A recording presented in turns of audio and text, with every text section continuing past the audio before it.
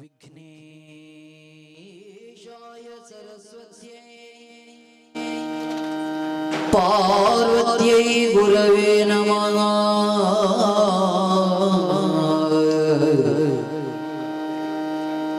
दक्षिणामूर्ति देवानां सकल कार्य विजयी भव।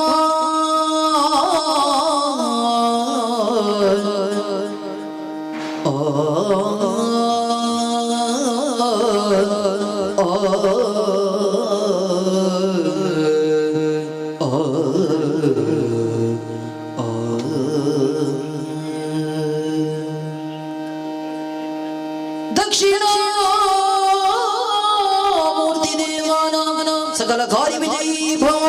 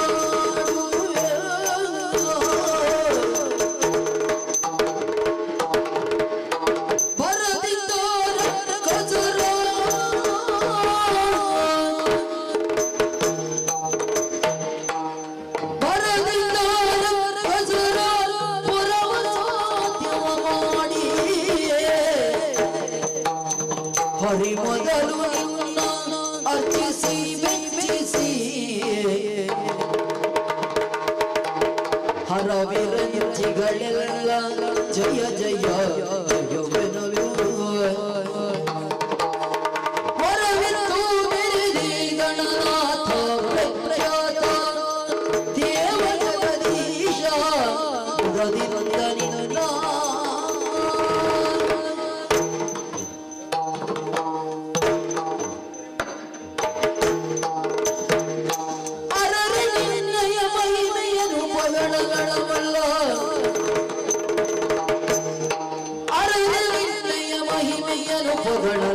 ಇವರಲ್ಲ ಧರಣಿಯನು ಪಂಕ್ತಿದ್ದ ಮಹಶೇಷಗರಿದು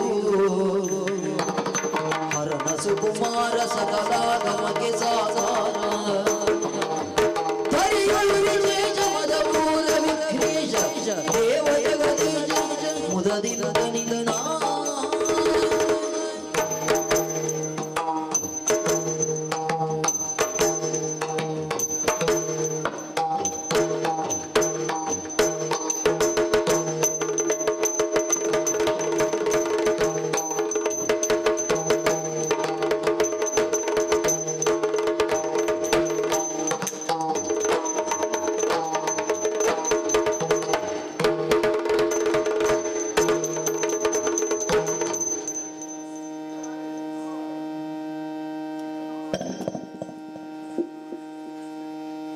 ಇಂದಿರಗಿದನೆ ಬಾಯಿ ಪರಮಾನಂದ ಭಕ್ತಿಯೊಳಗ ಧ್ಯಾನಿಸಿ ವಂದಿಸುವೆ ಶಾರದಿಗೆ ಚಕ್ರಾದ್ಯಮರಲಿಂಗಿರಗಿ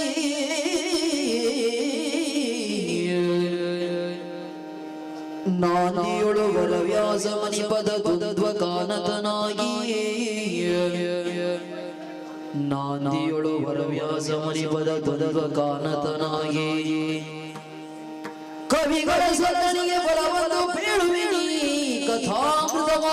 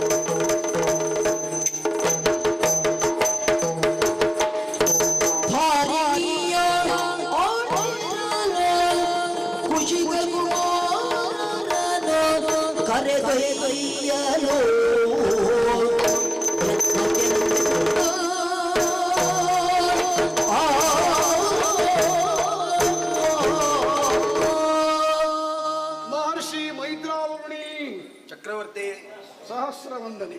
ಶುಭಮಸ್ತು. ಮಂತ್ರಿ ಸುಮಂತ ದಶರಥ ಭೂಪತಿಗಳಿಗೆ ನಮೋ ನಮಃ. ಎಲ್ಲರಿಗೂ ಶುಭವಾಗಲಿ. ವೀರ ದಶರಥ ನೃಪತಿ ಕಿನಕುಲವಾರಿದಿಗೆ ಪ್ರತಿ ಚಂದ್ರಮ. ಸೂರ್ಯವಂಶೀಯರ ಆಳ್ವಿಕೆ ಹಾಗೆ. ಸೂರ್ಯನಂತೆ ಪ್ರಕಾಶ ಇದ್ದರೂ ಚಂದ್ರನಂತೆ ಆಳ್ವಿಕೆ ಕೊಡುವರು ಎಂಬುದೇ ಅರ್ಥ.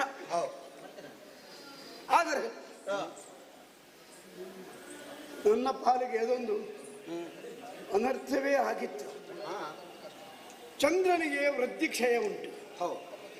ಹುಣ್ಣಿಮೆಗೊಮ್ಮೆ ಅಮಾವಾಸ್ಯೆಗೊಮ್ಮೆ. ನಿಜ. ಸೂರ್ಯವಂಶದಲ್ಲಿ ವೃದ್ಧಿಕ್ಷಯವನ್ನು ಬಯಸುವವರಿಲ್ಲ. ಎಲ್ಲರೂ ಪ್ರವರ್ಧಮಾನರಾಗಿಯೇ ರಾರಾಜಿಸಿದವರು.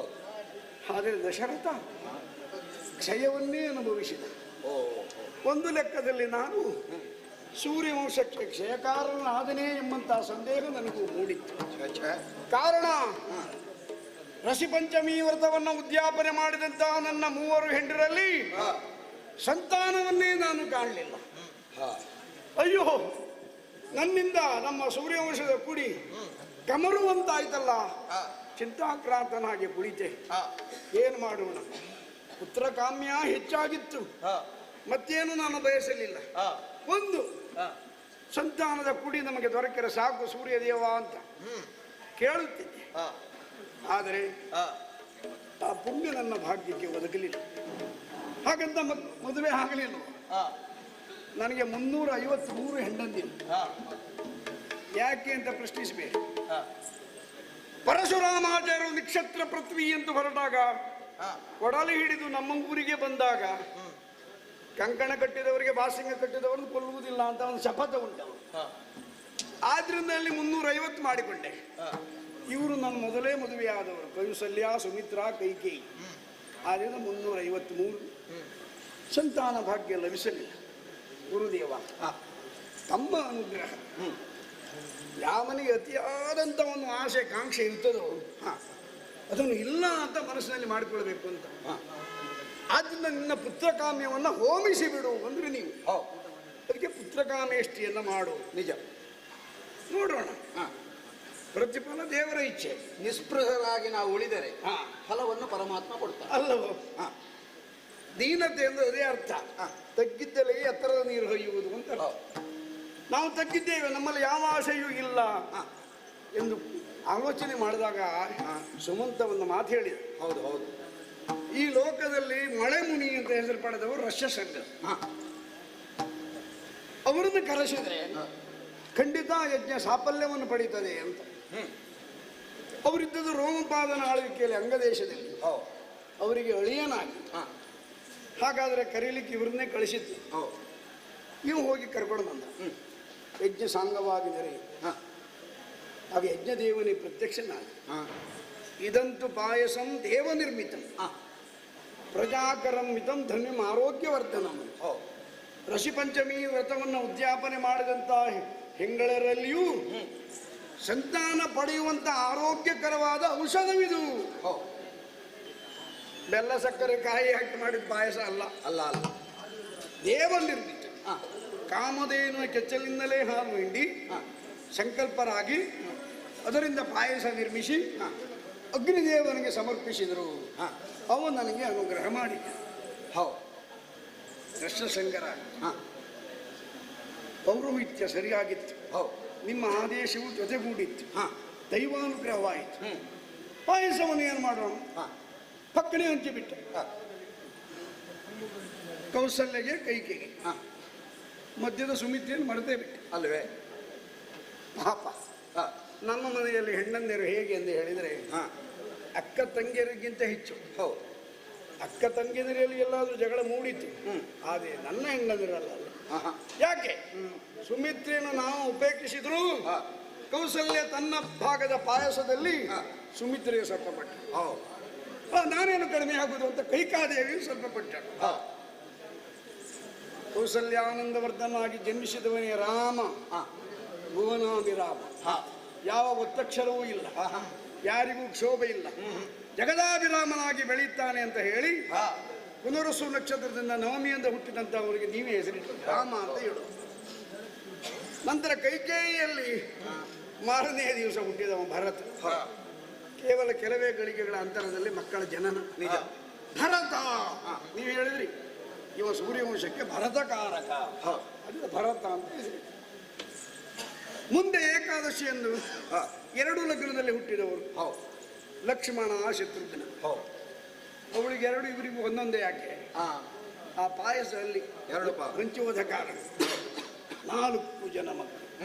ಆಹಾ ಆಹಾ, ಮಹಾವಿಷ್ಣುವಿನ ಚತುರ್ಭುಜದಂತೆ, ಚತುರ್ವೇದದಂತೆ, ಚತುರ್ವಿಧ ಪುರುಷಾರ್ಥಗಳಂತೆ ನನ್ನ ಕಣ್ಣು ಮನಗಳನ್ನು ತಣಿಸುವಂತಹ 4 ಜನ ಮಕ್ಕಳು ನಿಮ್ಮಲ್ಲಿ ವಿದ್ಯಾಭ್ಯಾಸವನ್ನು ಪೂರೈಸಿದರು. ಪ್ರಾಥಮಿಕವಾದಂಥ ಎಲ್ಲ ವಿದ್ಯೆಗಳನ್ನು ನೀವು ಹೇಳಿಕೊಟ್ರಿ. ನಿಜ ಸ್ವಾಮಿ. ಈಗ ಹೇಳ್ತೇನೆ. ಹೇಗೆ? 4 ಜನ ಮಕ್ಕಳು. ಆಮೇಲೆ ಒಂದು ಕಥೆ ನಡೆದೋಯ್ತಾರೆ. ಅವ್ರು ಬಂದ್ರಲ್ಲ ವಿಶ್ವಾಮಿತ್ರ ನಿಮ್ಗೂ ಅವ್ರಿಗೆ ಆಗುವುದಿಲ್ಲ ಅಂತ ಹೇಳ್ತಾರೆ. ಒಂದು ಕಾಲದಲ್ಲಿ ಆದರೆ ಅವರು ಬ್ರಹ್ಮಋಷಿ ಪದವಿಯನ್ನು ಪಡೀಲಿಕ್ಕೆ ನೀವೇ ಕಾರಣ ಹೌದು. ಅಂತ ಅವರೇ ಹೇಳಿದ್ದಾರೆ. ಅಂದರೆ ದಕ್ಷಿಣ ಉತ್ತರ ಧ್ರುವದಂತೆ ಇರುವಂತಹ ವಶಿಷ್ಠ ವಿಶ್ವಾಮಿತ್ರರು ರಾಮನಿಗೆ ಗುರುಗಳು ಅಲ್ವಾ? ಚರಮಲಕ್ಷ ಒಬ್ಬನೇ ರಾಮನಿನ. ಆ ವಿಶ್ವಾಮಿತ್ರರು ಬಂದಾಗ ನಿನ್ನ ಮಗನನ್ನ ರಕ್ಕಸರ ಬದಲಾಗಿ ಕಳಿಸಿಕೊಡುವಂತ ಹೇಳಿದಾಗ ನನಗೆ ಕಣ್ಣೀರು ಬಂತು. ನಿಜ, ನೀವು ಕಣ್ಣು ಸನ್ನೆ ಮಾಡಿದ್ರಿ. ವಿಲೋಲವಾಗಿದ್ದೆ. ಹೌದು, ನಾನು ಬರ್ತೇನೆ ಸ್ವಾಮಿ, ನೀನು ಯಾಕೋ? ರಾಮ ಬೇಕು. ಹೌದು.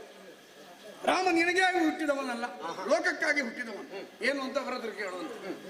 ನೀವು ಹೇಳಿದ್ರೆ ಕಳಿಸಿಕೊಡು ಮಾರಾಯ. ಹೌದು. ಆಗ ನನಗೆ ಅರ್ಥ ಆಯ್ತು, ಕಲ್ಯಾಣ ಆಗ್ತದೆ ಅಂತ. ಹೌದು ರಾಮ ಎಂತ 10,000 ಆನೆಗಳ ಬಲವುಳ್ಳಂತಹ ತಾಟಕಿಯನ್ನು ಒಂದೇ ಬಾಣದಿಂದ ಕೊಂದು ಮುಗಿಸಿದ. ನಿಗ್ರಹಿಸಿ ದುಷ್ಟನಾದ ಸ್ವಭಾವವನ್ನು ಕೊಂದು ಮುಗಿಸಿದ. ಹೌದು. ಮಾರೀಚನನ್ನು ಹಾರಿಸಿದ. ಸಿದ್ಧಾಶ್ರಮದಲ್ಲಿ ನಡೆಯುವಂತಹ ಯಜ್ಞ ಸಾಂಗವಾಗಿ ನೆರವೇರಿತು. ಹಾಗಾದರೆ ವಿಶ್ವಾಮಿತ್ರರ ಕ್ರತು ಸಂರಕ್ಷಕ ನನ್ನ ರಾಮನಾದ, ಯಜ್ಞ ಸಂರಕ್ಷಕ ರಾಮನಾದ ಅಲ್ವಾ? ಆಮೇಲೆ ವಿಶ್ವಾಮಿತ್ರರ ಅನುಗ್ರಹ ಪೂರಿತವಾದಂತಹ ಆಶೀರ್ವಾದದೊಂದಿಗೆ ಮಿಥಿಲೆಗೆ ಹೋದರು. ಹೌದು. ಅಲ್ಲಿ ನನ್ನ ರಾಮ ಏನು ಮಾಡಿದ ಅಲ್ವೇ?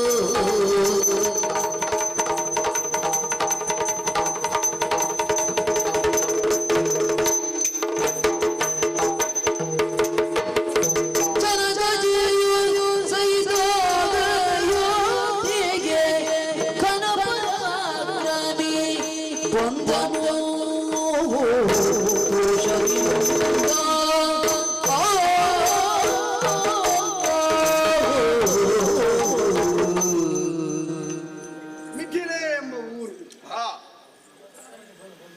ಸದಾ ಋಷಿಗಳಂತೆ ಬದುಕುವಂತವರಿಗೆ ರಾಜರ್ಷಿಗಳು ಅಂತ ಕರೀತಾರೆ.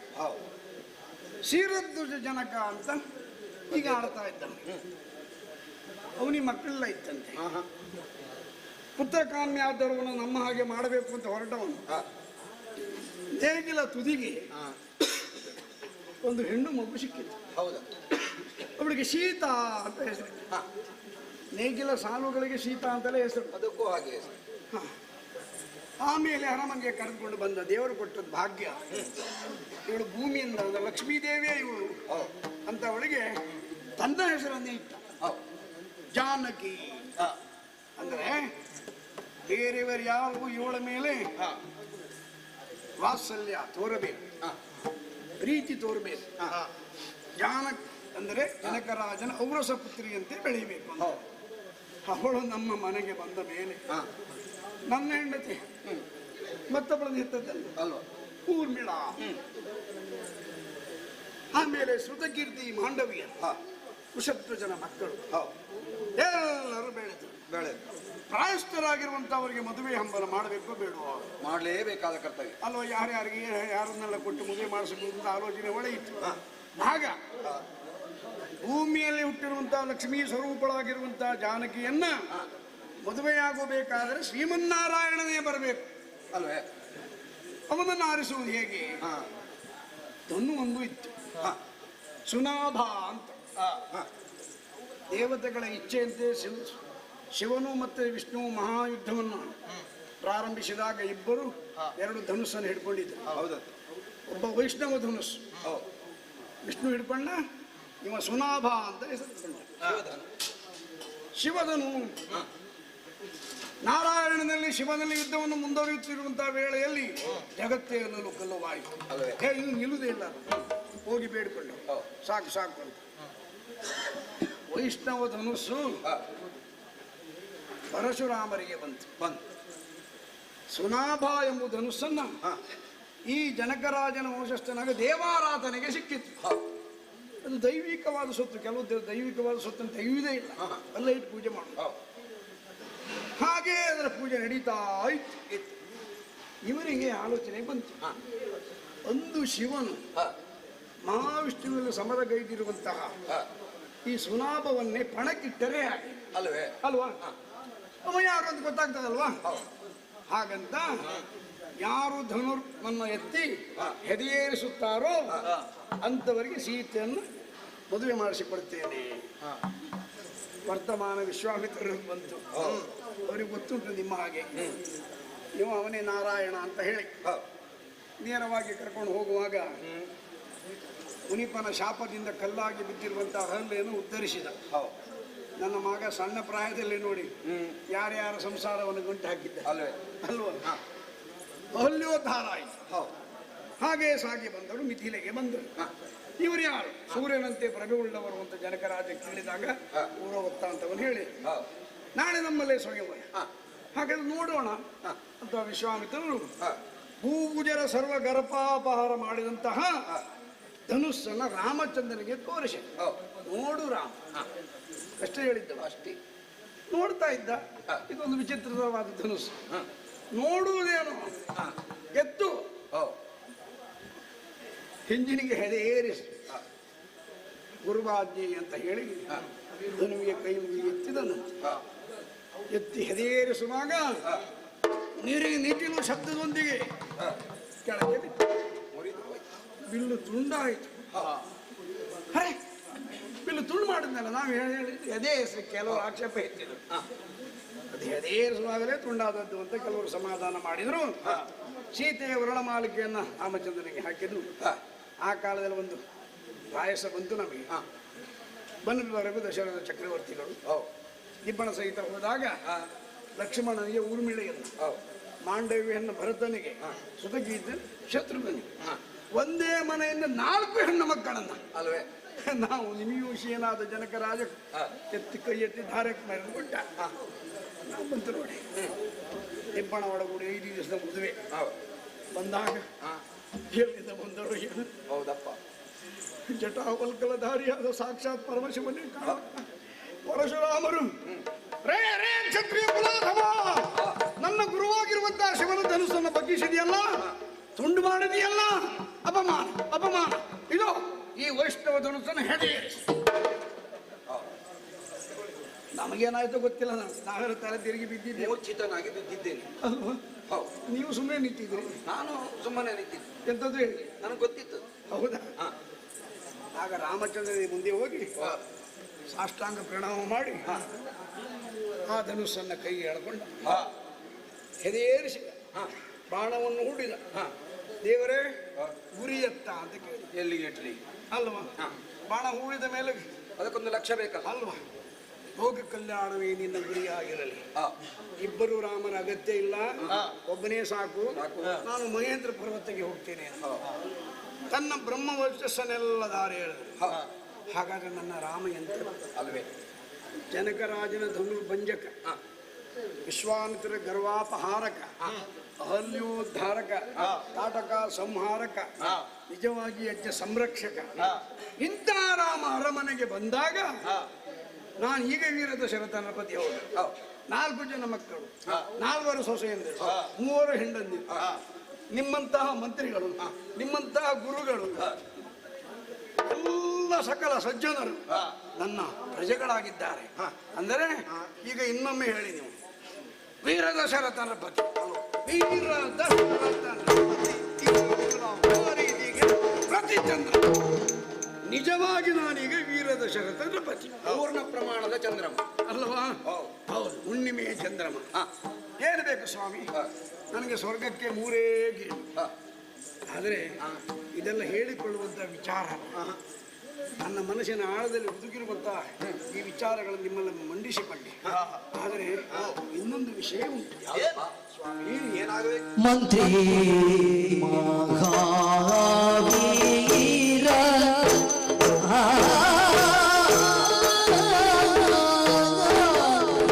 ಮಂತ್ರಿ ಮಹಾವೀರ ಸುಮಂತ್ರ ಬಳುಧೀರ ಸುಮಂತ್ರ ಬಳುಧೀರ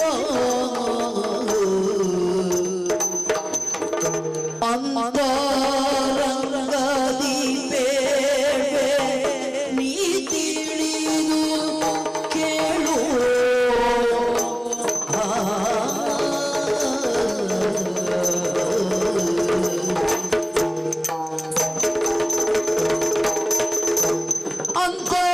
ಅಂತರಂಗದಿ ಬೇವೆ ನೀ ತಿಳಿದು ಕೇಳು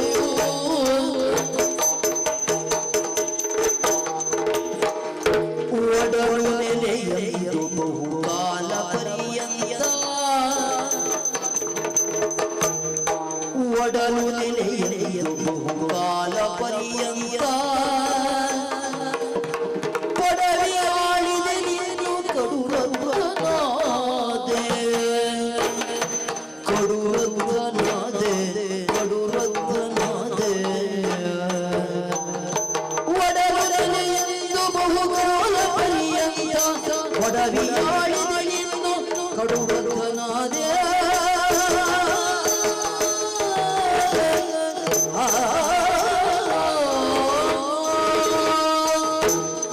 ಗುರುದೇವ,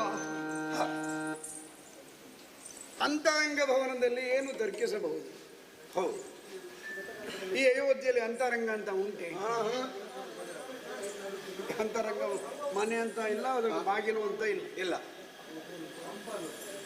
ಆದರೆ ಒಂದು ಅಂತರಂಗವನ್ನು ನಾನು ಮಾಡಲೇಬೇಕು. ಹೇಗೆ? ಹೇಗೆ? ನನ್ನ ಅಂತರಂಗದ ವಿಷಯವನ್ನು ನಿಮಗೆ ತಿಳಿಸಬೇಕು. ಸ್ವಾಂತರಂಗ. ಹಾ, ಹಾ. ಏನದು? ಹಾ. ಮೊನ್ನೆ ನಾನು ಸಂಧ್ಯಾ ವಂದನೆ ಮಾಡಿದಾಗ ಹಾ. ನನ್ನ ಛಾಯಾಪುರುಷ ಸಂದರ್ಶನ ನನಗಾಗಬೇಕಿತ್ತಲ್ಲ, ನೀವು ಹೇಳಿದ್ದು. ಹೌದು. ಯಾರಿಗೆ ಛಾಯಾಪುರುಷ ಸಂದರ್ಶನ ಆಗುವುದಿಲ್ಲವೋ ಹಾ. ಅವನಿಗೆ ಮರಣ ಸಮೀಪವೇ ಇದೆ ಅಂತ ಅರ್ಥ. ಒಂದು ಸೂಚನೆ ಅಂತ ಅಲ್ವಾ ನೀವು ಹೇಳಿದ? ಲಕ್ಷಣ. ಹಾ, ನಾನು ಸಾಯ್ತೇನೆ, ಹಾ. ಹೆದರಿಕೆ ನನಗಿಲ್ಲ. ಇಲ್ವೇ ಇಲ್ಲ. ಯಾವಾತ ಸಾವಿಗೆ ಅಂಜುತ್ತಾನೋ ಹಾ. ಅವನಿಗೆ ಬದುಕುವ ಅರ್ಹತೆ ಇದೆ. ಅಲ್ವೇ? ಹಾಗಾದ್ರೆ ಸಾಯುವ ಮುನ್ನ ಏನು ಮಾಡಬೇಕು? ಹಾ. ಅದನ್ನು ಮಾಡಿಯೇ ತೀರಬೇಕು. ಹೌದು. ಇಷ್ಟರವರೆಗೆ ಈ ಸುದೀರ್ಘ ಅವಧಿಯಲ್ಲಿ ಹಾ. ಈ ಪೊಡವೆಯನ್ನು ಪರಿಪಾಲಿಸಿದೆ. ಹಾ. ಸೂರ್ಯವಂಶೀಯರ ಯಾವ ಧವಳ ಕೀರ್ತಿಗೂ ಮಸಿ ಬಳೆಯದಿದ್ದ ಹಾಗೆ ಹಾ. ಎಲ್ಲರನ್ನೂ ಸಂರಕ್ಷಿಸಿದೆ. ನಿಜ. ಇವರೆಲ್ಲರನ್ನೂ ಅಂದ್ರೆ ಏನು? ಹಾ. ದೇವತೆಗಳನ್ನು ಪೀಡಿಸುತ್ತಿರುವಂತಹ ಅರ್ಕಸರನ್ನು ನಿವಾರಿಸಿದೆ. ಹೌದು. ಅಂದರೆ ಹಾ. ನನ್ನದ್ದಾಗಿರುವಂತಹ ವೀರ ವರ್ಚಸ್ಸನ್ನು ತೋರಿಸಿದೆ ಅಂತ ಅರ್ಥ. ಭೂವ್ಯೋಮಗಳಲ್ಲಿಯೂ ನೀನು ನಿನ್ನತನವನ್ನು ಸ್ಥಾಪಿಸಿ. ಈ ಒಡಲು ನೆಲೆ ಹಾ. ಯಾವುದಕ್ಕೆ? ಹಾ. ನಮ್ಮಲ್ಲಿರುವಂತಹ ಜೀವಕ್ಕೆ. ಹೌದು. ಮನೆ. ಹ. ದೇಹವೇ ಬಡವಾದರೆ ಹೌದು. ಮನೆ ದುರ್ಬಲ ಆಯ್ತು ಅಂತ ಲೆಕ್ಕ. ಕಟ್ಟುಗಳು ಸಡಲಿದವು, ಹಾ. ಅಲೆಗಳಿಗೆ ಜಾರಿದವು. ಹೌದು. ಪಟ್ಟ ಬಿಡಾಳದಲ್ಲಿ ಎಷ್ಟು ದಿನ ಇರ್ತೀವಿ? ಅದೇ ಹೆದರಿಕೆ. ಅಲ್ಲೋ? ಹಾ. ಹಾಗಾಗಿ ಹಾ. ಸಾಯುವ ಮುನ್ನ ಮಾಡಲೇಬೇಕಾದ ಕೆಲಸ ಏನು ಅಂದರೆ ಏನು? ನಮ್ಮ ಈ ಸಾಮ್ರಾಜ್ಯ, ಹೌದು. ಈ ಸಾಮ್ರಾಜ್ಯದ ಆಡಳಿತವನ್ನು ಇನ್ನೊಬ್ಬರ ಹೆಗಲಿಗೆ ಏರಿಸು. ಹೌದು. ಅಂದ್ರೆ ಅರ್ಥ ಮುಂದಿನ ಮಹಾರಾಜನವನ್ನು ಸೂಚ್ಯವಾಗಿ ಹೇಳುವುದು ಯೌವರಾಜ್ಯಾಭಿಷೇಕ ಅಂತ ಮಾಡುವುದು. ಹೌದು. ಹಾಗೆ ಮಾಡಿದರೆ ಇವನೇ ಮಹಾರಾಜ ಅಂತ ಉದ್ಘೋಷಿಸಿದ ಹಾಗೆ ಮತ್ತೆ ಪಟ್ಟಾಭಿಷೇಕ ಮಾಡಬೇಕಂತಿಲ್ಲ. ಆಹಾ. ನೀವೇ ಹೇಳಿದ ಹಾಗೆ ಹೌದು. ಈ ಪೊಡವೆಯನ್ನು ಹಾ. ರಾಮನಿಗೆ ಕೊಡಬೇಕು. ಓಹೋ. ಯಾಕೆ? ಹಾ. ಅಂತವರು ಯಾರಿದ್ದಾರೆ? ಹಾ. ಸಕಲ ಕಲ್ಯಾಣ ಗುಣ ಸಂಪನ್ನನಾದ ಮಂಗಳಕರವಾದಂಥ ಮಾತುಗಳನ್ನೇ ಆಡುವ ಹಾ. ಅಂತ ದೇವತಾ ಸ್ವರೂಪಿಯಾಗಿರುವಂತಹ ರಾಮಚಂದ್ರನಿಗಲ್ಲದೆ ಹಾ. ಈ ಪೊಡವೆಯನ್ನು ಮತ್ತಾರಿಯೇ ಕೊಡ. ಅಲ್ವೇ? ಹೌದು. ನಿಮ್ಮಲ್ಲಿ ಕೇಳುತ್ತೇನೆ. ಹಾ. ಸರಿಯೋ? ಹಾ. ಹಾ. ಹಾ. ಸರಿಯೋ? ಸರಿಯಾದ ವಿಷಯ. ನೀನು ಹೇಳ್ತೀಯ? ಪ್ರಭುಗಳೇ, ನೀವು ಹೇಳಿದ ಮೇಲೆ ನಾವೆಲ್ಲ ಮಾತಾಡ್ಲಿಕ್ಕೆ ಉಂಟಾಗ ಆಗಿಲ್ಲ. ಅಲ್ಲೋ ಮಂತ್ರಿ ಇರುವುದು ಯಾಕೆ? ನೀವು ಒಂದು ತೀರ್ಮಾನವನ್ನು ತೆಗೆದುಕೊಳ್ತೀರಂತ ಆದ್ರೆ ಅದು ಸಿಂಧುವೇ ಸರಿಯಾಗಿರ್ತದೆ.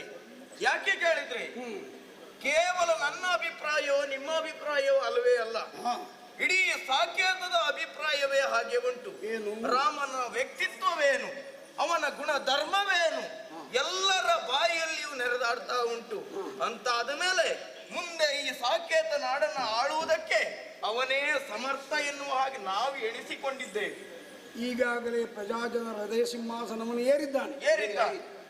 ಮತ್ತೆ ಈ ಸಿಂಹಾಸನ ಏರುವುದಕ್ಕೆ ಅವ ಅನುಕೂಲನಾಗಿದ್ದಾನೆ ಎಂಬುದೇ ಅರ್ಥ. ಗುರುದೇವ, ಒಂದು ಮುಹೂರ್ತ ನಿರ್ಣಯ ಬೇಡಿದೆ ಅದಕ್ಕೆ. ಆ ವಿಚಾರವಾಗಿ ಯೋಚಿಸಿ ನೋಡಿದೆ. ನೀನಾಡುವ ಮಾತುಗಳು ಸದ್ಯೋ ಭವಿಷ್ಯದ ಈ ವರ್ತಮಾನ ಇದೆಲ್ಲವನ್ನು ಕ್ರೋಢೀಕರಿಸಿ ಯೋಚಿಸುವಾಗ ಒಂದು ವಿಶೇಷತೆ ಉಂಟು. ಏನು?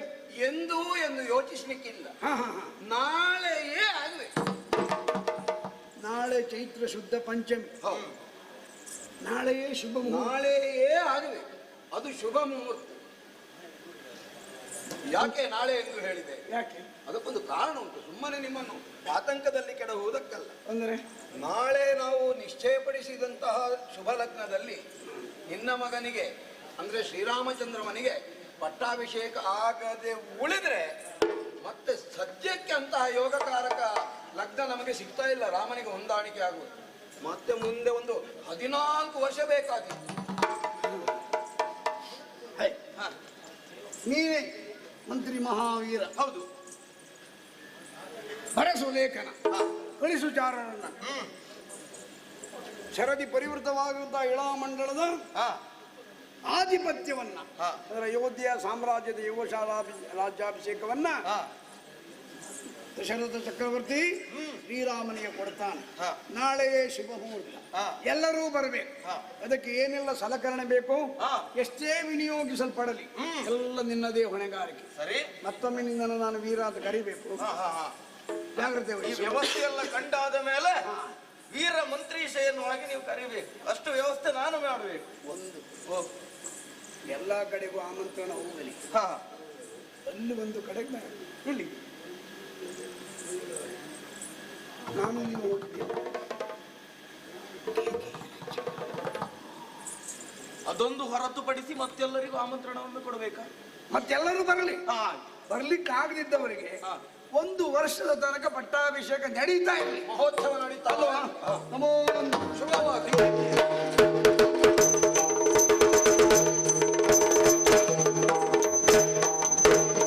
ನಾಳೆ ರಾಮಚಂದ್ರ ಅಭಿಷೇಕ ಆಗುವುದು.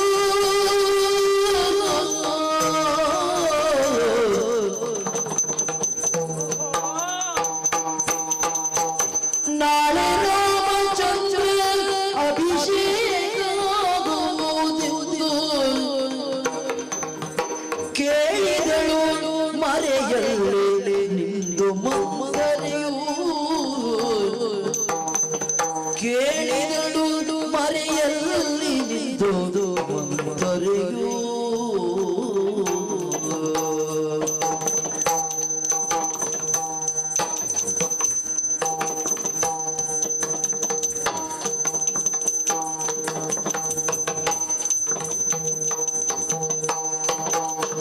ಕೇಳಿದಳು ಮರೆಯಲ್ಲಿ ನಿಂದು ಮಂಗರೆಯೂ.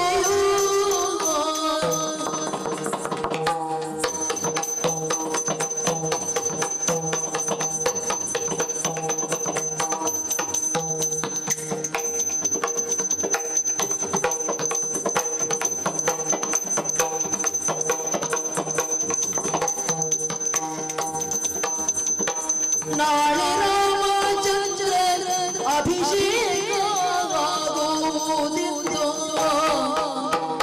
ಕೇಳಿದಳು ಮರೆಯಲ್ಲೇ ನಿಂದು ಮಂಗರೆ.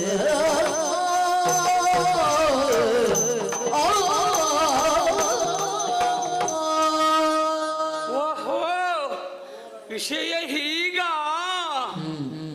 ನಾನು ಎಲ್ಲವನ್ನ ಮರೆಯಲ್ಲಿ ನಿಂತು ಕೇಳಿಸ್ಕೊಂಡೇ ಬಂದವಳಿದ್ದೆ ನಾನು. ಏನು ವಿಷಯ? ಏನ್ ವಿಷಯ ಪಟ್ಟ ಪಟ್ಟ ಪಟ್ಟ. ಯಾರಿಗೆ ಸುಮ್ನೆ ಪಟ್ಟ ಅಲ್ಲ, ಪಟ ಪಟ ಪಟ್ಟ. ಹಾ ಹಾ ಯಾರಿಗೆ ಪಟ್ಟ, ಹ್ಮ್ ಎಲ್ಲಿ ಪಟ್ಟ, ಹಾ ಎಷ್ಟೊತ್ತಿಗೆ ಪಟ್ಟ ಹ್ಮ್ ಎನ್ನುವ ವಿಚಾರವನ್ನ ಮಾತಾಡ್ತಾ ಇದ್ದಾರಲ್ಲ. ಹಾ ಹಾ ಹಾ 3 ಹಳೇ ತಲೆ. ಹೌದಾ ಹಾ, ಹ್ಮ್ ಹಾಗಾದ್ರೆ ಹಳೆ ತಲೆ ಮಾತಾಡುವ ವಿಚಾರ ಪಟ್ಟದ ವಿಷಯದಲ್ಲಿ ಪಟ್ಟ ಯಾರಿಗೆ? ಯಾರಿಗೆ ನಾಳೆ ರಾಮನಿಗೆ ಪಟ್ಟವಂತೆ. ಓಹೋ ಹಾ, ರಾಮನಿಗೆ ಪಟ್ಟ ಎನ್ನುವ ವಿಚಾರ 3 ಹಳೆಯ ತಲೆ ಕುಳಿತು ಮಾತಾಡ್ತಾ ಇದ್ದಾರಲ್ಲ ಗುಟ್ಟಿನಲ್ಲಿ. ಹಾಗಾದ್ರೆ ಹಳೆ ತಲೆ ಯಾವ್ದು ಅರಸ, ಮಂತ್ರಿ, ಪುರೋಹಿತರು. ಓಹೋ ನೋಡಿ, ಯೋಚನೆ ಮಾಡಿ. ಹುಟ್ಟಿನಲ್ಲಿ 3 ತಲೆ ಕುಳಿತು ಯೋಚನೆ ಮಾಡ್ತಾ ಇದ್ದಾರೆ, ಮಾತಾಡ್ತಾ ಇದ್ದಾರೆ. ಈ ಅಯೋಧ್ಯೆಯಲ್ಲಿ 4ನೇದೊಂದು ಹಳೆ ತಲೆ ಉಂಟು ಅಂತ 3 ತಲೆಗೂ ಬಾಧೆ ಹೋಯ್ತಲ್ಲ. ಹಾ ಹಾ ಹಾಗಾದ್ರೆ 4ನೇ ಹಳೆಯ ತಲೆ ಯಾವ್ದು ಹೇಳಿ ನೋಡುವ. ಅಯ್ಯೋ, ಆ 3 ಹಳೆ ತಲೆಗೆ ನೆನಪಿಗೆ ಬರಲಿಲ್ಲ, ಯೋಚನೆ ಆಗ್ಲಿಲ್ಲ. ಈ ಸಣ್ಣ ಬುರುಡೆ ಎಳೆಯ ತಲೆಗೆ ನಿಮಗ್ ಬರ್ತದ? ಇದು ಹಳೆ ತಲೆ 4ನೇ ಯಾವುದು ಅಂತ ತೋರಿಸ್ತೇನೆ ನೋಡಿ. ನಾಳೆ ರಾಮನಿಗೆ ಪಟ್ಟ ಅಲ್ಲ, ದಶರಥ ಭೂಪತಿಗೆ ಚಟ್ಟ. ಇಷ್ಟು ಮಾಡಿಸ್ತೇನೆ ನೋಡಿ.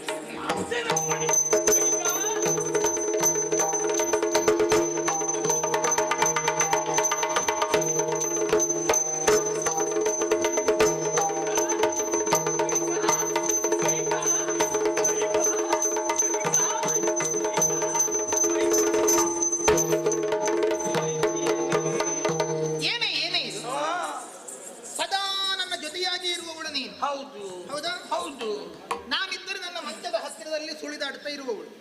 ಅಲ್ಲೇ ಕೆಲವೊಮ್ಮೆ ಕಾಲು ಬುಡದಲ್ಲಿ ಕುಳಿತುಕೊಳ್ಳು. ಮಂತರ ಅಂತ ನಾನು ಪ್ರೀತಿ ಸಲುಗಿದ ನಿನ್ನ ಮೈ ಮೇಲೆ ಕೈಯಾಡಿಸುತ್ತೇನೆ. ಹೌದು, ಉಳಿದವರು ನೋಡಿದವರು ಹೇಳ್ತಾರೆ, ಮಂತರೆ ಅಂತ ಹೇಳಿದ್ರೆ ಕೆಲಸದವಳು, ಚಾಕರಿಯವಳು, ದಾಸಿ ಎನ್ನುವ ಹಾಗೆ. ಹೌದೌದು, ಯಾರು ಏನು ಬೇಕಾದ್ರೂ ಹೇಳಿಕೊಳ್ಳಲಿ, ನಾನು ನನ್ನ ಹಾಗೆ ಕಂಡುದುಂಟ. ಅಯ್ಯೋ, ಎಷ್ಟೇ ನೀನು ನನ್ನ ಮೇಲೆ ತೋರಿದ ಪ್ರೀತಿ ಅದು. ಹೌದಲ್ಲ? ಹೌದು. ಈಗ ನನ್ನನ್ನು ಹೆತ್ತದ್ದು ಮಾತ್ರ ಅಷ್ಟೇ. ನನ್ನನ್ನು ಆರೈಕೆ ಮಾಡಿದ್ದಿಲ್ಲ ಯಾರು? ನಾನಲ್ವೇನೆ? ನನ್ನನ್ನು ಇಷ್ಟು ದೊಡ್ಡ ಎತ್ತರವಾಗಿಸಿದ್ದು ಯಾರು? ನಾನಲ್ವೇನೆ? ಹಾಗಾದ್ರೆ ನಾನು ನಿನ್ನ ಮಗಳ ಹಾಗೆ. ಮಗಳು ನಾನು. ನೀ ನನ್ನ ದಾಸಿ ವರ್ಗದಲ್ಲಿದ್ದರೂ ನನ್ನ ತಾಯಿ ಅಂತ ನೀನು. ಹೌದು. ನಾನೇನಾದ್ರೂ ತಪ್ಪಿದರೆ ಅಥವಾ ಏನಾದ್ರೂ ಮರೆತರೆ ಕೈಕಾ ಹಾಗಲ್ಲ ಹೀಗೆ ಹೌದು ಎನ್ನುವ ಹಾಗೆ ನನ್ನನ್ನು ತಿದ್ದಿ ಇಡುವಂತ ಹೊಣೆಗಾರಿಕೆ ಇರುವುದು ಯಾರಿಗೆ? ಅದು ನನಗಲ್ವೇನೆ? ಹೌದಲ್ಲ?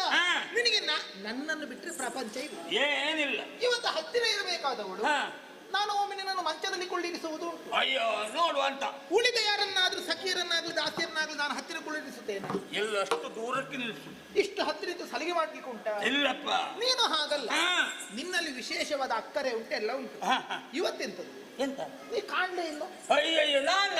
ಹೌದು, ಆಚೆ ಎಲ್ಲ ನೋಡಿದೆ, ನಿನ್ನ ಹತ್ತಿರ ಸುಳಿವಿಲ್ಲ ನಿನ್ನ. ಅಯ್ಯೋ, ನಿನಗೆ ಒಳಗಿನ ಪ್ರಪಂಚ ಬಿಟ್ಟರೆ ಹೊರಗಿಂದ ಏನೂ ಗೊತ್ತಾಗುದಿಲ್ಲ ಅಲ್ಲ. ಹೊರಗಡೆ ಹೇಗೆ ಗೊತ್ತಾ? ಹೆಣ್ಣಾದವಳಿಗೆ ಮನೆಯೇ ಲೋಕ. ಹಾಗಿರುವಾಗ ಲೋಕದ ಮನೆ ಗಂಡಸರಿಗೆ ಮಾತ್ರ. ಲೋಕದ ಮನೆ ಗಂಡಸರಿಗೆ. ಹೌದು, ನಮಗೆ ಹೆಣ್ಣು ಮಕ್ಕಳಿಗೆ ಮನೆಯೇ ಲೋಕ. ಹಾಗಂತ ನಿನಗೆ ಹಾಗಲ್ಲ, ನಿನಗೆ ಎಲ್ಲ ಲೋಕವು ನಿನ್ನದ್ದು. ಅಯ್ಯೋ, ಹಾಗೆ ಅಲ್ವೇನೆ? ನಾನು ಇಲ್ಲಿ ಒಳಗಡೆ ಮಾತ್ರ ಇರುವವಳಲ್ಲ. ಅಲ್ಲ, ನಿನ್ನ ಸೇವೆ ಆದ ಮೇಲೆ ಸ್ವಲ್ಪ ಹೊರಸುತ್ತಿ ಹಾಗೆ ತಿರುಗಾಡುವವಳು ನಾನು. ಹೊರಗಿರೋದೇ ಹೆಚ್ಚು. ಹೌದು, ನಿನ್ ಕೆಲಸ ಆದ್ಮೇಲೆ ಅಲ್ಲ, ತೊಂದರೆ ಏನೂ ಇಲ್ಲ. ಇಲ್ಲ, ನಿನಗೆ ಅದ್ರಲ್ಲೊಂದು ಹಿತ ಉಂಟು ನಿನಗೆ. ಅಲ್ಲ, ಇವತ್ತು ಉಸಿರು ಬಿಡುದು ಯಾಕೆ? ಅಯ್ಯೋ, ನಾನು ಈಗ ಉಸಿರು ಬಿಟ್ಕೊಂಡು ಓಡಿ ಬಂದ ವಿಷಯ ನಿನಗೆ ಎಂತ ಗೊತ್ತಿಲ್ಲಲ್ಲ. ಎಂತ ಗೊತ್ತಿ, ನೀನು ಆತಂಕ ಬಿಡುದು ಯಾಕೆ? ಅಯ್ಯೋ, ಬಾಲೆ ಬಾಲಕೆ ಪೂಮಾಲೆ ಚಾರು ಶೀಲೆ ಎಂದು ನಿನ್ನ ಗಾತ. ಬಾಲಕೆ ಪೂಮಾಲೆ ಚಾರು ಶೀಲೆ ಎಂದು ನಿನ್ನ ಗಾತ.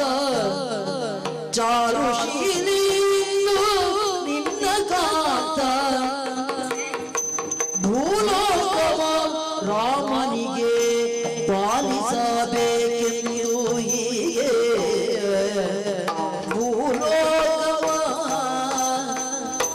ಭೂಲೋಕವ ರಾಮನಿಗೆ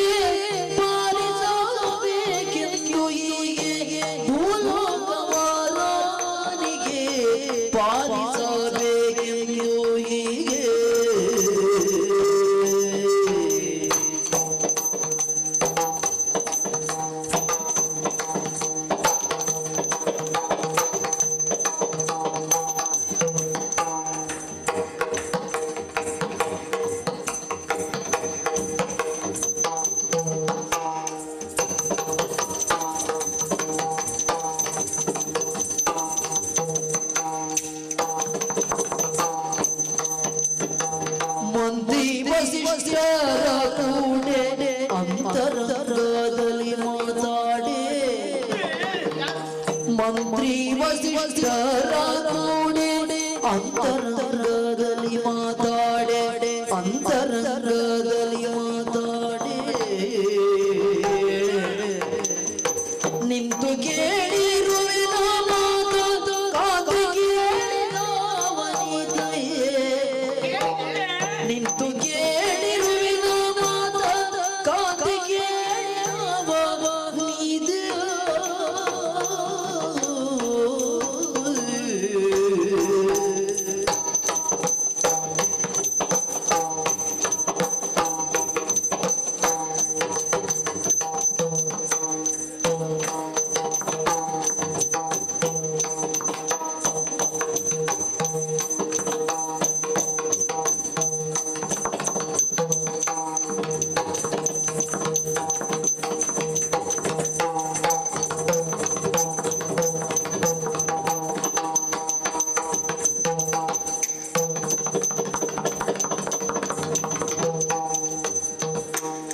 ಬಾಲೆಗೆ ಪುಮಾಲಿ ಚಾರು ಜೀವಿತು ನಿನ್ನ ಕಾಂತ ಭೂಲೋಕವಲ ಮನಿಗೆ ಪಾಲಿಸಬೇಕೆಂದು ಹೀಗೆ ಏನೇ ಏನೇ ಬಾಲೆ ನಾನು ಬಾಲೆ ಹೌದು ನಾನಿನ್ನ ಬಾಲಿ ಆ? ಹೆಣ್ಣು ಮಕ್ಕಳು ಎಷ್ಟು ವಯಸ್ಸಾದ್ರೂ ಇರಬೇಕಾದದ್ದು ಬಾಲೆಯರ ಹಾಗೆ ಹೌದು ಮಕ್ಕಳ ಹಾಗೆ ಮುಕ್ತತೆಯ ಮನಸ್ಸನ್ನು ಹೊಂದಿಕೊಂಡಿರ್ಬೇಕು. ಮನಸ್ಸು ಮಾತ್ರ ಮುಗ್ಧ ನಿನ್ನದ್ದು ಹಾ. ಒಂದ್ ಮಗುವಿನ ತಾಯಿ ನೀನ್ ನೆನ್ಪಿರ್ಲಿ ಬಾಲೆ ಇನ್ನು ಇರಬಹುದು, ಹಾ ನಾನು ಅಲ್ಲ ಅಂತ ಹೇಳಿದ್ದೇನೋ ಅಲ್ಲ, ಅಲ್ಲ ಅಲ್ಲ ಆದ್ರೆ ಮನಸ್ಸು ಮುಕ್ತತೆಯಿಂದ ಇರಬೇಕು ಖಂಡಿತ ಅಲ್ವಾ? ಹೂಮಾಲೆ ಅದೌದು ಹಾ? ಅದೌದು. ಎಂತದ್ದು ಇದು ನೀನೇ ಮಾಡಿದ ಹೂಮಾಲೆ. ಎಂತದ್ದೇ ಹಾ. ಹೂಮಾಲೆ ನಾನೇ ಮಾಡಿದ್ದು ಅಂದ ತಕ್ಷಣ ಹಾ. ಆ ಹೂವನ್ನ ಬೆಳೆಸಬೇಕು, ಗಿಡ ಬೆಳೆಸಬೇಕು, ಹೌದು. ಹೂವನ್ನ ಇದ್ ಮಾಡ್ಬೇಕು, ಕೊಯ್ಬೇಕು. ತೆಗಿಬೇಕು, ಹೌದು. ಮಾಲೆ ಮಾಡ್ಬೇಕು, ಅದನ್ನ ಶ್ರಮ ಉಂಟು. ಶ್ರಮ ಉಂಟು. ಹೌದೌದು. ಆಮೇಲೆ ಆ ಹೂವಿನ ಮಾಲೆ ಏನಾಗುತ್ತದೆ? ಬಾಡ್ತದೆ. ಹೂವಿನ ಆಯುಷ್ಯ ಒಂದು ದಿವಸ ಮಾತ್ರ. ಹಾ ಹೂವಿನ ಮಾಲೆಗೂ ಅಷ್ಟೇ. ಅಷ್ಟೇ. ಧರಿಸಿಕೊಳ್ಳುವವರಿಗೆಲ್ಲ ಅದರ ಶ್ರಮ ಗೊತ್ತಾಗುದಿಲ್ಲ. ಹಾ ಆದ್ರೆ ಇದು ಬಾಡುವ ಹೂಮಾಲೆ ಅಲ್ಲ, ಹಾ. ಇದು ದಶರಥ ಚಕ್ರವರ್ತಿಗಳ ಹೂಮಾಲೆ. ಹೌದೇ, ನೀನು ಅದನ್ನೇ ಹೇಳ್ಕೊಂಡು ಕುಣಿತಾ ಇರು. ಹಾ. ಈಗ ನಾನು ಓಡಿ ಬಂದ ವಿಷಯ ನಿನಗೆ ಅದೇ ವಿಷಯ. ಇದು ತಳಪಾಯ, ಇದು ಬಾಡುವ ಕಾಲ ಬಂತ. ಕಾಲ ಬಂತಲ್ಲ. ಏನಾಯ್ತಂತ ಬಾಡಿ ಹೋಗುವ ಕಾಲ? ಕೈಕ ಏನು ವಿಷಯ ಗೊತ್ತುಂಟ ನಿನಗೆ? ಇಲ್ಲಪ್ಪ. ನಾನು ಇಲ್ಲಿ ಎಲ್ಲ ಕೆಲಸ ಆಯ್ತಲ್ಲ, ಹೌದು. ಹೀಗೆ ಸ್ವಲ್ಪ ಸುತ್ತಾಡುವ ಅಂತ ನನ್ನ ನಿತ್ಯ ಚರಿ. ಹೌದೌದು. ಹಾಗಂತ ಹೋಗ್ತಾ ಇದ್ದೆ ಮಾರೈತಿ. ಹೋಗ್ತಾ ಹೋಗ್ತಾ ಹೋಗ್ತಾ ನಮ್ಮ ಈ ನಾಡಿನ ಅಂತರಂಗ ಭವನ ಉಂಟಲ್ಲ, ಅಲ್ಲಿ ಅರಮನೆಯಲ್ಲಿ ಉಂಟು ಹಾ ಅಂತರಂಗ ಕೋಣೆ. ಹೌದು. ಹೌದು. ಆ ಕೋಣೆ ಹತ್ರ ಹೋಗ್ತೆ. ಹೋಗುವಾಗ ಅಲ್ಲಿ ಬಾಗಿಲು ಅರೆ ತೆರೆದಿತ್ತು. ಅಂತರಂಗ ಭವನ. ಅಯೋಧ್ಯೆಯ ಅಂತರಂಗ ಬಹಿರಂಗ ಅಂತ ಬೇರೆ ಬೇರೆ ಅಂತ ಏನೂ ಇಲ್ಲ. ಇಲ್ಲಿವರೆಗೆ ಇವತ್ತು ಅಂತರಂಗದ ಕೋಣೆ ತೆರೆಸಲ್ಪಟ್ಟಿದೆ. ಹಾ ಆಶ್ಚರ್ಯ. ಹೌದೇ? ಯಾರಿಗಾದ್ರೂ ಆಶ್ಚರ್ಯ ಆಗುತ್ತದೆ. ನನಗೂ ಒಂದು ರೀತಿಯದ್ದೇ ವಿಷಯದತ್ತ ಆಶ್ಚರ್ಯ ಆಯ್ತು. ಹಾ. ಈಗ ಮತ್ತೆ ಹತ್ರ ಹತ್ರ ಹೋಗ್ತೆ. ಪಿಸು ಪಿಸು ಗುಸು ಗುಸು ಮಾತು, ಪಿಸು ಪಿಸು ಗುಸು ಗುಸು ಮಾತು ಕೇಳಿದ ಬ್ಯಾರಿ ನಂಗ. ಹೌದೇ? ಆಶ್ಚರ್ಯ ಇದೆ. ಯಾಕೆ? ನಿನಗೆ ಬೊಬ್ಬೆ ಹಾಕಿ ಕರೆದ್ರೂ ಕೇಳುವುದಿಲ್ಲ ನಿನಗೆ. ಹಾ. ನಿನಗೆ ಪಿಸು ಪಿಸು ಮಾತೆಲ್ಲ ಕೇಳುತ್ತದ ನಿನಗೆ? ನನ್ನ ಇದು ವಿಚಿತ್ರ. ನನ್ನ ವಿಶೇಷತೆಯೇ ಅದು. ಎಂತದ್ದು? ಜೋರಾಗಿ ಯಾರಾದ್ರೂ ಬೊಬ್ಬೆ ಹಾಕಿದ್ರೆ ಕೇಳುವುದೇ ಇಲ್ಲ. ಭಯ ಆಗುದಷ್ಟೇ. ಯಾರಾದ್ರೂ ನಿಧಾನ ಮಾತಾಡಿದ್ರ ಅದು ಸ್ವಚ್ಛ ಕೇಳುವುದು ಮಾಹಿತಿ. ಅದು ವಿಷಯ ಹೌದು. ಗಟ್ಟಿಯಾಗಿ ಮಾತಾಡಿದ್ರೆ ಮಾತು, ಸ್ವರ, ಬೊಬ್ಬೆ ಎಲ್ಲ ಬರ್ತದೆ. ಇದು ಪಿಸು ಪಿಸು ಮಾತಾಡುವ ವಿಷಯ ಮಾತ್ರ ಹೌದು, ಒಬ್ಬೊಬ್ಬರದೇ ಮತ್ತೆ. ನೀ ಕೇಳಿಕೊಳ್ಳಬಹುದು. ಹೌದೇ? ಅದು ನಿನಗೆ ಬೇಕಾದ್ದು ಮಾತ್ರ ಕೇಳುತ್ತದೆ. ನನಗಂತ ಹೇಳಿದ್ರೆ ನನ್ನ ಕರ್ಮ ನನಗೆ ಯಾವುದು, ಯಾಕೆ? ಅಂತರಂಗ ಕೋಣೆಯಲ್ಲಿ ಪಿಸು ಪಿಸು ಮಾತು. ಪಿಸು ಪಿಸು ಮಾತು ಯಾರು? ನನಗೆ ಕುತೂಹಲ ಆಯ್ತು. ಒಬ್ಬನೇ ಮಾತಾಡ್ಲಿಕ್ಕೆ ಆಗುತ್ತದೆ ಪಿಸು ಪಿಸು? ಅವ್ರಿಗೆ ಹುತ್ರ ಅಂತ ಹೇಳುದಿಲ್ಲ ಅಲ್ವಾ? ನೀವು ಒಬ್ಬರಲ್ಲ. ಈಗ ನೀನಾದ್ರೂ ಆಗಾಗ ಮಾತಾಡ್ತೀನಿ, ನಾನು ಹಾಗೆ ಹೇಳುವುದೂ ಇಲ್ಲ, ಪ್ರಶ್ನೆ ಬೇರೆ. ನನ್ನಷ್ಟೇ ನಾನು ಒಬ್ಬಳೆ ಹಾಡು ಹೇಳ್ತಾ ಹೋಗುದು ಇರುತ್ತೆ. ಹೌದಾ? ಹಾಗಾದ್ರೆ ಹೌದೇ? ಹಾಗಂತ ಯಾರು ಅಂತ ನೋಡುವಂತ ಹೀಗೆ ನೋಡಿದೆ. ಸ್ವಲ್ಪ ಗೋಡೆಗೆ ಕಿವಿ ಆನಿಸಿದೆ.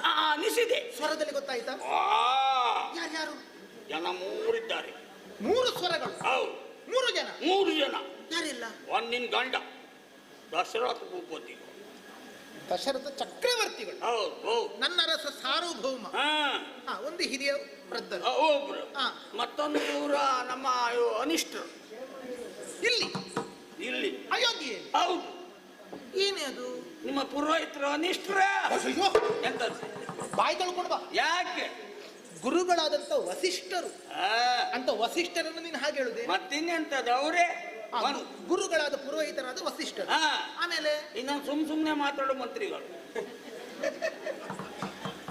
ಮಂತ್ರಿಗಳು ಮಾತಾಡಿ ಬಹಳ ಕಾಲ ಆದ್ಮೇಲೆ ಅದು ಸುಮ್ಮನೆ ಮಾತಾಡಿದಂತ ಆಗಬಹುದು. ಹಾ ಇದು ಯಾವ ಮಂತ್ರಿ?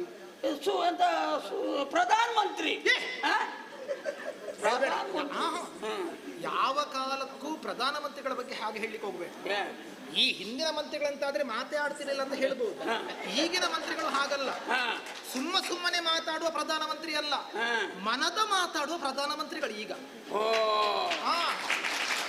ಅಂದರೆ ಹಾ ನಮ್ಮಲ್ಲಿ ಅಷ್ಟ ಪ್ರಧಾನರಿದ್ದಾರೆ, ಇದ್ದಾರೆ 8 ಮಂದಿ ಪ್ರಧಾನಮಂತ್ರಿಗಳೇ ಇದ್ದಾರೆ. ಇದ್ದಾರೆ. ಅದರಲ್ಲಿ ನಮ್ಮವರಿಗೆ ಬಹಳ ಹತ್ತಿರಕ್ಕೆ ಇದ್ದವನು ಅಂತ ಹೇಳಿದ್ರೆ ಹಾ ಅವ ಸುಮಂತ್ರನಿರಬೇಕು. ಅವನೇ ಹೇಳಿದ್ದಾನು. ಗುರುಗಳು ವಸಿಷ್ಠರು, ಪ್ರಧಾನ ಸ್ಥಾನದಲ್ಲಿರುವಂತಹ ಸುಮಂತ್ರ ಮಂತ್ರಿ ನನ್ನವರು. ಹೌದೌದು. ಮಾತಾಡುದು ಬೇರೆ ಅಂತಲ್ಲ. ಹೌದು, ವಿಷಯ ಉಂಟು. ವಿಷಯ ಇಲ್ಲದೆ ಮಾತಾಡುದು ಹೆಂಗಸರು ಮಾತಾಡ. ಹೌದು, ಸುಮ್ನೆ ಅದು ಎಂತದ್ದು ಕಾರ್ಯಕ್ಕೆ ಬಾರದು. ಇಲ್ಲ. ಇವ್ರು ಹಾಗಲ್ಲ. ಹಾ. ಒಬ್ರು ಹೇಳುವುದು ಅದ್ರಲ್ಲಿ ನಿಮ್ಗೆ ನಾಳೆ ಆಗ್ಲೇಬೇಕಂತ ಹೇಳುದು. ನನ್ನ ಗಂಡ ಹೌದು ನಾಳೆ ಆಗೋಬೇಕು. ಹೌದು. ಹಾ. ವಸಿಷ್ಠ ಅವರು ಪುರೋಹಿತರು ಹೇಳುದ ಹಾ. ನಾಳೆ ಬಿಟ್ರೆ ಆಗುದಿಲ್ಲ ಅಂತ ಹೇಳುದು.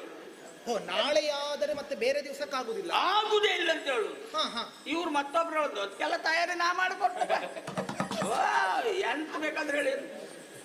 ಈಗ ನಾಳೆ ನಿನ್ನೆ ಕಳೆದ ಇವತ್ತಾಗಿದ, ಇವತ್ತಾದ್ಮೇಲೆ ನಾಳೆ ಆಗದೆ ಇರ್ತದ, ಆಗ್ತದೆ. ಮತ್ತೆ ನಾಳೆ ಆಗುದು ಎಂತದಪ್ಪ? ಅಯ್ಯೋ, ನಾಳೆ ಆಗುವ ವಿಷಯ ಬೇರೆ ಏನಲ್ಲ ಕಣೆ. ಎಂತದ್ದು? ನಾಳೆ ರಾಮನಿಗೆ ಪಟ್ಟ ಹೊತ್ತೆ ಕಣೆ.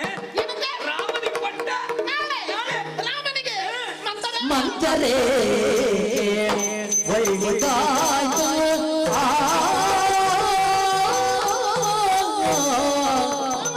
ಮಂತರೇ ಒಳ್ಳಿದಾಯ್ತು, ಚಂದವಾಯಿ ಅದಕ್ಕೀರು.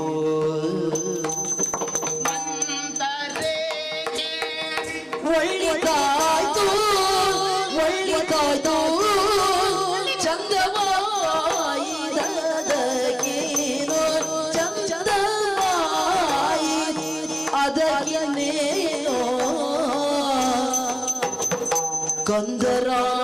ಕಂದರಾಮಚಂದ್ರನ ಆನಂದವ ನೋಡುವ ಬಳೆ. ಕಂದರಾಮಚಂದ್ರನ ಆನಂದವ ನೋಡುವೆವೋ ನಾಳೆ.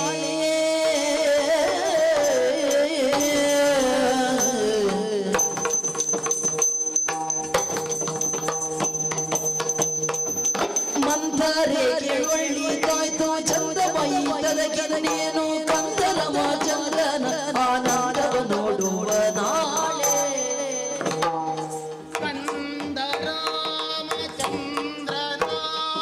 ಆನಂದವ ನೋಡುವ ನಾಳೆ.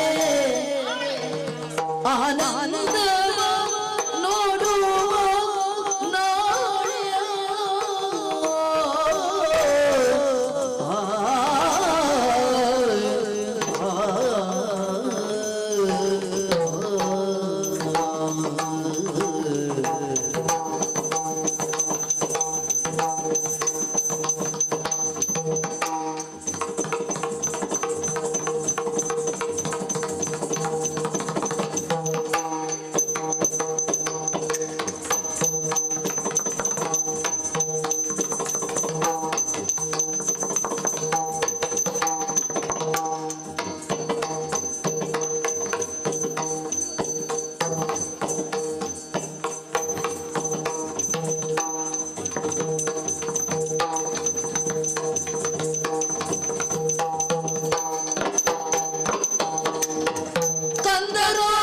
ಕಂದರಾಮಚಂದ್ರನ ಆನಂದವ ನೋಡುವೆ ನಾಳೆ.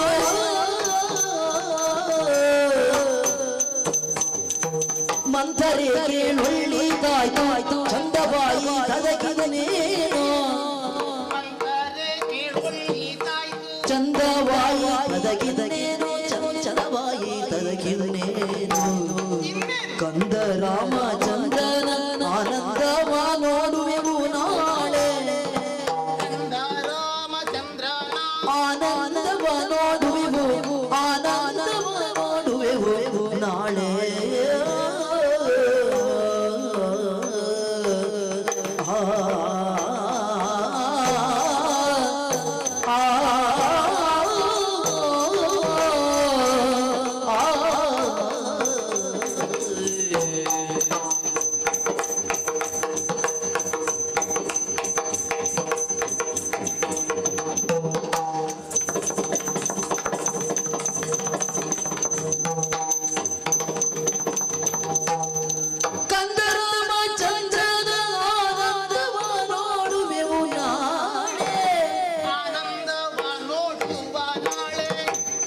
ಆನಂದವ ಮಾಡುವ ನಾಳೆ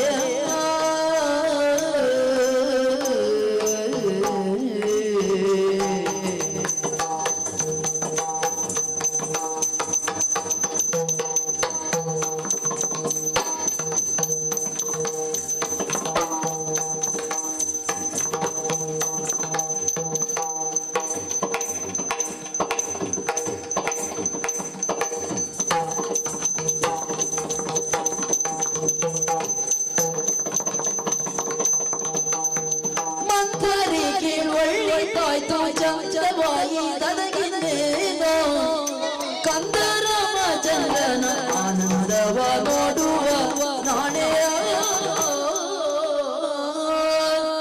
ಮಂತರ ಮಂತರ ಆಹಾ ಆಹಾ ಎಂತಹ ಸಂತೋಷವಾದಂತ ವಿಚಾರವನ್ನು ನನ್ನಲ್ಲಿ ಬಂದು ಆಡುತ್ತಿರುವೆ ಮಂತರ. ಅಬ್ಬಾ ಕೇಳುವಾಗ ಹೃದಯ ತುಂಬಿ ಬಂತು ಮಂತರ.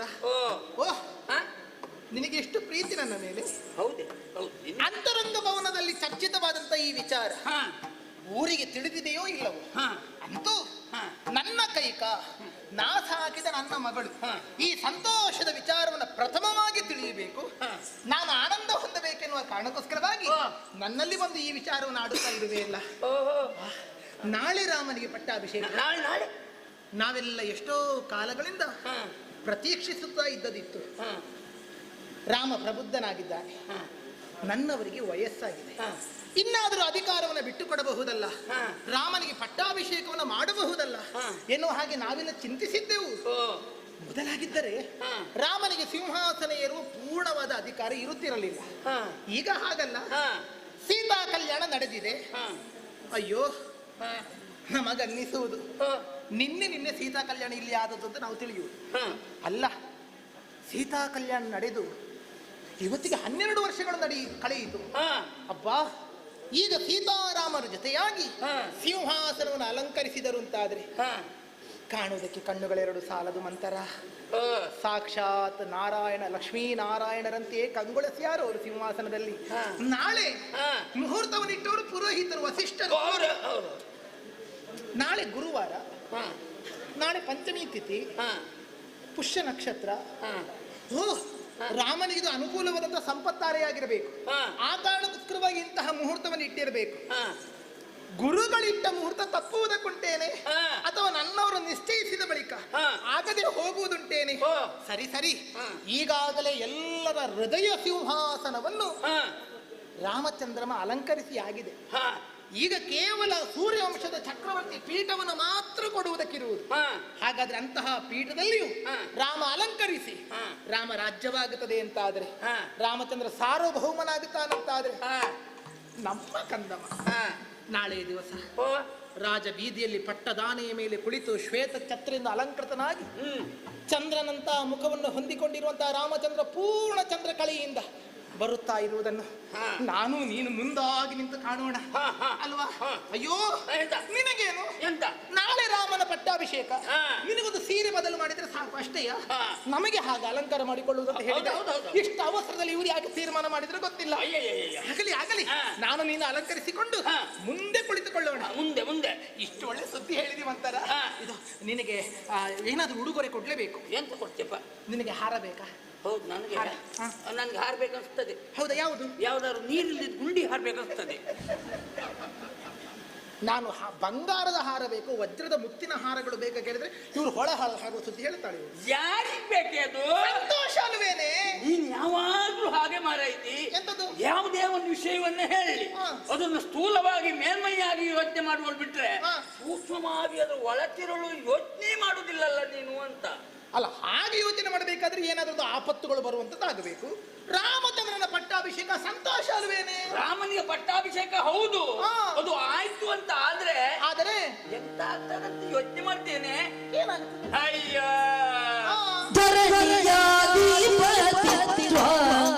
ರಾಮಗಾದರೆ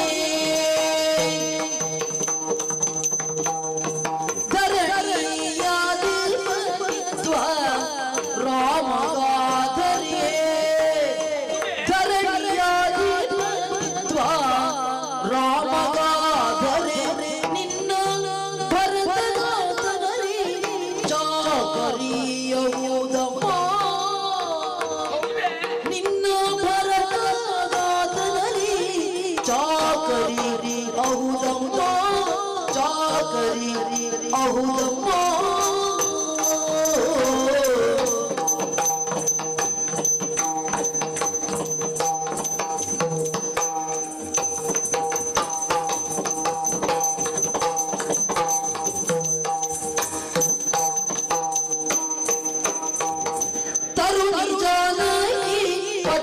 ಅರಸಿ ಆಗುವಳು ತರುಣಿ ಜಾನಕಿ ಪಟ್ಟದ ಅರಸಿಯಾಗುವಳು ಪಟ್ಟದ ಅರಸಿ ಆಗುವಳು ನೀನಿರದ ಸೇವಕ ಪರಿಚಾರಿಯಾದೆ ನೀನಿರದ ಸೇವಕ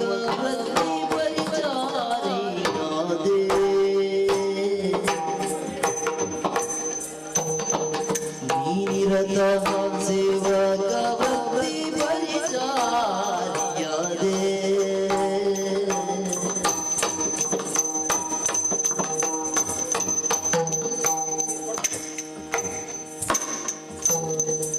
ನೀನಿರದ ಸೇವಕ ಭಕ್ತಿ ಪರಿಚಾರ್ಯದೆ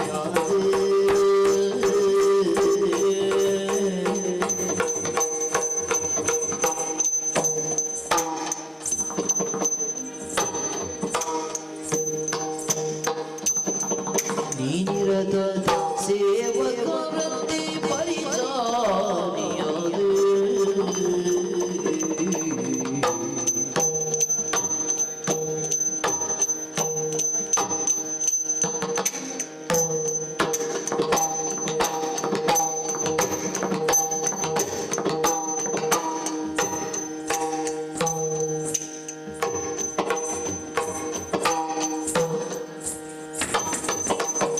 ನಿರತ ಸೇವಕ ವೃತ್ತಿ ಪರಿಚಾರಿಯಾದೆ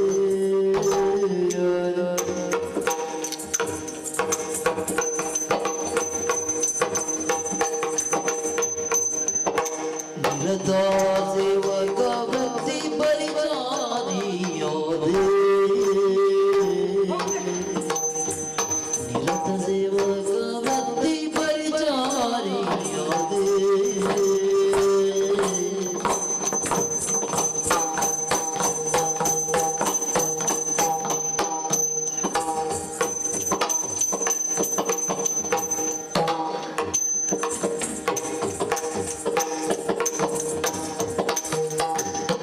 ನೀನಿರದ ಸೇವಕ ವೃತ್ತಿ ಪರಿಚಾರಿಯಾದೆ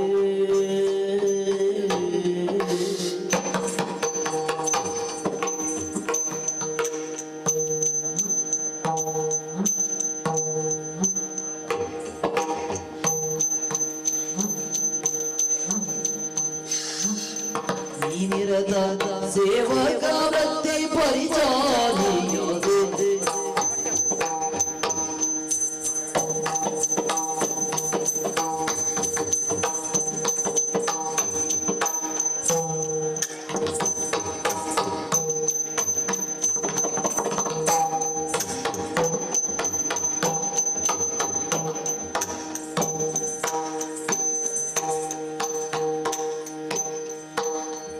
ನಿರತ ಸೇವಕ ವೃತ್ತಿ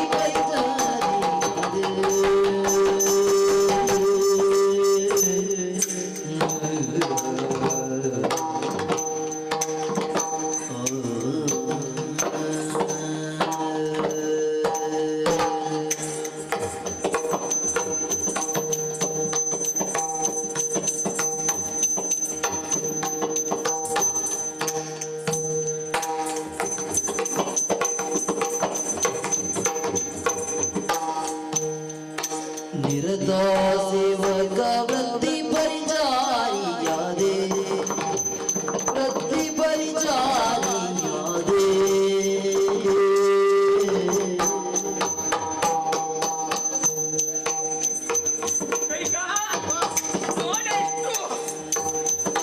ತರುಣಿ ಜಾನಕಿ ಪಟ್ಟದ ಅರಸಿಯಾಗುವಳು ನೀನಿರದ ಸೇವಕ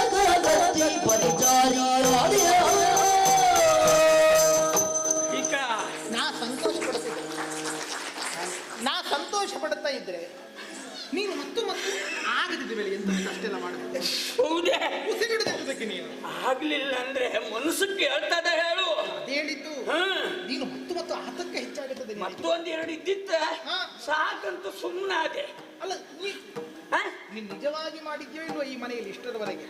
ನಿಜವಾಗಿ ಉಳಿದವರಿದ್ದಾರೆ. ಇವತ್ತು ನಿನಗಾಗಿ ಸ್ವಲ್ಪದಿಂದ ಯೋಚನೆ ಮಾಡಿದ್ದಲ್ಲ ಇದು. ಅಂದ್ರೆ ನಿನ್ನ ಆತಂಕವನ್ನು ಈ ರೀತಿ ತೋರಿಸಿದೇನೋ ಕೆಲಸದವರೆಲ್ಲ ಮಾಡುವಂತ. ಹೌದು, ಮನೆಯಲ್ಲಿ ನಿತ್ಯ ಮಾಡುವ ಕೆಲಸಗಳು, ನಿತ್ಯ ಮಾಡುವ ಕೆಲಸ ಇದು. ನಿನಗೆ ಅದೆಂತದಕ್ಕೆ ಈಗ ನೆನಪಾದದ್ದು? ಗೊತ್ತಾ? ಹೌದು. ಈಗ ರಾಮನಿಗೆ ಈಗ ನೀ ಕೆಲಸ ಮಾಡದಿದ್ರೆ ಉಳಿದ ಬಟ್ಟೆ ತೊಳೆಯುವವರಲ್ಲಿ ಅಲ್ಲಿ ಆ ಕಡೆಯಲ್ಲಿ ಅಡುಗೆ ಮಾಡೋರ ಹತ್ರ ಹೋಗಿ ನೀನು ಅದೇ ಯಜಮಾನಿಕೆ ಮಾಡುತ್ತಿ. ಅದು ನೀನು ಕೊಟ್ಟ ಸಲಿಗೆ. ಅದೇ ಹೇಳಿದ್ದು. ಯಾರು ನಾನು ಹೇಳಿದ್ರು ಅಲ್ಲ ಅಂತ ಹೇಳುದಿಲ್ಲ. ಯಾಕೆ? ನಿನ್ನ ಮುಖ ನೋಡಿ. ಅದೌದು. ಹೌದು, ನೀ ಆ ಧೈರ್ಯದಲ್ಲಿ ಹೇಳುದು ನೀನು. ಹೌದೇ, ನಾನು ಉಳ್ಕೊಂಡದ್ದು ಇವತ್ತಿದ್ದೀನಿ ಧೈರ್ಯದಲ್ಲಿ. ಮತ್ತೆ ನಿನಗೆ ಎಂತದಕ್ಕೆ? ಗೊತ್ತಾ, ರಾಮನಿಗೆ ಪಟ್ಟ ಎಂದ ತಕ್ಷಣ ನೀನು ಕುಣಿದು ಕುಪ್ಪಳಿಸ್ತಿಯಲ್ಲ. ಮತ್ತೆ ರಾಮನಿಗೆ ಪಟ್ಟ ಅಂದ್ರೆ ಸಂತೋಷ. ರಾಮನಿಗೆ ಪಟ್ಟ ಆದ್ರೆ ಏನಾಗ್ತದೆ ಅಂತ ಯೋಚನೆ ಮಾಡ್ತೀನಿ ನೀನು. ರಾಮ ರಾಜ್ಯವಾಗುತ್ತದೆ. ರಾಮ ರಾಜ್ಯವಾಗ್ತದೆ ಅಲ್ಲ, ಸಂತೋಷ ಅಲ್ವಾ? ಆದ್ರೂ ಎಲ್ಲರೂ ಆನಂದವನ್ನು ಹೊಂದುತ್ತಾರೆ. ಎಲ್ಲರೂ ಸ್ವಲ್ಪ ಪಟ್ಟಾಭಿಷೇಕ ಅಂದ್ರೆ ಒಳ್ಳೆ ಊಟ ಸಿಗುತ್ತಲ್ಲ, ಎಲ್ಲರಿಗೂ ಆನಂದವೇ.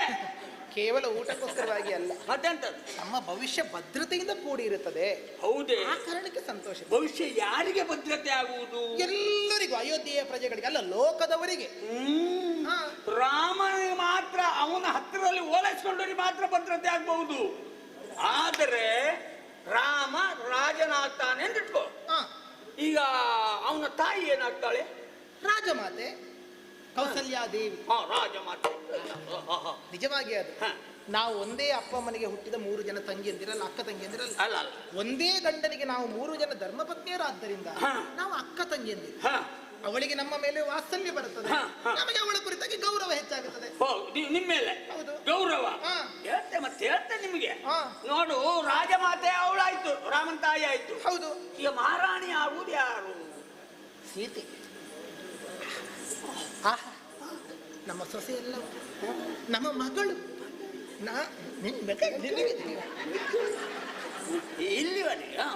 ಕೇಳು, ನಾವು ಗಂಡು ಮಕ್ಕಳಿಗೆ ಮಾತ್ರ ಜನ್ಮ ಕೊಟ್ಟದ್ದು, ಹೌದಾ? ಹೌದು.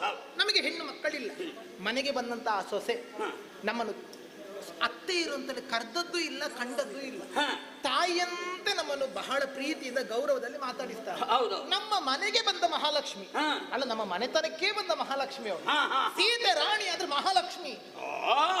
ನಿನ್ನ ಯೋಚನೆ ಹೀಗೆ. ರಾಜ ರಾಮ, ರಾಣಿ ಸೀತೆ, ರಾಜಮಾತೆ ಕೌಸಲ್ಯೆ. ಈ ನಿಮಗೆಲ್ಲ ಎಂತ ಕೆಲಸ? ನಮಗೆ ನಾವು ಹೀಗೆ ಇದ್ದ ಹಾಗೆ ಹೀಗೆ ಇತ್ತೆಂದು ಯಾವ ಭರವಸೆ ಉಂಟು ನಿಮಗೆ? ಅಲ್ಲ, ಭರವಸೆ ಇರುವುದಕ್ಕೆ ಆತಂಕ ಬೇಕಲ್ಲ. ಆತಂಕ ಅಂದ್ರೆ ಅವರು ಅಧಿಕಾರಕ್ಕೆ ಬಂದ ಮೇಲೆ ನಾನು ಇಷ್ಟೊತ್ತು ತನಕ ಮಾಡಿದ್ನಲ್ಲ ಇದೆಲ್ಲ ಈ ಬೀಸುವುದು, ಒರೆಸುವುದು, ನೀರು ತರುವುದು, ಚಾರಕ ಕೆಲಸ, ದಾಸಿ ಕೆಲಸ, ದಾಸಿ ವೃತ್ತಿ, ಇದೆಲ್ಲ ಯಾರು ಮಾಡುದು? ಈಗ ನನಗೆ ಮಗ ಇದ್ದಾನೆ. ಮಗ ನಿನ್ನ ಮಗ. ಹೌದು, ಭರತ. ಈಗ ಮತ್ತೆ ನಿನ್ಗೊಂದು ಕೆಲಸ ಬೇಕಲ್ಲ. ಈಗ ಅವನಿಗಿಂತಾಗುತ್ತದೆ. ಅವನಿಗೆ ಪುರುಷೋತ್ತಿಲ್ದಿರ್ ನೀನೆ. ಯಾರಿಗೆ? ನೀನೆ. ಮತ್ತೆಂತದ್ದು? ಈಗ ಭರತ ಯಾರ ಸೇವೆ ಮಾಡಬೇಕು? ಭರತ ಯಾರು ಸೇವೆ ಮಾಡಬೇಕು ಅಂದ್ರೆ ಅಧಿಕಾರ ಮೇಲೆ ಕೂತ ಮೇಲೆ ರಾಮನ ಸೇವೆ ಮಾಡಬೇಕು. ಸೇವೆ ಅಂದ್ರೆ ಸೇವೆ ಎಂತದ್ದು? ಅಲ್ಲ, ಈಗ ರಾಮ ರಾಜನಾದನು, ಭರತ ಯುವರಾಜ ಅಲ್ವಾ? ಯುವರಾಜನಿಗೆ ಏನ್ ಕೆಲಸ? ನಿನ್ನ ಯೋಚನೆ ಎಂತದ್ದು? ಇಲ್ಲಿ ಬಾರ, ಓಲನ್ ಪಾತ್ರೆ ಎತ್ಕೊಂಡ್ ಬಾ, ಓಲನ್ ಕೂಡ ನೀರ್ ತಗೊಂಡ್ ಬಾ. ನನ್ ಜೋರ್ ಬಾಯಿಗೆ ಸ್ವಲ್ಪ ನೀರ್ ಇಟ್ಕೊ, ತಣ್ಣಗಿದ್ದ ಹಿಡ್ಕೊಂಡ್ ಬಾ, ಮಧ್ಯ ಬಾವಿ ನೀರ್ ತಗೊಂಡ್ ಬಾ. ಈ ನಮೂನಿಯೇ ಕೆಲಸ. ಅಂದ್ರೆ ರಾಜನಾದವನು, ಅಣ್ಣನಾದವನು ತಮ್ಮನಲ್ಲಿ ಕೆಲಸ ಮಾಡಿಸ್ತಾನೆ. ತಪ್ಪೆಂತದ್ದು? ಎಂತದ್ದು ತಪ್ಪೇ ಕೆಲಸ? ಒಬ್ಬ ಅಣ್ಣನಿಗೆ ತಮ್ಮನಾಗಿ ಪ್ರಪಂಚದಲ್ಲಿ ಹುಟ್ಟುವುದು ಯಾಕೆ? ಅಣ್ಣನ ಸೇವೆ ಮಾಡುದು. ಯೋಚನೆ ಮಾಡು. ಸಂಪತ್ತನ್ನು ಕೊಟ್ಟು ಅಥವಾ ಸಾಧನೆಯನ್ನು ಮಾಡಿ ಏನನ್ನು ಬೇಕಾದ್ರೂ ಈ ಪ್ರಪಂಚದಲ್ಲಿ ನಾವು ಸಾಧಿಸಿಕೊಳ್ಳಬಹುದು. ಆದರೆ ಒಡಹುಟ್ಟು ಈ ಸಹೋದರತ್ವ ಉಂಟಲ್ಲ, ಅದು ನಾವು ಹುಟ್ಟಿನಿಂದಲೇ ಪಡೆದುಕೊಳ್ಳಬೇಕು. ಹೌದು, ಅಣ್ಣನ ಸೇವೆಯನ್ನು ತಮ್ಮನಾದವನು ತಿಳಿದು ಮಾಡಬೇಕು. ಒಂದು ಭರತ ಮಾಡುತ್ತಾನೆ, ಮಾಡದಿದ್ದರೆ ಅವನ ತಲೆಗೆ ಟೊಣೆದು ಮಾಡು ರಾಮನ ಸೇವೆ ಅಂತ ನಾ ಹೇಳ್ತೀನಿ. ಅಷ್ಟೆಲ್ಲ ಯಾಕಂತ ಬೇಕಲ್ಲ, ನೀವು ಸೇವೆ ಮಾಡುವಷ್ಟು ಎಂತ ಬಿದ್ದಿದೆ. ಹೌದೇನೆ? ಇಲ್ಲಿವರೆಗೆ ಯಾರು ರಾಣಿ? ಯಾರು? ನಾನು ಮಹಾರಾಣಿ. ನೀನು ಮಹಾರಾಣಿ, ಶಬ್ದ ಭೂಪತಿಗಳು ಚಕ್ರವರ್ತಿಗಳು. ನಿನ್ ಮೇಲೆ ನೀವೆಂತ ಆಗ್ತೀರಿ? ಅಲ್ಲ, ಅಕ್ಕ ರಾಜಮಾತೆಯಾದ ಮೇಲೆ ನಮಗೆ ಆ ಸ್ಥಾನಮಾನ ಎಲ್ಲ ಇರ್ತದೆ. ಅಲ್ಲ, ಇರ್ತದೆ ನೀ ಎಣಿಸ್ಕೊಳ್ಳುವುದು, ನಿಮ್ಮನ್ನೆಲ್ಲ ಬಳಸ್ಕೊಳ್ಳುವುದು ನಾನಿಷ್ಟು ಮಾಡಿ ತೋರಿಸಿದ್ನಲ್ಲ ಅಷ್ಟ್ರ ಮಟ್ಟಿಗೆ. ಅಧಿಕಾರ ಯಾರನ್ನು ಬಿಟ್ಟಿತ್ತು ಹೇಳೆ ಮಂತರ? ಹಾ, ಮಾತುಂಟು. ಹಾ, ಅಧಿಕಾರ ಅಲ್ಪನೆಗೆ ಬಂದರೆ ನಡುರಾತ್ರಿಯಲ್ಲಿ ಕೊಡೆ ಹಿಡಿಯುತ್ತಾನೆ, ಇತ್ತಲ್ಲ, ಬೆಳದಿಂಗಳಿಗೂ ಕೊಡೆ ಹಿಡಿಯುತ್ತಾನೆ. ಹಾ.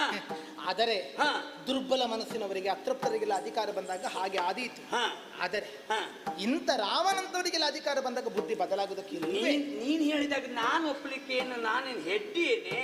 ಈಗ ಅದೇ ಮನಸ್ಸು ಇರ್ತದೆ ಅನ್ನೋದಕ್ಕೆ ಯಾವ ಆಧಾರ ಉಂಟೆ? ಎಲ್ಲಾದ್ರೂ ಪುತ್ರ ಆಗ್ಬಿಟ್ರೆ ಹಾ, ಮನಸ್ಸು ಎನ್ನುವುದು ದುರ್ಬಲ, ಕ್ಷಣಿಕವಾದದ್ದು, ಕುದುರೆ ಬದಲಾಗುತ್ತದೆ. ಬದಲಾಗ್ತದೆ. ಆದರೆ ಏನು ಮಾಡೋಣ? ಅಲ್ಲ ಮಾರ, ಈಗ ಇವತ್ತಲ್ಲ ನಾಳೆ ಆದ್ರೂ ರಾಮನಿಗೆ ಪಟ್ಟಾಗುದಾಗಲೇ ಬೇಡವಾ? ಆಗ್ಬಾರ್ದು, ಆಗ್ಕೂಡ್ದು. ಎಂತದ್ದು? ಆಗಕೂಡ್ದು, ಆಗಬಾರದು, ಆಗ್ಬಾರ್ದು, ಆಗಕೂಡದು, ಆಗಕೂಡದು. ಏನು ಹೇಳ್ತೀಯೇ? ನಾನು ಹೇಳ, ಏನು? ರಾಮನಿಗೆ ಪಟ್ಟಾಗುವ ಬದಲು ಹಾ. ನಿನ್ನ ಮಗ ಭರತ್ನಿಗಾದ್ರೇನೆ. ಯಾರಿಗೆ? ಭರತನಿಗೆ. ಈ ಮಾತಾಡುವರೆ ಆಳಿಯೇ ಓದೋ ಇಡಗ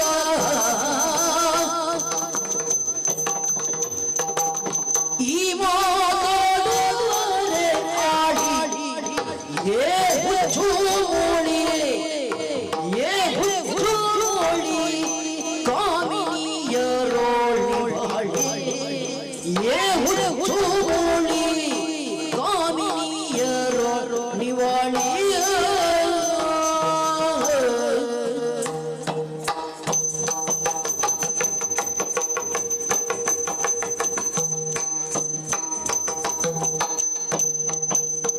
ರಾಮನು ಹಿರಿಯವನಾದ ಮೇಲೆ ಈ ಭೂಮಿಯ ಭರತನನು ಮುದಿದು ಲೋಕಕ್ಕೆ ಸರಿಯೇ.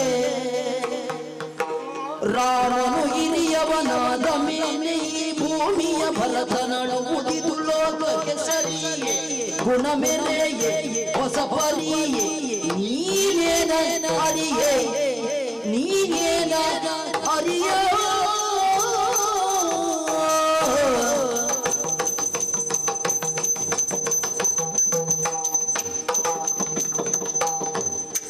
ರಾಮನು ಹಿರಿಯವನಾದ ಮೇಲೆ ಭೂಮಿಯ ಭರತನನು ಮುದಿದು ಲೋಕಕ್ಕೆ ಸರಿಯೇ.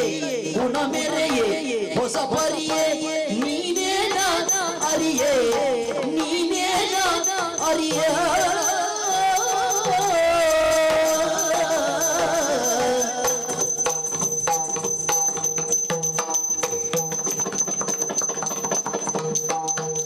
ಈ ಮಾತಾಡುವರೆ ಆಳಿ ಏ ಹುಚ್ಚು ಮೂಳಿ ಕಾಮಿನಿಯರೋಳಿ ಬಾಳೆ ಹುಚ್ಚು ಮೂಳಿ.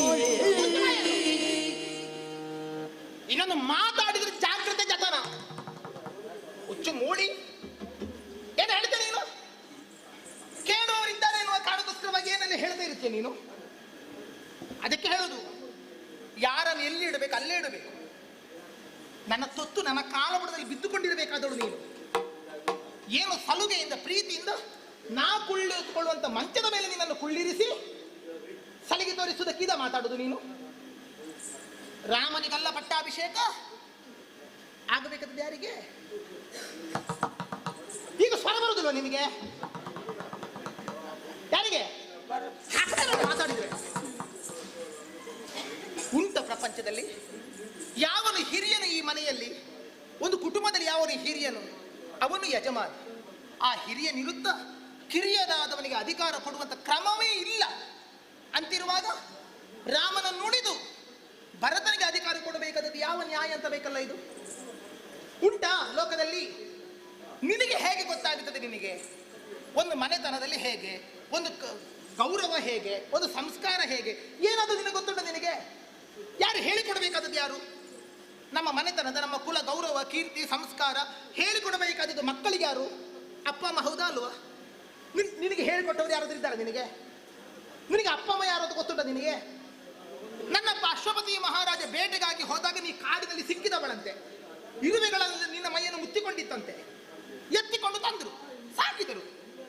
ನನ್ನನ್ನು ಮದುವೆಯಾಗಿ ಕೊಡುವ ಕಾಲಕ್ಕೆ ಹೋಗುವಂತಾರ ನನಗೂ ಇದು ಬಳುವಳಿ ಅಂತ ಬಂದದ್ದು. ದೇವರೇ, ನನ್ನ ಮನೆತನ ಹಾಳು ಮಾಡೋದಕ್ಕೆ ಬಂದದ್ದೇ ನೀನು? ಮಂತರ ಅಂತ ಹೇಳಿದ್ರೆ ಕೆಸರು ಅಂತ ಅರ್ಥ. ಮಂತರ ಅಂದ್ರೆ ಮತಿಸುವವಳು. ನಮ್ಮ ಈ ಮನೆಯನ್ನು ಕೆಸರು ಮಾಡೋದಕ್ಕೆ ಬಂದಿಯಲ್ಲ ನೀನು. ಕುಲವ ನಾಲಿಗೆ ತಿಳಿಸಿತು, ಗುಣವ ನಾಲಿಗೆ ಅರುಹಿತು. ನಮ್ಮ ನಡೆ ನುಡಿ, ನಮ್ಮ ರೀತಿ ನೀತಿ ಅವರ ಜೊತೆಯಲ್ಲಿದ್ದೇ ತಿಳಿಯಬೇಕು ಅಂತಿಲ್ಲ. ಅವರು ಆಡುವ 4 ವಾಕ್ಯಗಳಿಂದ ಎದುರಿನವರು ಹೇಗೆ ಅಂತ ನಮಗೆ ಅರ್ಥ ಆಗುತ್ತದೆ. ಏ ದೇವ್ರೇ, ಎಂತದ್ದು ಹೇಳಿದೆ ನೀನು? ಯಾರಿಗೆ? ಇವನನ್ನು ಬಿಟ್ಟು ಅವನಿಗೆ. ಎಂತದ? ನಮ್ಮ ಮನೆತನ ಅಂದ್ರೆ ಹೇಗೆ? ನಮ್ಮ ಮನೆಯಲ್ಲಿ ಇರುವ ಮಕ್ಕಳಂದ್ರೆ ಹೇಗೆ? ಏನಾದ್ರೂ ಗೊತ್ತುಂಟೇನೆ ನಿನಗೆ? ಗೊತ್ತಾ ಮಕ್ಕಳು ಎಷ್ಟು ಗೊತ್ತಾ ನಿನಗೆ? ಮಕ್ಕಳು ಒಳಗೆ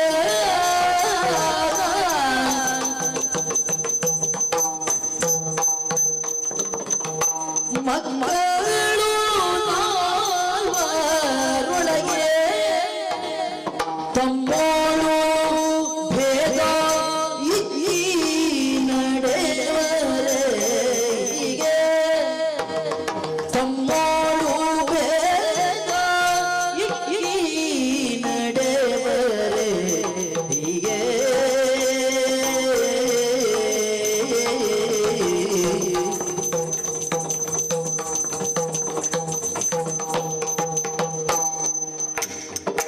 ಮಕ್ಕಳು ನಾಲ್ವರೊಳಗೆ ತಮ್ಮಳು ಈ ನಡೆವರೆಗೆ ತಮ್ಮಳು ಭೇದ ಈ ನಡೆವರೆಗೆ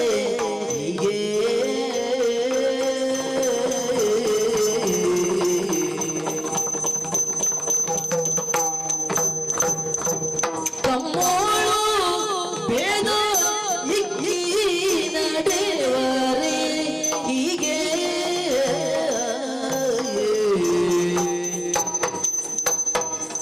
ಇಕ್ಕಿಗೆ ರಥವರಿರ ಕೇಳರೆ ಇಕ್ಕಿಗೆ ರಥವರಿರ ಕೇಳರೆ ನಿನ್ನ ಸೊಕ್ಕ ಮುರಿದು ಹೋಯ್ವರು ಸುಮ್ಮನೆ ಹೋಗೆ ನಿನ್ನ ಸೊಕ್ಕ ಮುರಿದು ಹೋಯ್ವರು ಸುಮ್ಮನೆ ಹೋಗಿ ಮುದಿಗೂಗಿ ಹಾಗೆ ಚಾಡಿಯ ಹೀಗೆ ಕೆಲದವರಿದ ಕೇಳಿದರೆ ನಿನ್ನಯ ಸೊಕ್ಕ ಮುರಿದು ಹೋಯ್ವರು ಸುಮ್ಮನೆ ಹೋಗಿ ಮುದಿಗೂಗಿ ಹಾಗೆ ಚಾಡಿಯ ಹೀಗೆ ಚಾಡಿಯ ಹೀಗೆ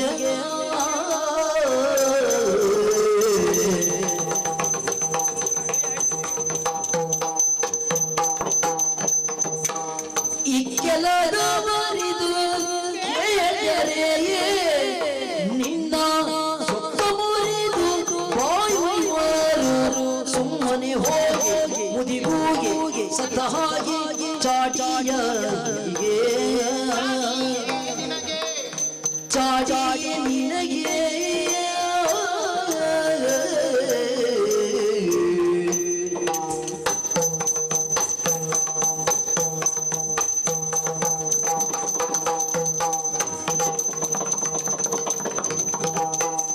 ಮಕ್ಕಳು ನಾಲ್ವರೊಳಗೆ ತಮ್ಮಳು ಭೇದ ನಡೆವರೆ ಹೀಗೆ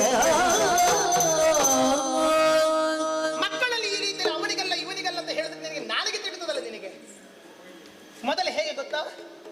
ನಮ್ಮ ಮನೆಯಲ್ಲಿ ಮಕ್ಕಳಿಲ್ಲ ಅಂತ ನಾವೆಲ್ಲರೂ ಕಣ್ಣೀರು ಸುರಿಸಿದವರು.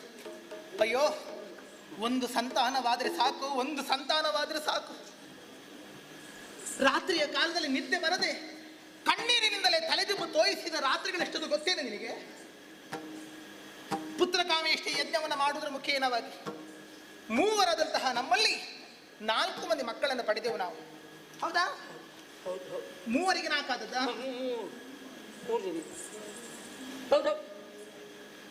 ಇದು ಲೆಕ್ಕ ನೀ ಹೇಳಿ ನನಗೆ ಗೊತ್ತಾಗಬೇಕಾ?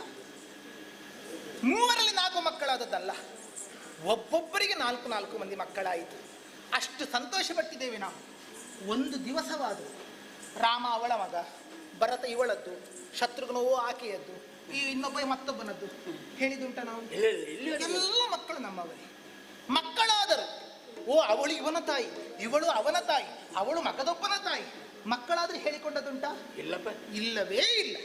ಮಕ್ಕಳು ನಮ್ಮಲ್ಲಿ, ನಾವು ಮಕ್ಕಳಲ್ಲಿ ಭೇದವನ್ನೆಣಿಸಿದವರಲ್ಲ. ಎಲ್ಲರದ್ದು ಅಯೋಧ್ಯೆಯವರು ಹೇಳ್ತಾ ಇರುವುದು ಏನು ಗೊತ್ತೇ? ಕೌಸಲ್ಯಾದೇವಿಯ ಉದರ ವೈಕುಂಠದಿಂದ ರಾಮ ಹೊರ ಬಂದ. ನಿಜವಾಗಿ ಆದರೂ ಕೌಸಲ್ಯ ಅಕ್ಕನದ್ದು ಗರ್ಭವಲ್ಲ, ಸಾಕ್ಷಾತ್ ವೈಕುಂಠಕ್ಕೆ ಸಮಾನ.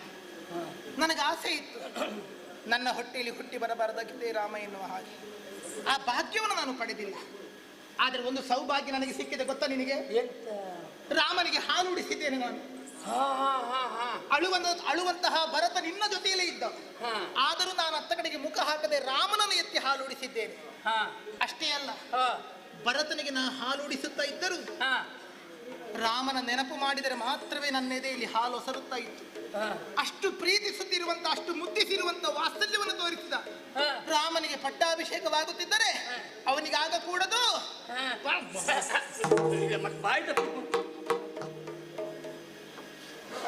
ಅಯೋಧ್ಯೆಯೇ ಬಯಸುತ್ತಾ ಉಂಟು, ನಿರೀಕ್ಷಿಸುತ್ತಾ ಉಂಟು ರಾಮ ಪಟ್ಟಾಭಿಷೇಕವಾಗಲಿ, ರಾಮ ಪಟ್ಟಾಭಿಷೇಕವಾಗಲಿ ಎಂದು. ಆದ್ರೆ ರಾಮ ಪಟ್ಟಾಭಿಷೇಕ ಆಗುವುದು ಬೇಡ ಅಂತ ಹೇಳುವಳು ನೀನೊಬ್ಬಳು ಮಾತ್ರ. ನಿನ್ನ ಸ್ವಭಾವ ಸ್ವರೂಪ ಯಾವುದು ಗೊತ್ತಾ? ನೀನು ಗೂಗೆ. ಹೌದೌದು. ಸೂರ್ಯೋದಯವನ್ನು ಪ್ರತಿಯೊಬ್ಬರು ದಿನನಿತ್ಯ ಕಂಡರೆ ಯಾರಾದ್ರೂ ಸೂರ್ಯೋದಯ ಆಗುವುದು ಬೇಡ ಹೇಳ್ತಾರಾ? ಎಲ್ಲರೂ ಬಯಸುತ್ತಾರೆ. ಆದ್ರೆ ಸೂರ್ಯ ಹುಟ್ಟುವುದೇ ಬೇಡ ಅಂತ ಹೇಳುವಂತ ಒಂದು ಜಾತಿ ಹೇಳಿದ್ರೆ ಅದು ಗೂಬೆ ಅಂತ. ಮುದಿ ಗೂಬೆ ನೀನು. ಆಯ್ತಪ್ಪ, ಎಂತ ಮಾಡು? ಇನ್ನೊಂದುಂಟು, ಹೊಲಸು ಮಾಡುವ ಕಾಗೆ ನೀನು. ಕೊಟ್ಟಿಲ್ಲ, ಎಂತ ಮಾಡು? ಪಾಲಿ ಬಂದು ಪಂಚಾಮೃತ. ನಿನಗೆ ಅದು ಪಂಚಾಮೃತಕ್ಕೆ ಸಮಾನವ ನಿನಗೆ ಹಾಗೆ ಹೇಳಿದ್ರೆ? ಕಾಗೆ ಹೊಲಸನ್ನೇ ಹುಡುಕುವುದು. ಕಾಗೆಗೆ ಯಾರಾದ್ರೂ ಅಡುಗೆ ಮಾಡಿ ಅಟ್ಟು ಬಡಿಸ್ತಾರ? ಇಲ್ಲವೇ ಇಲ್ಲ. ಅಲ್ಲಿ ಎಲ್ಲಿ ಕೆಟ್ಟದುಂಟು ಹೊಲಸು ಅದೇ ನೋಡುದದು. ಅಲ್ಲಿ ಹಾಕ್ತಾರಲ್ಲ, ಎಲ್ಲಿ ಹಾಕ್ತಾರೆ ಕಾಗೆಗೆ? ಕಾಗೆ ಅನ್ನ ಹಾಕುದಿಲ್ಲ. ಯಾವಾಗ? ಅದು ಎಂತದ್ದು ಪಿಂಡ ಬಿಡು ಶ್ರಾದ್ದ. ನೀರಿಗೆ ಬಿಡ್ಲಿಕ್ಕೆ ಹೋದ ಅದೇ ಅಲ್ವ? ಅದು ಕಾಗೆಗಾಗಿ ಅಡುಗೆ ಮಾಡುವುದಲ್ಲ, ಪಿತೃಗಳ ಸ್ಥಾನದಲ್ಲಿ ಅದನ್ನು ಕಲ್ಪಿಸಿಕೊಳ್ಳುವುದಷ್ಟೇ. ತಿನ್ನುವುದು ಕಾಗೆ ಅಲ್ಲ, ಎದದ ತಿನ್ನುವುದು ಕಾಗೆ ಅಲ್ಲ, ಹೊಲಸು ಮಾಡುವಂಥದ್ದು ಅಂತ ಹೇಳಿದೆ ನಾನು. ಅಂತ ಸ್ವಭಾವ ಸ್ವರೂಪದವಳು ನೀನು. ಯಾರಾದ್ರೂ ನಿನ್ನನ್ನು ಮಾತಾಡಿಸ್ತಾರೆ? ನಿನ್ನನ್ನು ಇಡೀ ಅಯೋಧ್ಯೆಯಲ್ಲಿ ನಾನು ಬಿಡು, ನಾನೇನು ಸಾಕಿದವಳು ಎನ್ನುವಂತ ಕನಿಕರಕ್ಕೆ ಮಾತಾಡಿಸುದು ನಿನ್ನನ್ನು. ಇಲ್ಲಿದ್ದಂತ ಯಾರಾದರೂ ನಿನ್ನ ಮುಖ ನೋಡ್ತಾರಾ? ಮುಖ ನೋಡಿ ಹೊಟ್ಟೆ ಕಿಚ್ಚ ಹೋಗಲ್ಲ ಅವರಿಗೆ ನಿನಗ ನಾನು ನೋಡಿದ್ರೆ ಹೊಟ್ಟೆ ನೀನು ಹೋದಲೆಲ್ಲ ಕಿಚ್ಚ ಹಾಕುವಳೆ ನೀನು. ಒಂದು 4 ಜನ ಹೆಂಗಸರು ಸೇರಿದಲ್ಲಿ ಏ ದೇವರೇ ಅವಳನ್ನು ಹತ್ತಿರ ಸೇರಿಸಿಕೊಳ್ಳಬೇಡಿ ಅಂತ ಹೇಳಿಕೊಂಡು ನಿನ್ನನ್ನು ಹುಚ್ಚು ಮೂಡಿಯಿಂದ ನಿವಾರಿಸ್ತಾರೆ. ಗಂಡಸರ ಹತ್ರ ಆದ್ರೂ ನಿನಗೆ ಹೋಗ್ಲಿಕ್ಕೆ ಉಂಟಾ? ಅಯ್ಯೋ ದೇವರೇ, ಶನಿ ಬಂತು, ಶನಿ ಬಂತು, ಇನ್ನು ನಮ್ಮ ಯಾವ ಕೆಲಸವೂ ಆಗುವುದಿಲ್ಲ ಅಂತ ಹೇಳಿಕೊಂಡು ಮುಖ ತಿರುಗಿಸಿಕೊಂಡು ಗಂಡಸರು ಹೋಗುತ್ತಾರೆ. ಮಕ್ಕಳನ್ನಾದ್ರೂ ನಿನ್ನ ಹತ್ರ ಬಿಡ್ತಾರಾ? ಅಯ್ಯೋ ಇವಳು ಮಂತ್ರಿ ಬಂದು ಮಕ್ಕಳನ್ನು ಕರ್ಕೊಂಡು ಹೋಗಿ, ಇವಳು ನೋಡಿದ್ರೆ ಮಕ್ಕಳ ಆಯುಷ್ಯ ಹಾಳಾದೀತು. ಎಲ್ಲರಿಂದಲೂ ನಿವಾಳಿಸಿ ಬಿಟ್ಟ ಹೆಣ್ಣು ನೀನು. ಎಲ್ಲ ಹಾಗೆ ಮಾಡಿ ನಾನು ಹಾಳು ಮಾಡೋದು ಬಿಟ್ರು ನಾನೇನು? ಇಲ್ಲಪ್ಪ, ನೀ ಹಾಳು ಮಾಡೋದು ಹೇಗೆ ಅದು ಯಾರಿಗೂ ಗೊತ್ತಾಗುದಿಲ್ಲ. ಅದು ಮಸಿಗೆ ಮಾತ್ರ ಗೊತ್ತು, ಮುಟ್ಟಿದ್ರೆ ಮಸಿ ಆಗುದು. ನಾನು ಒಳ್ಳೆಯದು ಮಸಿ ತಿಳ್ಕೊಳ್ಳುದು. ನೀ ಆ ಜಾತಿಯವಳು ನೀನು. ಈಗ ನೀನೇ ಈಗ ಅಂತಿಮ ರೀತಿ ಅವರೆಲ್ಲ ಹೇಳುದು ಹೆಚ್ಚಾದ್ರೆ ನಿನ್ನ ಸ್ವಭಾವ ಅಂತದ್ದು. ಏನೋ ನನ್ನನ್ನು ಸಾಕಿದವಳು ಎನ್ನುವ ಕಾರಣಕ್ಕೋಸ್ಕರವಾಗಿ ಇಷ್ಟು ಕಾಲ ಸಹಿಸಿಕೊಂಡಿದ್ದೆ. ಆದ್ರೆ ಇಂತಹ ಮಾತಾಡಿದೆಯಲ್ಲ ನೀನು. ನಿನಗೆ ಇನ್ನೊಂದು ಸ್ಥಾನ ಕೊಡಬೇಕಾ ನಾನು? ನಿನಗೆ ಯಾವುದು ಗೊತ್ತಾ? ನಾಯಿ ನೀನು. ನಾಯಿಯನ್ನು ನಾವು ಸಾಕುತ್ತೇವೆ, ಪ್ರೀತಿಸ್ತೇವೆ. ನಾಯಿಯ ಸ್ಥಾನ ಎಲ್ಲಿ? ಮನೆ ಅಂಗಳ. ಅದೇ ನಾವು ಸಾಕಿದ ನಾಯಿ ಅಂಗಳ ದಾಟಿ ಮನೆ ಚಾವಡಿಗೆ ಬಂದ್ರೆ ನಾವೇ ಬಡಿಗೆ ಹಿಡಿದು ಹೊಡಿತೇವೆ. ಹೌದಾ? ಅದೇ ನೀನು ಅಲ್ಲಿ ಅಂಗಳದಲ್ಲಿ ಬಿದ್ದುಕೊಂಡಿರಬೇಕಾದವಳು. ನಿನ್ನ ಮಂಚೆ ಕೇಳಿಸಿದನಲ್ಲ, ಅದು ನನಗೆ ಸೊಪ್ಪು ಮಾಡೋದು. ಸೊಪ್ಪು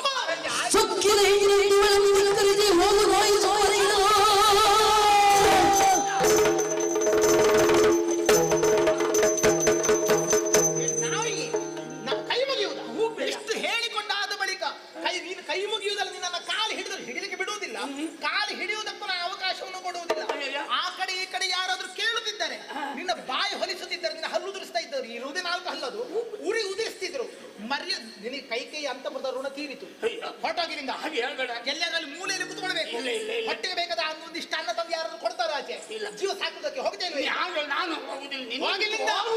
ನನಗೆ ಮುಖ ತೋರಿಸಬೇಡ.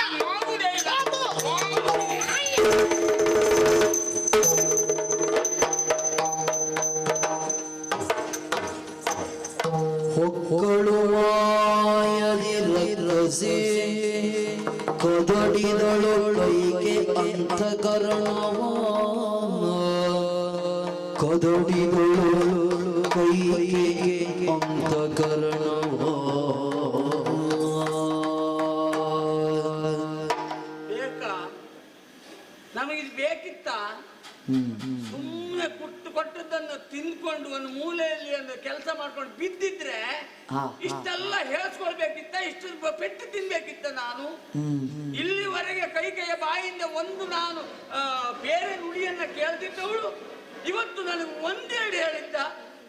ನಾಯಿ, ಕಾಗೆ, ಗೂಗೆ, ನರಿ, ಅಯ್ಯೋ ಹೇಳಿ ನನಗೆ ನಾಯಿ ಅಂತ ಹೇಳಿದ್ದ ಹೇಳಿ ಬೇಸರ ಇಲ್ಲ.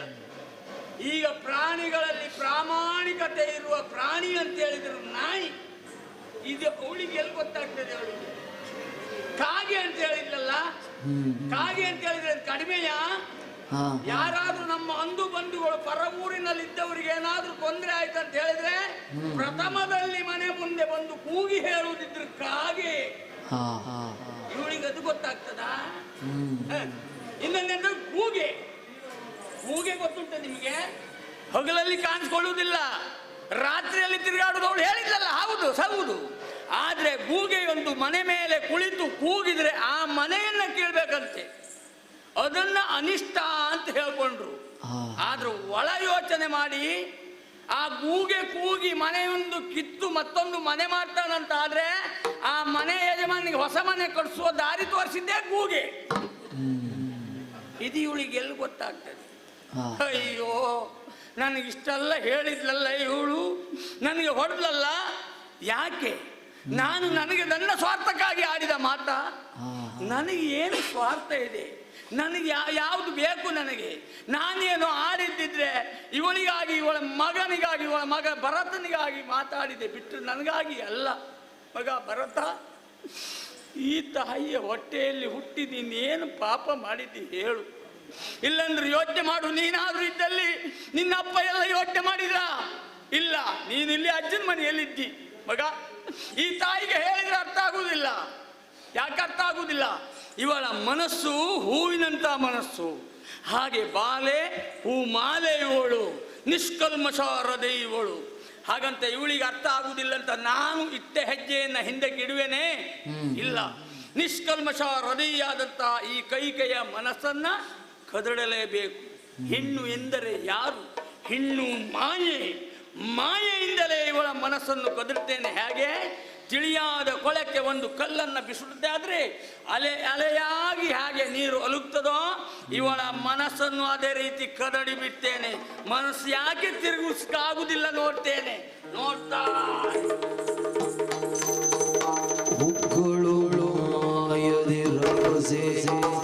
ಕದಡಿದಳು ಕೈಗೆ ಅಂತಃಕರಣ, ಕದಡಿದಳು ಕೈಗೆ ಅಂತಃಕರಣ.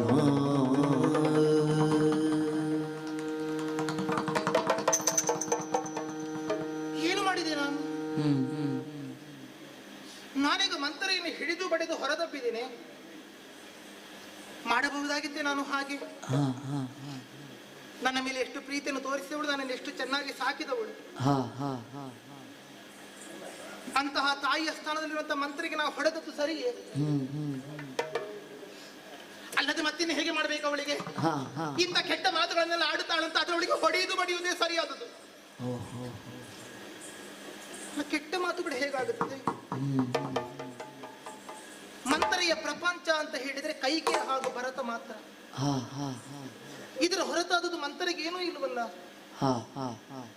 ಹಾಗಿರುವಾಗ ಅವಳು ನಮ್ಮ ಏಳಿಗೆಗಾಗಿ, ನಮ್ಮ ಉದ್ಧಾರಕ್ಕೋಸ್ಕರವಾಗಿ ಹೇಳಿರಬೇಕು ತಾನೆ. ಯಾರ ಉದ್ಧಾರವನ್ನು ಯಾರು ಮಾಡುವುದು? ರಾಮನಿಗೆ ಪಟ್ಟಾಭಿಷೇಕವಾದರೆ ಎಲ್ಲರೂ ಸಂಭ್ರಮ ಸಂತೋಷ ಪಟ್ಟರೆ ಮತ್ತೆ ನಮ್ಮ ಅವನತಿ ಹೇಗಾಗುತ್ತದೆ? ರಾಮನದ್ದು ಬೇರೆ ನಮ್ಮದು ಬೇರೆ ಅಂತ ಉಂಟಾ? ಅದಕ್ಕಾಗಿ ಇವಳು ಹೇಳಿದ್ದು ಸರಿಯಾದದ್ದು ಹೇಗಾಗುತ್ತೆ? ಇಲ್ಲ ಇಲ್ಲ. ರಾಮರಾಜನಾದನೇನು, ಭರತ ರಾಜನಾದರೇನು? ಮಂತ್ರಿ ದಾಸಿಯಾಗಿ ಇರುತ್ತಾಳೆ. ಮಂತ್ರಿಗೆ ಇದರಿಂದ ಯಾವ ಲಾಭವೂ ಇಲ್ಲ, ಯಾವ ಸ್ಥಾನ ಪಲ್ಲಟವಾಗುವುದೂ ಇಲ್ಲ. ಹಾಗಾದ್ರೆ ಅವಳಿಗೋಸ್ಕರವಾಗಿ ಅವಳು ಏನನ್ನೂ ಯೋಚಿಸುವವಳಲ್ಲ. ಅವಳ ಸದಾ ಚಿಂತನೆ ಅಂತ ಹೇಳಿದರೆ ಭರತ ಹಾಗೂ ನನ್ನ ಬಗ್ಗೆ ಮಾತ್ರ. ಹಾಗಾದರೆ ಸರಿಯಾದುದನ್ನೇ ಆಡಿದಳೆ, ಭವಿಷ್ಯವನ್ನು ಚಿಂತಿಸಿದಳೆ. ಮಂತರೆ ಇರಬಹುದಲ್ಲ. ಪಟ್ಟಾಭಿಷೇಕದ ವಿಚಾರವನ್ನು ಅಂತರಂಗ ಭವನದಲ್ಲಿ ಚರ್ಚೆ ಮಾಡಿದ್ದಾರಂತೆ. ಅಲ್ಲ, ಯಾಕಪ್ಪ ಅಂತರಂಗ ಕೋಣೆಯಲ್ಲಿ ಚರ್ಚೆ ಮಾಡಬೇಕು? ಇಲ್ಲಿಂದಲೇ ಎದ್ದು ಹೋದವರು ದಶರಥ ಚಕ್ರವರ್ತಿಗಳು. ಒಂದು ಯಜಮಾನ ಮನೆಯಲ್ಲಿ ಒಂದು ಶುಭ ಕಾರ್ಯಕ್ರಮ ಮಾಡೋಣ ಅಂತ ಇದ್ರೆ ಮೊದಲು ಪುರೋಹಿತರ ಹತ್ರ ಹೋಗುತ್ತಾನ, ಮನೆ ಹೆಂಗಸರಲ್ಲಿ ಹೇಳ್ತಾನ. ಹೆಂಡತಿಯಲ್ವ ತೀರ್ಮಾನ ಮಾಡಬೇಕಾದ ಒಂದು ಇಂಥ ದಿವಸಕ್ಕೊಂದು ಮಾಡೋಣ, ಹೇಗೆ ಅನುಕೂಲವೇ? ಹಾಗಾದ್ರೆ ಮನೆಯವರಿಗೂ ವಿಚಾರ ಮುಟ್ಟಿಸದೆ ಹೊರಗಿನವರಿಗೆ ತಿಳಿಸ್ತಾರಂದ್ರೆ ಏನಿದರ ಅರ್ಥ? ಹಾಗಾದ್ರೆ ದಶರಥ ರಾಜ ಈಗಲೇ ನನ್ನನ್ನು ಮನಸ್ಸಿನಿಂದ ಕಿತ್ತು ಹಾಕಿದನೆ. ನನಗೆ ಮನಸ್ಸಿನಲ್ಲಿ ಯಾವ ಸ್ಥಾನವನ್ನು ಕೊಡಲಿಲ್ಲವೇ? ಬೇಡ, ನಾನು ಚಕ್ರವರ್ತಿ ಸಾರ್ವಭೌಮ ದಶರಥ ರಾಜನ ಹೆಂಡತಿ. ನನಗಿಲ್ಲಿ ಅಯೋಧ್ಯೆಯಲ್ಲಿ ಒಂದು ಸ್ಥಾನಮಾನ ಇಲ್ಲವೇ? ಹಾಗಾದ್ರೆ ನಮ್ಮಲ್ಲೊಂದು ವಿಚಾರವನ್ನು ತಿಳಿಸದೆ ಅಧಿಕಾರವನ್ನು ಹಸ್ತಾಂತರಿಸುತ್ತಾರಂತಾದ್ರೆ, ರಾಜಕೀಯವಾಗಿಯೂ ನಮ್ಮನ್ನು ಬದಿಗಿಟ್ಟು ಬಿಟ್ಟರೆ, ಅತ್ತ ಕೌಟುಂಬಿಕವಾಗಿಯೂ ನಮ್ಮನ್ನು ಪರಿಗಣನೆ ಮಾಡಲಿಲ್ಲ, ಇತ್ತ ರಾಜಕೀಯವಾಗಿಯೂ ಉಪೇಕ್ಷೆ ಮಾತ್ರವೇ ಅಲ್ಲ, ನಾಳೆಯ ದಿವಸ ರಾಜಮಾತೆಯಾಗುವಳು ಕೌಸಲ್ಯೆ.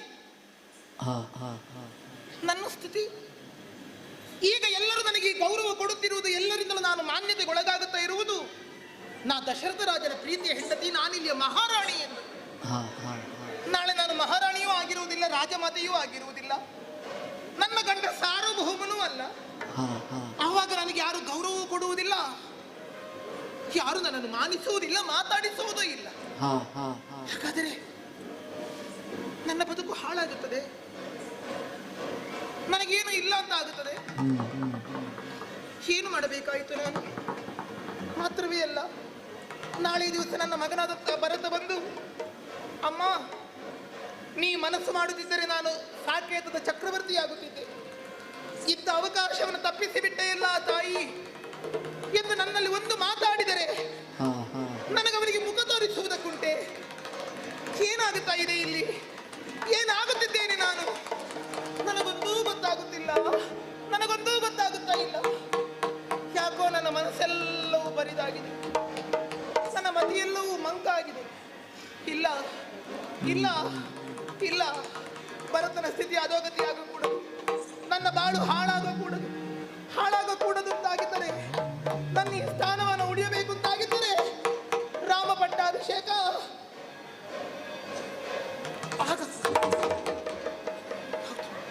ಹೌದು. ಮಂತ್ರ ಎಂದಿರುವಂತ ಮಾತೇ ಸತ್ಯ. ರಾಮ ಪಟ್ಟಾಭಿಷೇಕವಾದರೆ ಮಾತ್ರವೇ ನನಗಿಲ್ಲಿ ಮಾನ್ಯತೆ ಇಲ್ಲದೆ ಹೋಗುತ್ತದೆ. ರಾಮ ಪಟ್ಟಾಭಿಷೇಕವಾದರೆ ಮಾತ್ರವೇ ಕೌಸಲ್ಯ ರಾಜಮಾತೆಯಾಗುತ್ತಾಳೆ. ರಾಮ ಪಟ್ಟಾಭಿಷೇಕವಾದರೆ ಮಾತ್ರವೇ ನನ್ನ ಮಗನಾದಂತ ಭರತ ಊಳಿಗದ ಹಾಳಾಗುತ್ತಾನೆ. ಕೂಡದು. ವಯಸ್ಸಾಗುವ ಕಾಲದಲ್ಲಿ ಗಂಡನಿಗೆ ಬೇಡದೇ ಇರುವಂತ ಹೆಂಡತಿಯಾದರೂ ಆಗಬಹುದು, ಮಕ್ಕಳಿಗೆ ಬೇಡದ ತಾಯಿ ಆಗಕೂಡದು. ನನ್ನ ಮಗನಿಗೆ ನಾ ಕೆಟ್ಟ ತಾಯಿ ಆಗುವುದಿಲ್ಲ, ಭರತನಿಗೆ ಪಟ್ಟಾಭಿಷೇಕವಾಗುವುದು ಸರಿಯಾದುದು, ಸರಿಯಾದುದು, ಸರಿಯಾದುದು. ಅಯ್ಯೋ, ನಾನೆಷ್ಟೇ ಬೊಬ್ಬೆ ಹಾಕಿದರೂ ನನಗೇನು ದಾರಿ ಕಾಣುತ್ತಾ ಇಲ್ವಲ್ಲ, ನನಗೆಲ್ಲವೂ ಕತ್ತಲಾಗಿ ಕಾಣಿಸುತ್ತಾ ಇದೆಯಲ್ಲ. ಹಾಗಾದ್ರೆ ಯಾರು ನನ್ನ ಈ ಕಷ್ಟದಿಂದ ಪಾರು ಮಾಡುವವರು? ನನಗಿಲ್ಲಿ ಯಾರು ದಾರಿಯನ್ನು ತೋರಿಸುವವರು? ದಾರಿ ತೋರಿಸುವವಳಿದ್ದರೆ ಅವಳೊಬ್ಬಳಿ. ನನಗೆ ಈ ಅಯೋಧ್ಯೆಯಲ್ಲಿ ನನ್ನವಳು ಅಂತ ಇರುವುದಿದ್ದರೆ ಮಂತರೆ ಮಾತ್ರ. ಮತ್ತೆಲ್ಲರೂ ನನಗೆ ಅಯೋಧ್ಯೆಯಲ್ಲಿ ಶತ್ರುಗಳಂತೆಯೇ ಕಾಣಿಸುತ್ತಾ ಇದ್ದಾರೆ. ಆದರೆ ನಾನೇ ಅವಳನ್ನು ಹೊರದಟ್ಟಿದೆನಲ್ಲ, ನಾನೇ ಹೊಡೆದು ಹೊರಗಟ್ಟಿದೆನಲ್ಲ. ಎಲ್ಲಿ ಹೋಗುತ್ತಾಳೆ? ಗೊಣಗುತ್ತಾ ಕಟ್ಟೆಯಲ್ಲಿ ಕೂತ್ಕೊಳ್ತಾಳೆ, ಮತ್ತೆ ಒಳ ಬರುತ್ತಾಳೆ.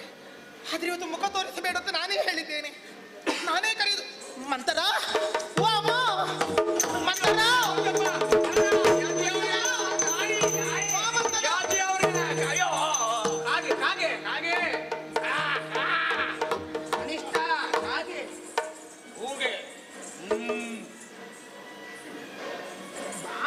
ಎಂತ ಬಾರೆ ಯಪ್ಪ, ನಾನು ಹೊರಟೆ, ನಮ್ಗೆ ರವಿ ಬೇಡ.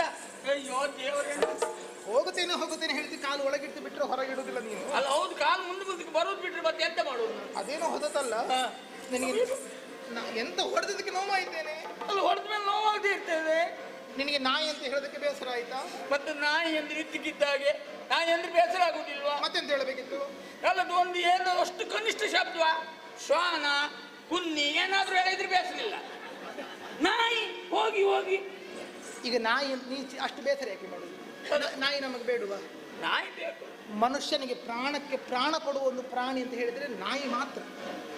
ಅದೇ ಹೇಳುದು, ನಾನು ಹೇಳುದು ಅದೇ. ನಾಯಿ ಅಂತ ಹೇಳಿದ್ರೆ ಒಂದು ದೊಡ್ಡ ಶಬ್ದ ಒಂದು ಹಾಕ್ಬಿಟ್ಟಿದೆ ನನ್ಗಾರು. ಈಗ ನೀ ದೊಡ್ಡವಳು ಹೌದಾ? ಹಾ. ಮತ್ತೆ ಶಬ್ದ ಎಂತದಕ್ಕೆ ದೊಡ್ಡದು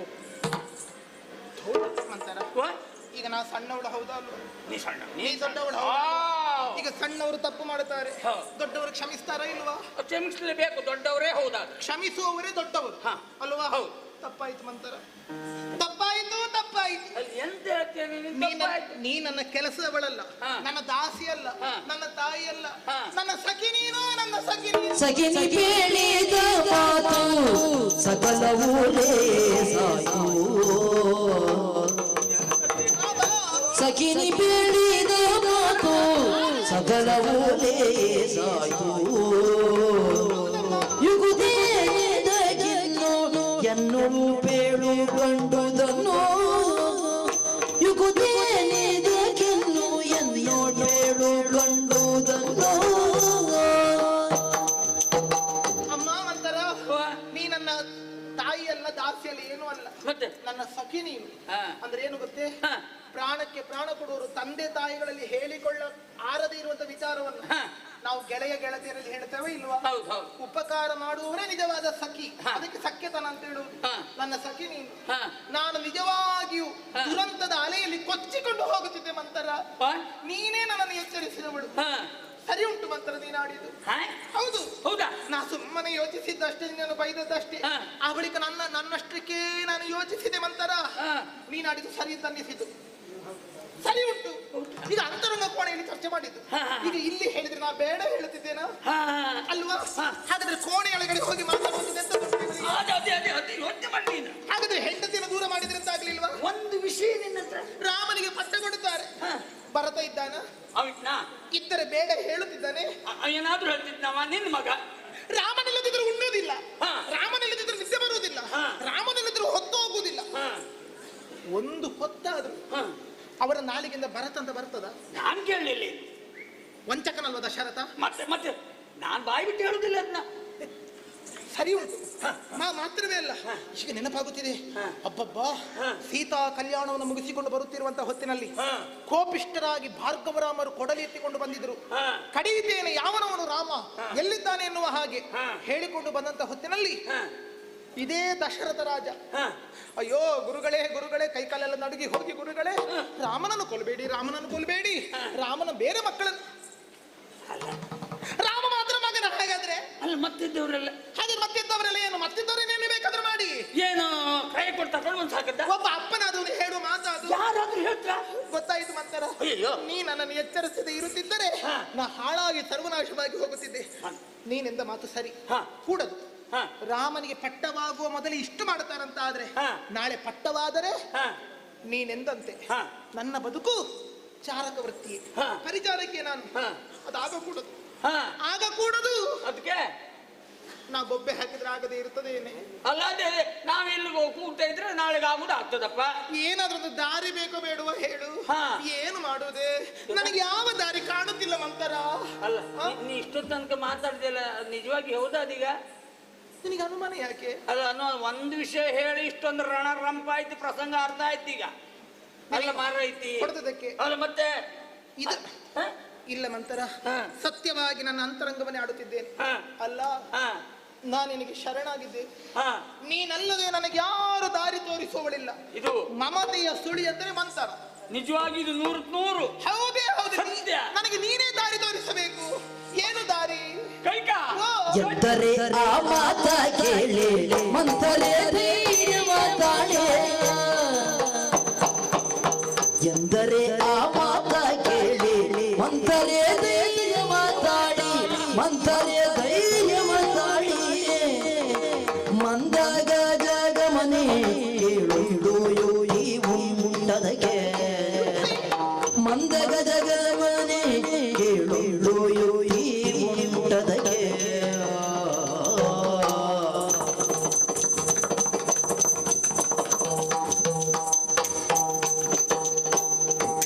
ಹಿಂದೆ ಮೆಚ್ಚಿ ನಿನಗೆ ಆ ನರೇಂದ್ರ ಕೊಟ್ಟ ಮಾತಿರಡ,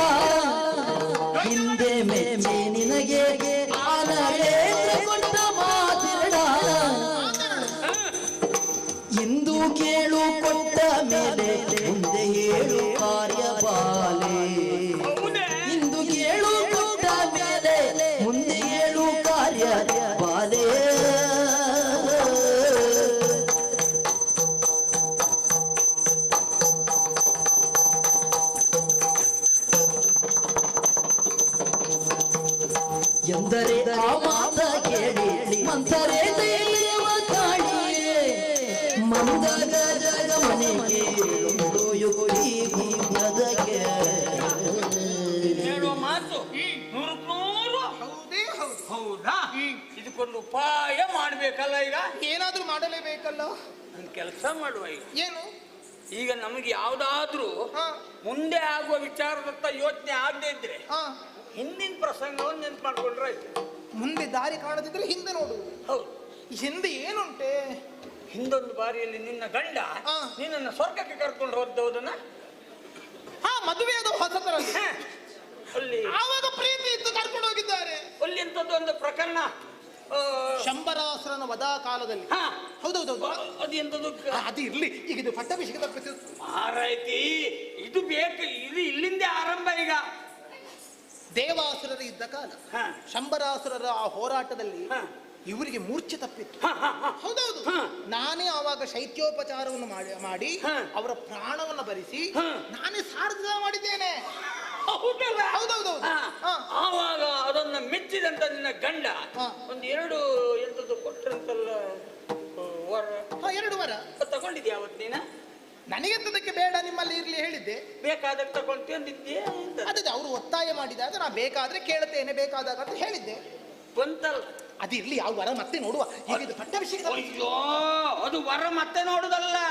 ಬೇಕಾದ ವಸ್ತು ಬೇಕಾದಾಗ ಉಪಯೋಗಿಸ್ಕೊಳ್ಳದೆ ಇದ್ರೆ ಮತ್ತಿನ್ನೇ ಯಾವಾಗ ನಮ್ಮ ಕರ್ಮಕ್ಕ ಅದು ಬೇಕು ಈಗ. ಆ 2 ವರಗಳು ನೀವು ಹೋಗಿ ಕೇಳು. ಇವತ್ತೇ ಕೇಳು. ಕೊಡ್ತಾರೆ, ಖಂಡಿತ ಕೊಡ್ತಾರೆ. ಕೊಡಬೇಕು. ಕೇಳ್ತೇನೆ. ಕೇಳು. ಎಲ್ಲಿಗೆ ಹೋಗ್ತಿ? ಹ? ಹೋಗಿ 2 ವರ ಕೇಳುದೌದು. ಹಾ ಅಲ್ಲ ಮಾರೈತಿ, ಹೋಗಿ ಕೇಳ್ತಿ. 2 ಕೊಡಿ ಅಂತ ಹೇಳ್ತಿ. ಒಂದು 2 ಕೊಟ್ಟು ಕಳಿಸ್ತೀರಿ ಇವತ್ತು. ಅಷ್ಟೇ ಬಿಟ್ರೆ ಮತ್ತೆ ಎಂಥದ್ದೇನಂದಿಲ್ಲ ಅಲ್ಲ. ಅದು ಗೊತ್ತಾಯಿಲ್ಲ. ಅಲ್ಲ, 2 ವರವನ್ನ ಕೇಳ್ತಿ. ಏನಂತ ಕೇಳ್ತಿ ನೀನು? ನನಗೆ ಎಂತದು ಗೊತ್ತಾಗುತ್ತಿಲ್ಲ ಮಂತರ. ನನ್ನ ಬುದ್ಧಿ ಪೂರ್ಣ ಮಂದಾಗಿದೆ, ಬರಡಾಗಿದೆ. ನೀನು ಒಂದ್ ರೀತಿ ಹೆಡ್ಡೆ ಮಾರೈತಿ. ಅದ ನೀನ್ ಹೇಳು, ನಾನು ಎಂತ ಕೇಳಬೇಕು. ಈಗ 2 ವರ ಹೌದಾ? 2 ವರ. 1ನೇ ವರದಲ್ಲಿ ನನ್ನ ಮಗ ಭರತನಿಗೆ ಪಟ್ಟ ಆಗ್ಬೇಕು ಅಂತ ಕೇಳ. ಗಟ್ಟಿ ಕೇಳ. ಕೊಡ್ತಾರೆ. ಕೊಡತಕ್ಕದ್ದು. ಅದೇ ಕೊಡ್ಲಿ, ಬಿಡ್ಬೇಡ ಮತ್ತೆ. ಸರಿ, 1 ವರ. 1 ವರ ಆಯ್ತು. ಇನ್ನೊಂದು ವರದಲ್ಲಿ ರಾಮ 14 ವರ್ಷ ಕಾಡಿಗೆ ಹೋಗ್ಬೇಕು ಅಂತ ಹೇಳ್ಬಿಡು. ಈಗ ನಮಗೆ ಭರತನಿಗೆ ಪಟ್ಟಾಭಿಷೇಕ ಆಗುದು ಮುಖ್ಯ ಅಲ್ವಾ? ಹೌದೌದು. ಮತ್ತೆ ನಮಗೆ 2ನೇ ವರ ಎಂತದಕ್ಕೆ? ಎಂತದ್ದೇ? ಹಾ. ಹೌದೇನೆ? ಹಾ. ನಾಳೆ ಯೋಚನೆ ಮಾಡು ಸ್ವಲ್ಪ ನೀನು. ಇದು ರಾಮ ಕಾಡಿಗೆ ಯಾಕೆ ಹೋಗುದು? ರಾಮ ಇರ್ಲಿ. ರಾಮ ಇರುವುದಲ್ಲ, ಇದ್ರಿಗೆ ಅಣ್ಣಂತ್ರ ಬೀಳ್ತದೆ. ಏನು? ರಾಮನಿಗೆ ಪಟ್ಟ ಅಂತ ಜನ ಎಲ್ಲ ಒಪ್ಪಿದ್ದಾರೆ. ಎಲ್ಲ ನಿರೀಕ್ಷೆಯು ರಾಮನದ್ದೇ. ಹೌದಾ? ಹೌದು. ರಾಮ ಇದ್ದು ಭರತ್ನಿಗೆ ಪಟ್ಟ ಆಯ್ತು ಅಂತ ಆದ್ರೆ ನಮ್ಮಲ್ಲಿ ಇಟ್ಕೊಳ್ತಾರ? ಕಲ್ಲಲ್ಲಿ ಹೊಡಿತ್ರ ಮತ್ತೆ. ಸುಳ್ಳಲ್ಲ. ಈಗಲೇ ರಾಮನನ್ನು ರಾಜನೆನ್ನುವ ಹಾಗೆ ಬಿಂಬಿಸಿದ್ದಾರೆ. ಹಾ. ಈಗ ನಾಳೆ ರಾಮ ಕಣ್ಣ ಮುಂದಿರುತ್ತಾ ಭರತನಿಗೆ ಅಧಿಕಾರ ಕೊಟ್ಟರೆ ಹಾ. ಯಾರು ಒಪ್ಪುವುದಕ್ಕಿಲ್ಲ. ಒಪ್ತಾರ ಮತ್ತೆ. ಕಣ್ಣ ಮುಂದೆ ಇಲ್ಲದಿದ್ದರೆ ಇಲ್ಲಿ ಒಪ್ಪುತ್ತಾರೆ, ಅಲ್ಲಿ ಮರೆಯುತ್ತಾರೆ. ಇದ್ದಾನೆ ದೇವರು. ರಾಮ ಕಾಡಿಗೆ ಹೋಗ್ಲಿ. 14 ವರ್ಷ. ಎಷ್ಟು? 14 ಅಂತ ಒಂದು 2-3 ವರ್ಷ ಸಾಲದ. ಇದು ಎಂತ 14 ವರ್ಷ? ಎಂತ ಜಾತ್ರೆಗೆ ಪೇಟೆ ತಿರ್ಕೊಂಡು ಬರುವುದೇನೆ ಅದ? ಅಲ್ಲ, ಈಗ ಒಂದು ಕಾಡಿದಲ್ಲಿ ಒಂದು 2-3 ವರ್ಷ ಇರ್ಲಿ, ಮತ್ತೆಂತದ 14 ವರ್ಷ ಎಂತದಕ್ಕೆ? ಯಾಕಂತಂದ್ರೆ ಈಗ ಒಂದು 12 ವರ್ಷ ಮನೆ ಬಿಟ್ಟವನು ಮತ್ತೆ ಬಂದು ಸೇರಿದ್ರೆ ಮನೆಯೋ ಅಥವಾ ಊರಿನಲ್ಲಿ ಯಾವ ಅಧಿಕಾರವೂ ಇಲ್ಲ. 12 ವರ್ಷ ಕಾಣಿಸಿಕೊಳ್ಳದೆ ಇದ್ರೆ ಯಾವ ಅಧಿಕಾರವೂ ಇಲ್ಲ. ಮನೆಯಲ್ಲಿ ಎಂತ ಕೇಳಲಿಕ್ಕಿಲ್ಲ. ಅದು ಈಗ 14 ಉಂಟಲ್ಲ. 14 12 ಸಾಕಲ್ಲ. ಹೌದೇ? 14 ಯಾಕೆ ಕೇಳ್ದ ಗೊತ್ತಾ? 12 ವರ್ಷ ಬಿಟ್ಟವನಿಗೆ ಮನೆಯಲ್ಲಿ ಅಧಿಕಾರ ಇಲ್ಲ. ನಿಮ್ಮ ಪುರೋಹಿತರಿದ್ರಲ್ಲ, ಅದು ಅಧಿಕ ಮಾಸ ಬಂತು, ಅದ್ರಲ್ಲಿ ಒಂದು 2 ಹೆಚ್ಚಾಯ್ತು, 2 ಕಡಿಮೆ ಆಯ್ತು ಅಂತೇಳಿ 12 1 ಕಡಿಮೆ ಇತ್ತು ಅಂತೇಳಿ ವಾಳ ಸೇರಿಸ್ಕೊಂಡ್ರೆ ಈ 14 ಒಂದು 2 ವರ್ಷ ಯತ್ಮುಖ ತೆಗೆದ್ರು ಎಂತ ಮಾಡೋಕೆ ಗೊತ್ತಿಲ್ಲ. ಸುಮ್ಮನೆ ಶಾಸ್ತ್ರ ಪಂಚಾಂಗ ತಿರುಗಿ ಹಾಕಿದ್ದೆ ದಂಡ. ಇವಳಷ್ಟು ಬುದ್ಧಿ ಯಾರಿಗಿದ್ದಿತ್ತು? ಅಲ್ಲ ಮತ್ತೆ ಸುಳ್ಳಲ್ಲ. ಇವ್ರು ಮಾಡಿದ್ರು. ಅಯ್ಯೋ, ಶಾಸ್ತ್ರ ಅದು ಸವನಮಾನ ಅಂದ್ರೆ ಹೀಗೆ, ಮತ್ತೆ ಚಂದ್ರಮಾನ, ಸೂರ್ಯಮಾನ, ಇದೆಲ್ಲ ಬೇರೆ ಬೇರೆ ಲೆಕ್ಕ ಹಾಕುದು. 14 ವರ್ಷ ಕಾಡಿಗೆ ಅಷ್ಟೇ ಅಲ್ವಾ? ಹೋಗ್ತೇನೆ, ಕೇಳ್ತೇನೆ. ಈಗ ಮಾರೈತಿ ನಿನ್ನದ್ದ. ಏನು? ಈಗ ನೀನ್ ಹೋಗಿ ಕೇಳುದ? ಈಗಲೇ ಕೇಳುದೆ. ಎಲ್ಲಿಗೆ? ನೀ ಹೇಳಿದ್ದಲ್ಲ 2 ವಾರ ಕೇಳುತ್ತ. ನೀನ್ ಹೋಗ್ಬಾರ್ದು, ಮತ್ತೆ ಅವರೇ ಬರ್ಬೇಕು. ಚಕ್ರವರ್ತಿಗಳು? ಅಲ್ಲ, ಅವರಲ್ಲಿ ಸಡಗರದಲ್ಲಿದ್ದಾಗ ಹೇಗೆ ಬಂದಾರು? ಅಲ್ಲ, ಬಂದಾರು ಅಂದ್ರೆ ಪರಿಸ್ಕೊಳ್ಬೇಕು ನೀನು. ಪರಿಸಿಕೊಳ್ಳು. ಹೌದು. ಹೌದಾ? ನಾಳೆ ಸಡಗರ ತಯಾರಿಯಲ್ಲಿ ಎಲ್ಲ ಇದ್ರಾ? ಹೌದು. ಎಲ್ಲರೂ ಬರ್ತಾರಾ? ಹೌದು. ನೀನ್ ಹೋಗದೆ ಇದ್ರೆ ಆಯ್ತಲ್ಲಿ. ನಾವು ಹೋಗದಿದ್ರೆ ಅಲ್ಲಿ ಅವರು ಮಾಡಿ ಮುಗಿಸ್ತಾರೆ. ಎಂತ ಮಾಡಿ ಮುಗಿಸ್ತಾರೆ? ಎಲ್ಲ ಕೇಳ್ತಾರೆ ಕೈಗೆ ಯಾಕೆ ಬರ್ಲಿಲ್ಲ ಅಂತ. ಹಾ, ಅವರು ಕೇಳಿದ್ರೆ ಅವ ಕೇಳಿ ಮತ್ತೆ ಯಾರು? ಅದೇ ಖಂಡಿತ ಖಂಡಿತ ಖಂಡಿತ ನಿನ್ ಗಂಡ. ಅವ ಕೇಳಿ ಅಯ್ಯೋ ನಿನ್ನ ಎತ್ತಿ ಕೊಂಡಾಡದ್ ಎಷ್ಟು ರಾಮನು ಕೇಳಿ ಕೇಳ್ತಾನ, ಮಾತಿಗಾದ್ರೂ ಕೇಳ್ತಾ ಇರ್ತಾನ. ಆವಾಗ ನಿನ್ನ ಗಂಡ ಬಂದೇ ಬರ್ತಾನೆ. ಅವರನ್ನ ಇಲ್ಲಿಗೆ ಬರಿಸಿಕೊಳ್ಬೇಕು. ಹೀಗೆ ಕೇಳು ಕೇಳು ಕೇಳು ಕೇಳು. ಇಲ್ಲಿ ಇಲ್ಲಿ ಇಲ್ಲಿ ಇಲ್ಲಿ ಇಲ್ಲಲ್ಲ, ಮತ್ತೆ ನೀನ್ ನೇರ ಶೋಕಾಗಾರಕ್ಕೆ ಹೋಗು. ಅಲ್ಲಿ ಕೋಪಾಗಾರ ಅದಕ್ಕೂ ಅದೇ ಅಲ್ಲಿ ಉಂಟಲ್ಲ ಅಲ್ಲಿ. ಅದು ಆ ಕೋಣೆಗೆ ಯಾರು ಹೋಗ್ಲಿಲ್ಲ, ಧೂಳು ಹಿಡಿದಿದೆ ಅಲ್ಲಿ. ಹೌದೇ, ಧೂಳು ಹಿಡಿದು ಕೋಣಿಯೇ ಬೇಕಂತ ನಾನು ಹೇಳದ್ದ. ಧೂಳು ವರ್ಷದ ನೀವು ಕೂತ್ಕೊಂಡ್ರೆ ಎಲ್ಲ ಉಜ್ಜಿ ಹೋಗ್ತದಲ್ಲ. ಅದು ಸರಿ, ಹೀಗೆ ಇದ್ರೆ ಆಗುತ್ತೆ. ಹೀಗೆ ಅಲ್ಲ, ಮತ್ತೆ ಇದನ್ನೆಲ್ಲ ತೆಗಿ. ಈ ಅಲಂಕಾರ ಬೇಡ, ಬೆಳಗ್ಗೆ ಯಾವುದು ಬೇಡ. ಹಾ. ಕೂದಲೆಲ್ಲ ಕೆದರಿ ಆ ಕೇಶರಾಶಿ ಎಲ್ಲ ಹೊರಡಿಕೋ. ಮನೆಯ ಮುತ್ತೈದೆ ಕೂದಲು ಹರವಿ ಹಾಕಿಕೊಂಡ್ರೆ ಮನೆಗೆ ಮಾಟ ಮಾಡಿದ ಹಾಗೆ. ನಾವು ಈಗ ಮಾಡ್ತಿದ್ದದೆ ಅಂತ ಮತ್ತೆ ಆಗ್ಲಿ, ಮಾಡ್ತಿದ್ದದ್ದೇ ಮಾಟ ಹಾಗೆ ಹೋಗಲಿ. ಅವರಲ್ಲಿ ವಂಚನೆ ಮಾಡ್ತಾರಂತ ನಾವು ಮಾಡಿದ್ರೆ ತಪ್ಪೆಂತ?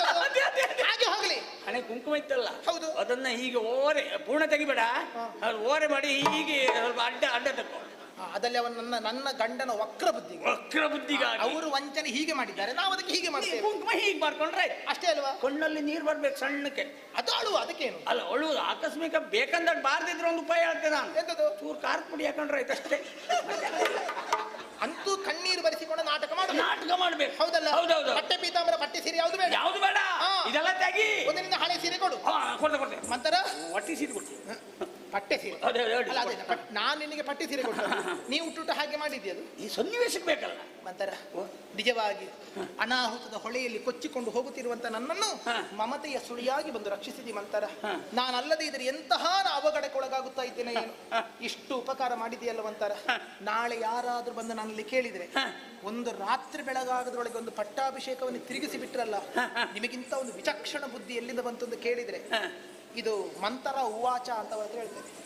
ಎಂತ ಅಮ್ಮಯ್ಯ ನಿನ್ನ ಕಾಲಿಗೆ ಬೀಳುತ್ತೆ ನಾನು. ಎಂತದಕ್ಕೆ? ಯಾವ ಹೊತ್ತಿನಲ್ಲೂ ಎಷ್ಟು ಹೊತ್ತಿಗೆ ಎಂತ ಪ್ರಸಂಗ ಬಂದ್ರು ನನ್ನ ಹೆಸರನ್ನು ನಿನ್ ಬಾಯಿ ಬಾರ್ದಿದ್ರೆ ಆಯ್ತು. ಯಾರಾದ್ರೂ ನಾಳೆ ನನ್ನನ್ನೇ ಕೇಳಿದ್ರೆ ನಿನ್ನ ತಿರುಗಾಟ ಯಾವ ದೊಡ್ಡ ದೊಡ್ಡ ಗಣ್ಯ ವ್ಯಕ್ತಿಗಳ ಜೊತೆಯಲ್ಲಿ ಆಗಿದೆ ಕೇಳಿದ್ರೆ ಮೊದಲು ಹೇಳು ನಿನ್ನ ಹೆಸರೇ. ಅಯ್ಯೋ ಅದಲ್ಲ ಸರಿ, ನೀವು ಒಳ್ಳೆವಳು. ಈಗ ಉಳಿದವರು ಕೆಲಸ ಮಾಡದಿದ್ರು ನಮ್ಮ ಹೆಸರು ಹೇಳುವವರಿದ್ದಾರೆ. ಇಷ್ಟು ಯೋಚಿಸಿ ಸೂಚನೆ ಕೊಟ್ಟು ನಿನ್ನ ಹೆಸರು ಬರಬಾರ್ದು ಮಂತರ. ಇಷ್ಟು ಒಳ್ಳೆ ಹೇಳಿದೆಯಲ್ಲ, ಹೇಗೂ ನಿನ್ನ ಬೆನ್ನು ಗೂನಾಗಿದೆ. ಈ ಗೂನಾದ ಬೆನ್ನಿಗೆ ಒಂದು ಚಿನ್ನದ ಕವಚ ಮಾಡಿ ಇಡು. ಅಲ್ಲ ಅಂದ್ರೆ ಹಾಗೆ ನಿನಗೊಂದು ನೆನಪಿರಬೇಕು, ಇಷ್ಟು ಒಳ್ಳೆ ಕೆಲಸ ಮಾಡೋದಕ್ಕೆ ಸಿಕ್ಕಿದ್ದು ಎನ್ನುವ ಹಾಗೆ. ಆಗಲಿ, ನೀ ಹೇಳಿದಂತೆ ನಾನು ಅಷ್ಟು ಸಿದ್ಧತೆ ಮಾಡುತ್ತೇನೆ. ಉಪಕಾರವಾಯಿತು ಮಂತರ, ಉಪಕಾರವಾಯಿತು. ಕೋಣೆ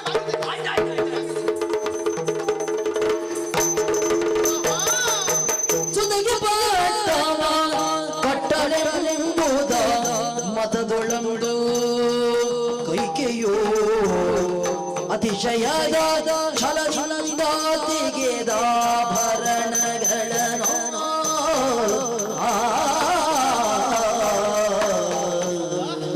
ನಾನಿಂತಹ ಅನ್ಯಾಯಕ್ಕೊಳಗಾಗುತ್ತಿದೆ, ಇಂತಹ ವಂಚನೆಗೊಳಗಾಗುತ್ತಾ ಇದ್ದೆ. ನಿಜವಾಗಿ ಅದು ನನ್ನನ್ನು ಎಚ್ಚರಿಸಿದ್ದಾಳೆ ಮಂತರ, ಅನುಮಾನವೇ ಇಲ್ಲ. ಅಲ್ಲದೇ ಇದ್ದರೆ ನನ್ನ ಗಂಡನಾಗಿ ಒಬ್ಬ ಸಾರ್ವಭೌಮ ಸೂರ್ಯವಂಶದ ಸಾರ್ವಭೌಮನಾಗಿ ಇಂತಹ ವಂಚನೆಯನ್ನು ಮಾಡೋದಕ್ಕೆ ಹೊರಟಲ್ಲ ದಶರಥ ರಾಜ. ಅವತ್ತು ನನ್ನನ್ನು ಮದುವೆಯಾಗುವಂತ ಕಾಲಕ್ಕೆ ನನ್ನ ತಂದೆಗೂ ಮಾತು ಕೊಟ್ಟಿದ್ದರಂತೆ, ಇವಳ ಹೊಟ್ಟೆಯಲ್ಲಿ ಹುಟ್ಟುವಂತ ಮಗನಿಗೆ ಪಟ್ಟವನ್ನು ಕೊಡುತ್ತೇನೆ ಎನ್ನುವ ಹಾಗೆ. ಹಾಗಾದ್ರೆ ಯೋಚಿಸಬೇಕಲ್ಲ. ಅಲ್ಲದೇ ಇದ್ದರೆ ಒಬ್ಬ ಮುದುಕನನ್ನು ನಾನು ಯಾಕೆ ಮದುವೆ ಆಗೋದಕ್ಕೆ ಒಪ್ಪಬೇಕಾಗಿತ್ತು?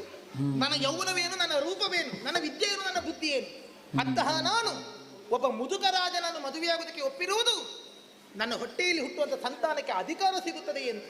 ಇಷ್ಟು ವಂಚನೆಯನ್ನು ಮಾಡುತ್ತಾರೆ ಎಂದಾದ ಬಳಿಕ ಅಪ್ಪನ ಮಗಳಾಗಿ ನಾನು ಯಾವ ಕಾಲಕ್ಕೂ ಅಪ್ಪನಿಗೆ ಕೊಟ್ಟ ಮಾತನ್ನು ಮರೆಯಕೂಡದು. ಗಂಡ ವಂಚನೆ ಮಾಡಿದ ಮೇಲೆ, ಗಂಡನಿಗೆ ನಾವು ಇಷ್ಟ ಇಲ್ಲ ಅಂತ ಆದ ಮೇಲೆ ಮತ್ತೆ ನಮಗೆ ಅಲಂಕಾರ ಯಾಕೆ, ನಮಗೆ ಶೃಂಗಾರ ಯಾಕೆ? ಯಾವುದು ಬೇಡ, ಯಾವುದು ಬೇಡ, ಎಲ್ಲವನ್ನ ಕಿತ್ತು ಕಿತ್ತು ಕಿತ್ತು ಕಿತ್ತು ಬಿಸಾಡುತ್ತೇನಂತೆ. ಯಾವ ಆಭರಣಗಳನ್ನು ಇನ್ನು ಮುಂದೆ ನಾನು ತುಂಬಿಕೊಳ್ಳುವುದೂ ಇಲ್ಲ, ನನಗೆ ಯಾವುದು ಬೇಕಾದುದು ಇಲ್ಲ. ಅಬ್ಬಾ, ಎಷ್ಟು ಸಂತೋಷದಿಂದ ನನ್ನವರು ಬರುವಾಗ ಅಲಂಕಾರಗಳನ್ನು ಮಾಡಿಕೊಂಡು ನಾನು ಅವರಿಗೋಸ್ಕರವಾಗಿ ಶೃಂಗರಿಸಿಕೊಂಡು ಕಾಯುತ್ತಾ ಇದ್ದೆ. ಆದರೆ ಅದ್ಯಾವುದನ್ನು ನೆನಪಿನಲ್ಲಿ ಇರಿಸಿಕೊಳ್ಳದೆ ಈ ಹೊತ್ತಿಗೆ ಇಷ್ಟು ವಂಚನೆಯನ್ನು ಮಾಡುತ್ತಾನಂತಾದರೆ ನನಗೆ ಯಾವುದು ಬೇಡ, ಯಾವುದು ಬೇಡ. ಮಾನವನ ಮುಚ್ಚಿಕೊಳ್ಳುವುದಕ್ಕೆ ಒಂದು ಹಳೆಯದಾಗಿರುವಂತಹ ಹರಕು ಸೀರೆಯನ್ನು ಸೊಂಟಕ್ಕೆ ಬಿಗಿದುಕೊಳ್ಳುತ್ತೇನೆ. ಕೇಶವನೆಲ್ಲವನ್ನ ಬಿಡಿಸಿ ಶೋಕಾಗಾರದಲ್ಲಿ ಬಿದ್ದು ಒದ್ದಾಡುತ್ತೇನೆ. ಇನ್ನೊಂದು, ಗಂಡನಿಗೆ ಸಂತೋಷವಾಗಲಿ, ಗಂಡನಿದ್ದಾನೆ ಎನ್ನುವುದು ಕಾಣಿಸಿಕೊಡುವುದಕ್ಕೋಸ್ಕರವಾಗಿ ಸೌಭಾಗ್ಯತನದ ದ್ಯೋತಕವಾಗಿ ಹಣೆಯಲ್ಲಿ ಇರಿಸಿಕೊಳ್ಳುವಂಥ ಸಿಂಧೂರದ ತಿಲಕ ಗಂಡ ವಂಚನೆ ಮಾಡುತ್ತಾನೆಂದಾದ ಬಳಿಕ ಇನ್ಯಾಕೆ ಬೇಕು, ಇನ್ಯಾಕೆ ಬೇಕು?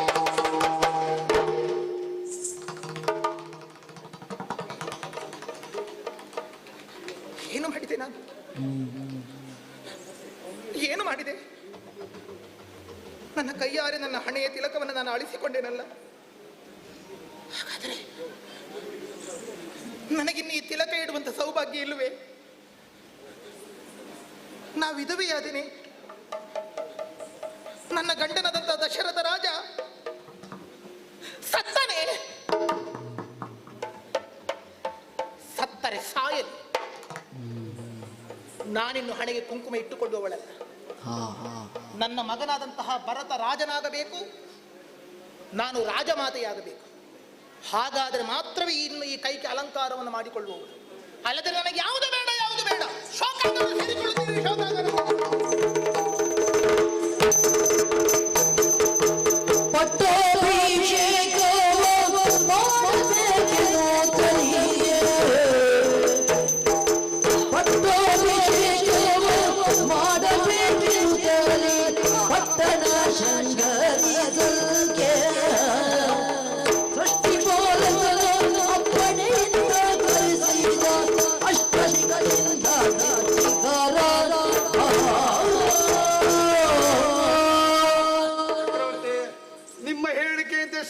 ಶೀಘ್ರವಾಗಿ ಶ್ರೀಮಂತರ ನಿರ್ದೇಶನದಂತೆ ಈ ಅಯೋಧ್ಯ ಪಟ್ಟಣ ಹೇಗೆ ಶೃಂಗರಿಸಲ್ಪಟ್ಟಿದೆ. ಹೌದಪ್ಪ, ಕುಬೇರನ ಅರಮನೆಯ ಹಾಗೆ ಅಲ್ವಾ?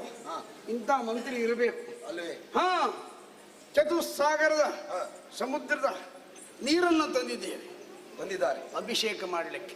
ತೀರ್ಥದೋಪಾದಿಯಲ್ಲಿ ಅಷ್ಟು ಮಾತ್ರವೇ ಅಲ್ಲ, ಭರತ ಖಂಡದ ಯಾವತ್ತೂ ಮಾಂಡಲಿಕರೆಲ್ಲ ಬಂದು ನೆರೆದಿದ್ದಾರೆ. ಘೇ ಉಘೇ ಅಂತ ಹೇಳ್ತಾರೆ. ಯಾಕೆ? ಶ್ರೀರಾಮನ ಯೌವರಾಜ್ಯಾಭಿಷೇಕ. ಮುಂದಿನ ಈ ನೆಲ ಅದು ಸ್ವರ್ಗವಾಗಬೇಕು ಎಂಬ ಉತ್ಕಟವಾದಂತ ಇಚ್ಛೆ ಇದ್ದಂತ ಪ್ರಜೆಗಳೆಲ್ಲ ರಾಮನನ್ನು ಕೊಂಡಾಡ್ತಾ ಇದ್ದಾರೆ. ನಿಜ ನಿಜ. ರಾಮ ಎಲ್ಲಿದ್ದಾನೆ? ಪನ್ನೀರ ರಾಮನಿಗೆ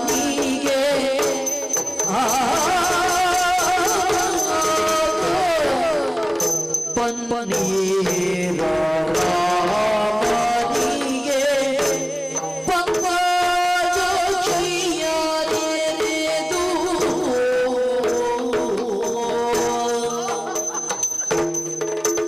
ಚಿನ್ನಗಳ ತೊಡಿಸಿ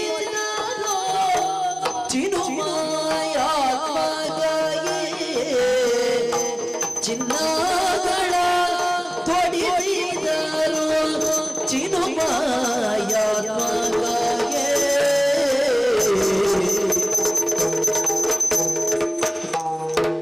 ಅಗರು ಚೌಚನಗಂಧ ಕಸ್ತೂರಿ ಲೇಪನವ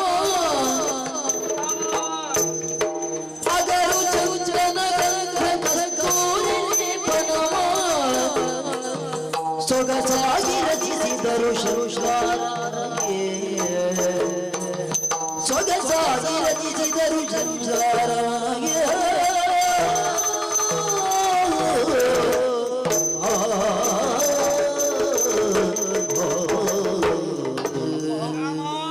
ರಾಮನ ಬದುಕಿನಲ್ಲಿ ಇಂಥದ್ದೊಂದು ಸುಂದರವಾದಂತಹ ಕ್ಷಣ ಮತ್ತೊಮ್ಮೆ ಬರಲಾರದಪ್ಪ. ಖಂಡಿತ ನನ್ನ ಪಟ್ಟಾಭಿಷೇಕದ ಸಂಭ್ರಮವನ್ನು ನಾನು ಅನುಭವಿಸುತ್ತಾ ಇದ್ದೇನೆ. ಹೌದು.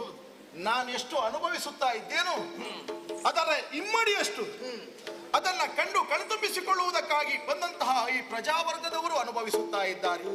ಪಟ್ಟವನ್ನೇರುವಂತಹ ನಾನು ನಿನ್ನೆ ರಾತ್ರಿಯಿಂದಲೇ ಸಪತ್ನಿಕನಾಗಿ ಉಪವಾಸವಿದ್ದೆ.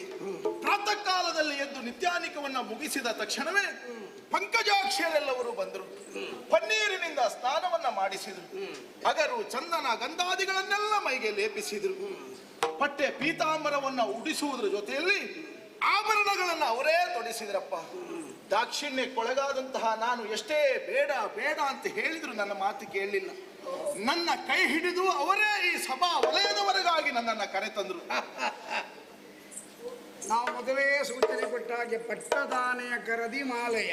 ಹಾ ಕರದಿ ಅಂದರೆ ಆ ಆನೆಗೆ ಹಸ್ತಿ ಅಂತ ಒಂದು ಹೆಸರುಂಟು. ಹೌದು. ಅದಕ್ಕೆ ಕೈ ಅಂತ ಬೇರೆ ಇಲ್ಲ, ಸೊಂಡಿಲೇ ಕೈ.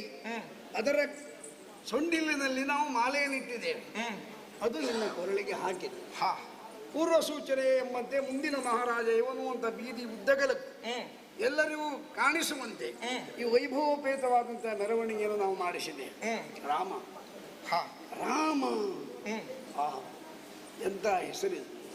ವಸಿಷ್ಠರು ಎಲ್ಲಿ ಆಲೋಚಿಸಿದ್ರು ಏನು, ರಮಯಂತೆ ಐತಿ ರಾಮ. ಹಾ ಹಾಗಾದರೆ ಮನುಷ್ಯ ಯೋಗಿಗಳ ಹೃದಯವನ್ನು ಗೆಲ್ಲುವಂತಹ ವಿಶೇಷವಾದಂತಹ ಗುಣ ಇದ್ದ, ಸ್ವಭಾವ ಇದ್ದಂತ ನಿನ್ನಂಥವನಿಗೆ ರಾಮ ಅಂತ ಮಾತ್ರ ಕರೆಯುವುದು.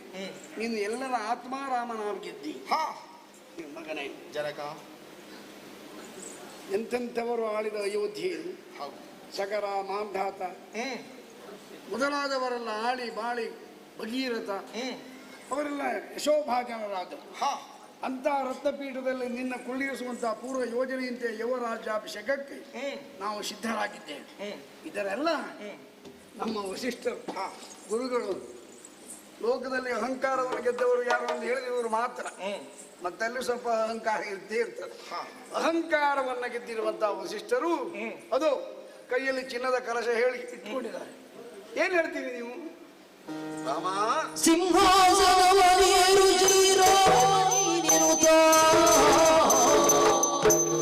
ಸಿಂಹಾಸನವನೇರು ಶ್ರೀರಾಮನಿರುತ ಬ್ರಾಹ್ಮಣಾಶೀರ್ವಾದ ಫಲ ಗಳಿಸಿದರು ಬ್ರಾಹ್ಮಣಾಶೀರ್ವಾದ ಫಲ ಗಳಿಸಿದರು.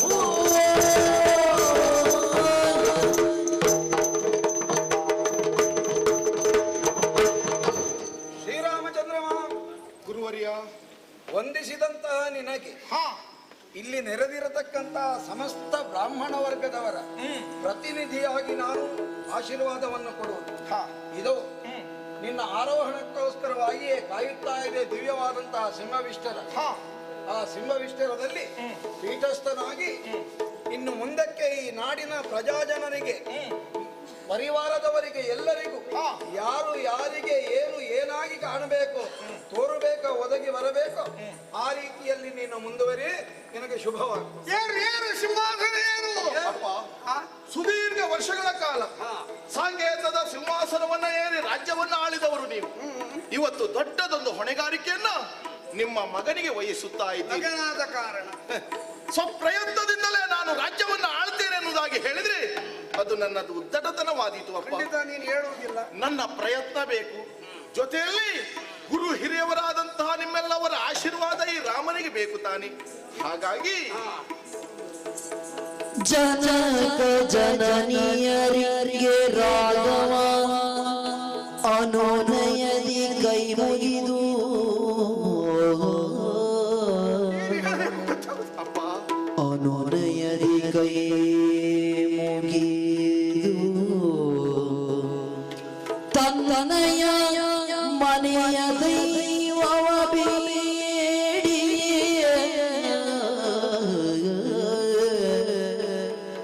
ತನ್ನಯ ಮನೆಯ ದೈವವ ಬೇಡಿ ಗುರು ಹಿರಿಯರಿಗೆ ತಲೆಬಾಗಿ ಗುರು ಹಿರಿಯರಿಗೆ ತಲೆಬಾಗಿ ನೆನೆಸಿ ಪಡಬಡತನೋ ಸುಮಿತ್ರಿಗೆ ನೆನೆಸಿ ಪಡಬಡತನೋ ಸುಮಿತ್ರಿಗೆ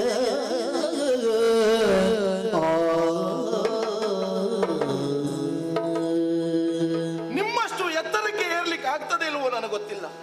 ಹಾಗಂತ ನೀವು ಗಳಿಸಿದಂತಹ ಕೀರ್ತಿಯನ್ನ ಉಳಿಸುವ ಪ್ರಯತ್ನವನ್ನಾದ್ರೂ ಮಾಡ್ತೀನಪ್ಪ. ನಿಮ್ಮ ಆಶೀರ್ವಾದದ ಶ್ರೀರಕ್ಷೆ ರಾಮನಿಗೆ. ಕೌಸಲ್ಯು ಅರಸುತ್ತಿದ್ದಾಳೆ. ಏನ್ ಹೇಳಬೇಕು ಅಂತ ಇಬ್ಬರಿಗೂ ಗೊತ್ತಾಗುದಿಲ್ಲ ಮಗನೇ. ನಮೋ ನಮಃ. ಗುರುವರ್ಯ ಪಾದ ಪದ್ಮಗಳಿಗೆ ವಂದಿಸುತ್ತಾ ಇದ್ದೀನಿ.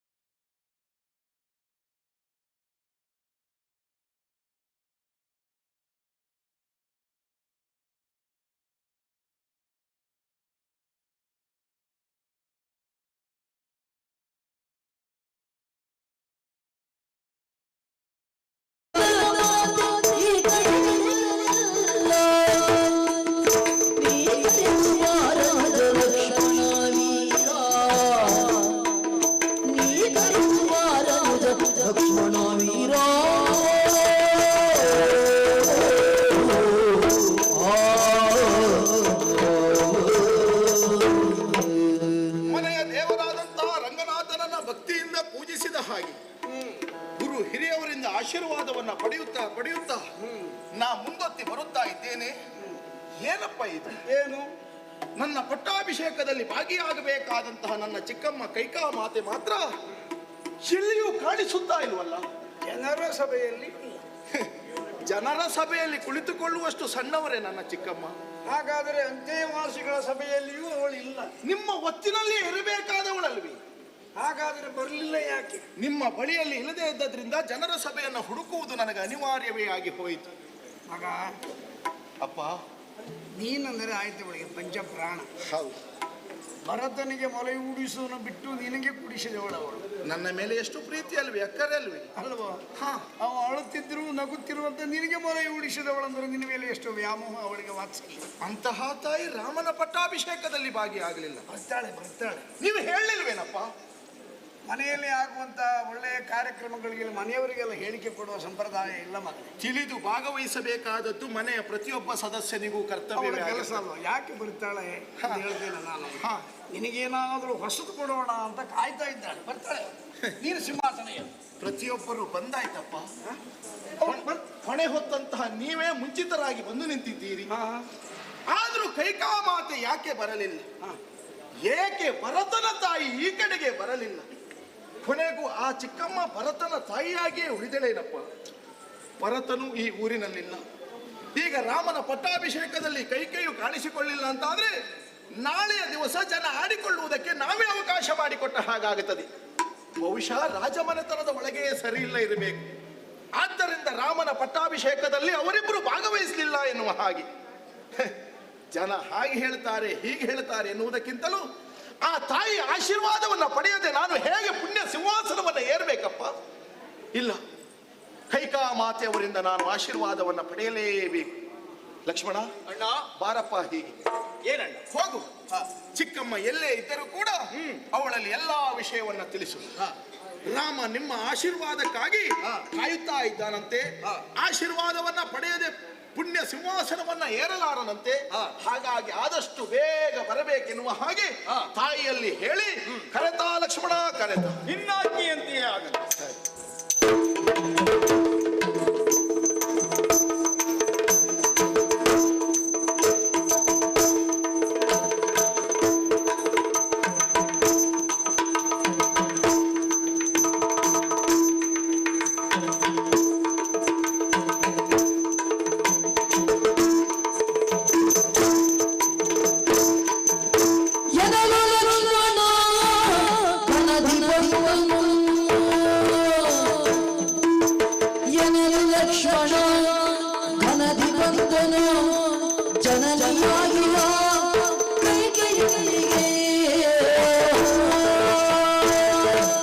ಏನಾಶ್ಚರ್ಯವಾಗಿರಬಹುದು, ಅಣ್ಣನ ಆಜ್ಞೆಯನ್ನು ಮೀರಬಾರದು ಎನ್ನುವ ಕಾರಣಕ್ಕಾಗಿ ಚಿಕ್ಕ ತಾಯಿಯನ್ನು ಅರಸುತ್ತಾ ಮುಂದತ್ತಿ ಬಂದೆ.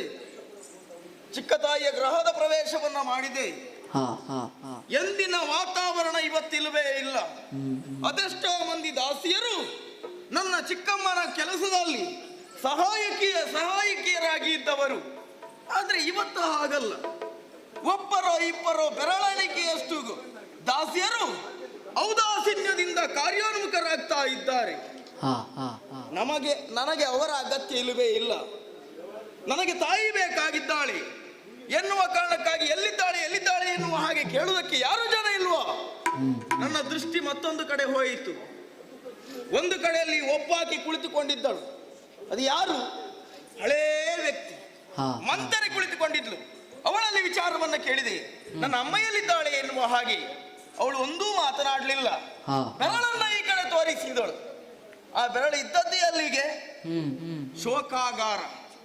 ಅದರಲ್ಲಿ ಒಂದು ಬಾಗಿಲು ತೆಗೆದಿತ್ತು, ಇನ್ನೊಂದು ಬಾಗಿಲು ಮುಚ್ಚಿತ್ತು. ಅದರ ಅರ್ಥ ಏನು? ಯಾರಾದ್ರೂ ಬರುವವರು ಇದ್ರೆ ಬರಬಹುದು ಎನ್ನುವ ಹಾಗೆ ತಾನೆ. ವಿಷಯ ಅರ್ಥ ಆಗಬೇಕು ಅಂತಾದ್ರೆ ಕೋಣೆಯನ್ನು ಪ್ರವೇಶ ಮಾಡಬೇಕು, ಅಮ್ಮನಲ್ಲಿ ಮಾತಾಡಬೇಕು.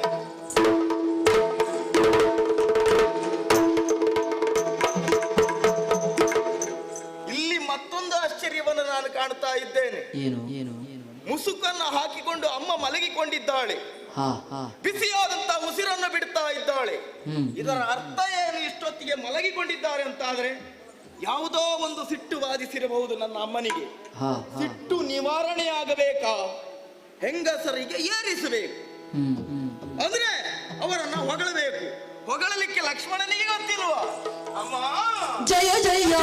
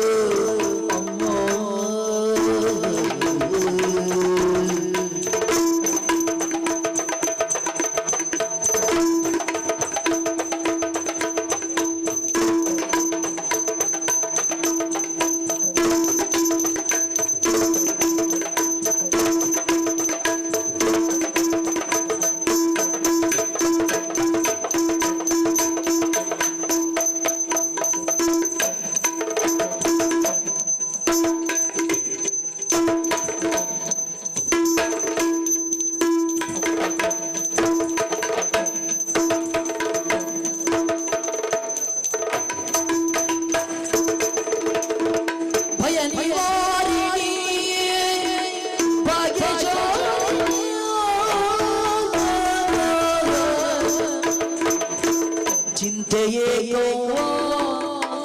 ನಿಮ್ಮ ಮನಸ್ಸಿಗೆ ಚಿಂತೆಯೇ ಚಿಂತೆಯೇ ಚಿಂತೆಯೇ ನಿಮ್ಮ ಮನಸ್ಸಿಗೆ ಚಿಂತೆಯೇ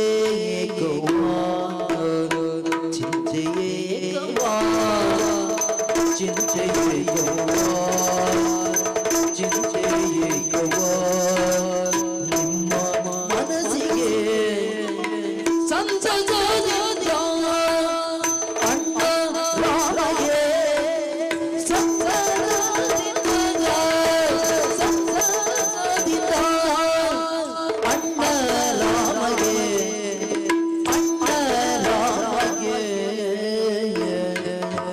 ಚಿಂತೆಯೇ ನಿಮ್ಮ ಮನಸ್ಸಿಗೆ ಸಂತಸದಿಂದ ಅಣ್ಣ ರಾಮಗೆ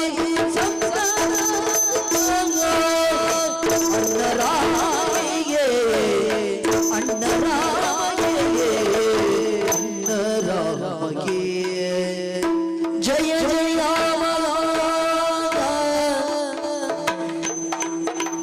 ಜಯ ಜಯ ಕಮಲಲೋಚನೆ ಜಯ ಜಯ ಕಮಲಲೋಚನೆ ಅಮ್ಮ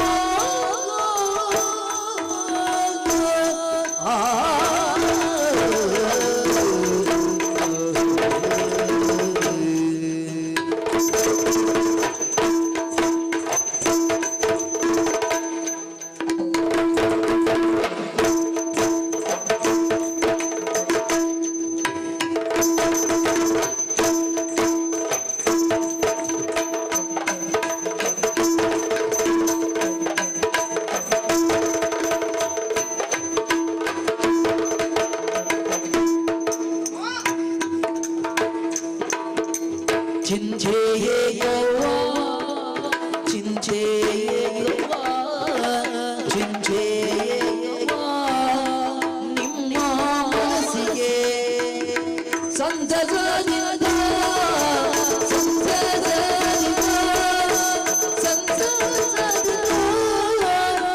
ಅಣ್ಣ ರಾಮಗೆ ಅಣ್ಣ ರಾಮಗೆ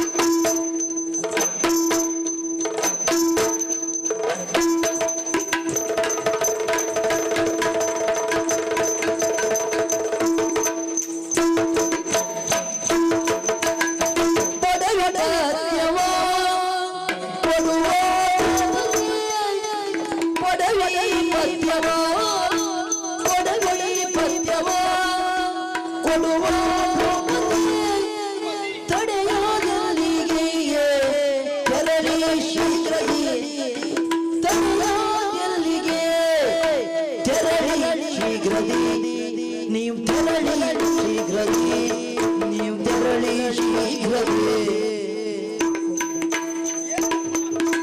ತಡೆಯಲಿಗೆ ತೆರಳಿ ಶೀಘ್ರದಿ ಅಮ್ಮ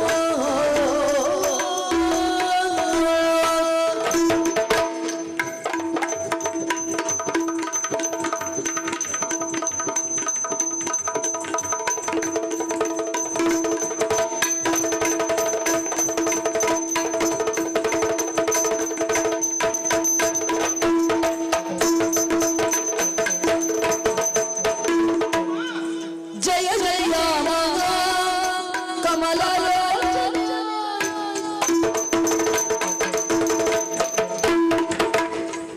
ಭಯ ಮಾರಿ ಭಾಗ್ಯಶಾಲಿನಿ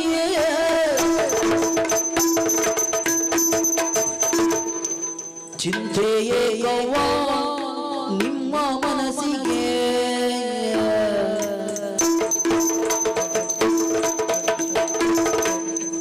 ಸಂತಸದಿಂದ ಅಣ್ಣರಾರಾಯ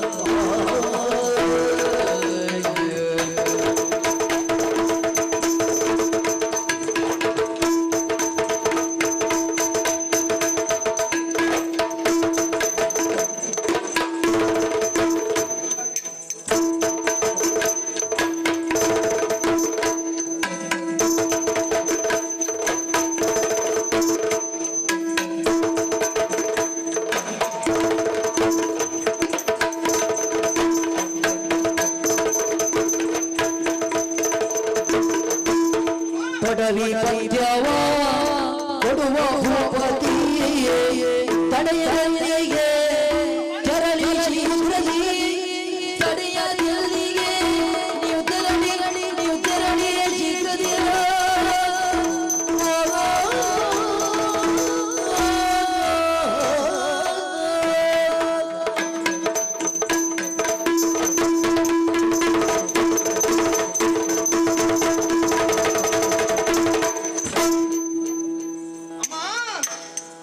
ಜಯ ಜಯ ಜಯ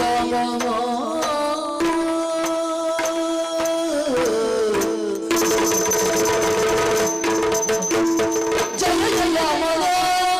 ಕಮಲ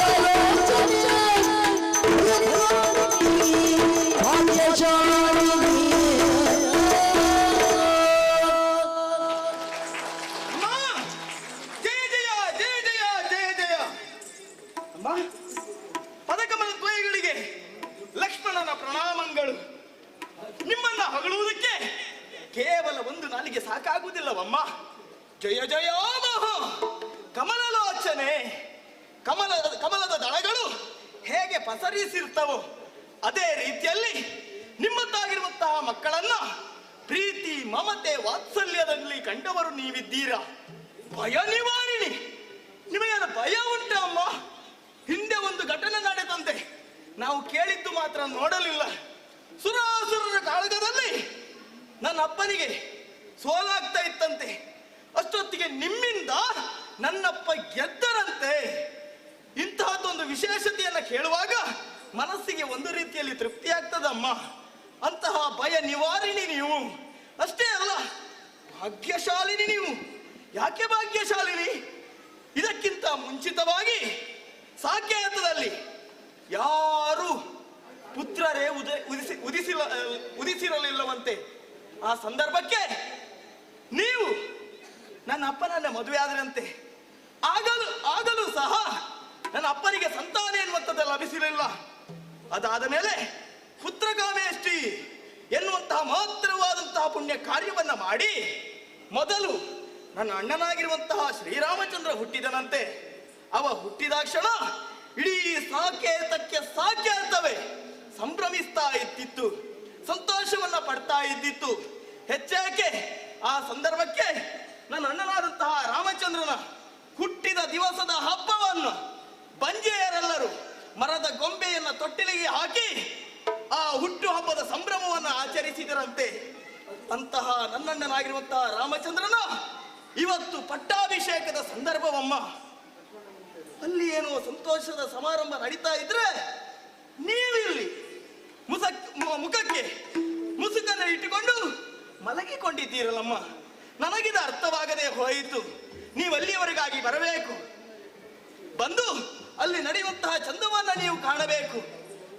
ಇಡೀ ಸಾಕೇತದ ಜನರೆಲ್ಲ ಶ್ರೀರಾಮಚಂದ್ರನ ಪಟ್ಟಾಭಿಷೇಕವನ್ನ ಕಾಣಬೇಕು ಎನ್ನುವ ಕಾರಣಕ್ಕಾಗಿ ಸಮುದ್ರದ ಅಲೆಗಳು ಬಂದೋಪಾದಿಯಲ್ಲಿ ಬಂದು ಸೇರಿದ್ದಾರಮ್ಮ.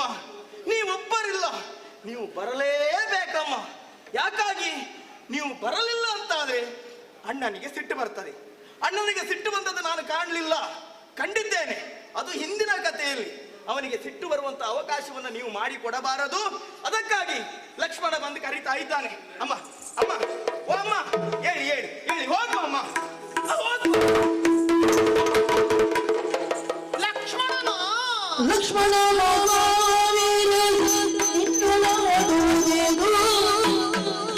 ಲಕ್ಷ್ಮಣ ಮಹಾವೀರ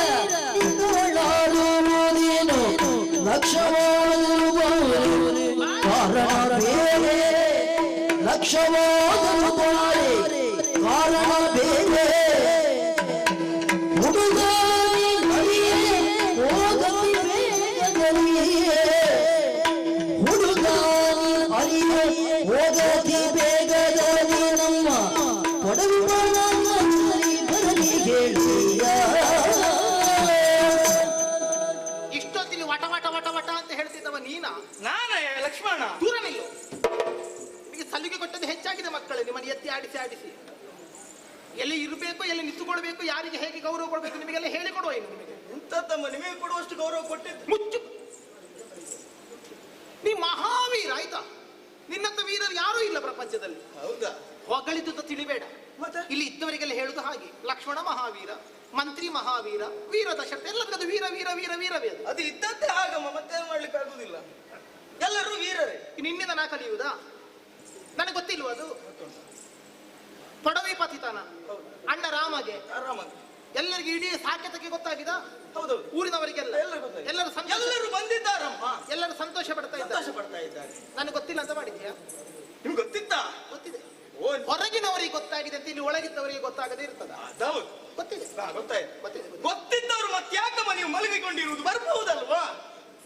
ನಿನಗೆಂತದ ಹಾಗಲ್ಲ, ಗೊತ್ತಾಗಿದೆ, ಗೊತ್ತಿದ್ದು ಬರುವುದಿಲ್ಲ. ಗೊತ್ತಿದ್ದ ಮೇಲೆ ಬರಬೇಕಲ್ಲ. ಹೌದು, ನಾವು ಗೊತ್ತಿದ್ದರೂ ಬರುವುದಿಲ್ಲ. ಇದು ಒಂದು ರೀತಿಯಲ್ಲಿ ವಿಚಿತ್ರ ಕಾಣ್ತಾ ಉಂಟು. ಎಂತದು? ನೀವು ಗೊತ್ತಿದ್ದು ಬರುವುದಿಲ್ಲ ಅಂತ ಆದ್ರೆ ಎಲ್ಲರೂ ಒಂದು ಕಾರಣ ಇರ್ಬೇಕಲ್ಲ. ಕಾರಣ ಉಂಟು. ಹೌದಾ? ಕಾರಣ ಬೇರೆ. ಅಮ್ಮ ಹೇಳಿ ಅಮ್ಮ. ಯಾರ ಹತ್ರ? ಹುಡುಗ ನೀ ನರಿಯೇ, ಈ ದೊಡ್ಡ ನರಿ ನೀನು. ಅಮ್ಮ ಏನು? ಆಗ ಲಕ್ಷ್ಮಣ ಮಹಾವೀರ ಅಂತ ಹೇಳಿದ್ರಿ, ಹೌದು. ಈಗ ನರಿ ಅಂತ ಹೇಳುವುದಾ? ಮತ್ತೇನಾಯ್ತು? ವೀರ ಅಂತ ಹೇಳಿದ್ದಕ್ಕೆ ನನಗೆ ಒಂದು ರೀತಿಯಲ್ಲಿ ಸಿಂಹನ ಸ್ಥಾನಕ್ಕಾದ್ರೂ ನೀವು ಕೂರಿಸಬೇಕಾಗಿತ್ತು. ಸಿಂಹ ನಿನಗೆ? ನಿನ್ನಂತ ನರಿ ಬುದ್ಧಿವ ಮತ್ತೊಬ್ಬ ಇಲ್ಲ ಇಲ್ಲಿ. 50 ಇಲ್ಲಿ ನನಗೆ ಗೊತ್ತಾಗುತ್ತಾಡ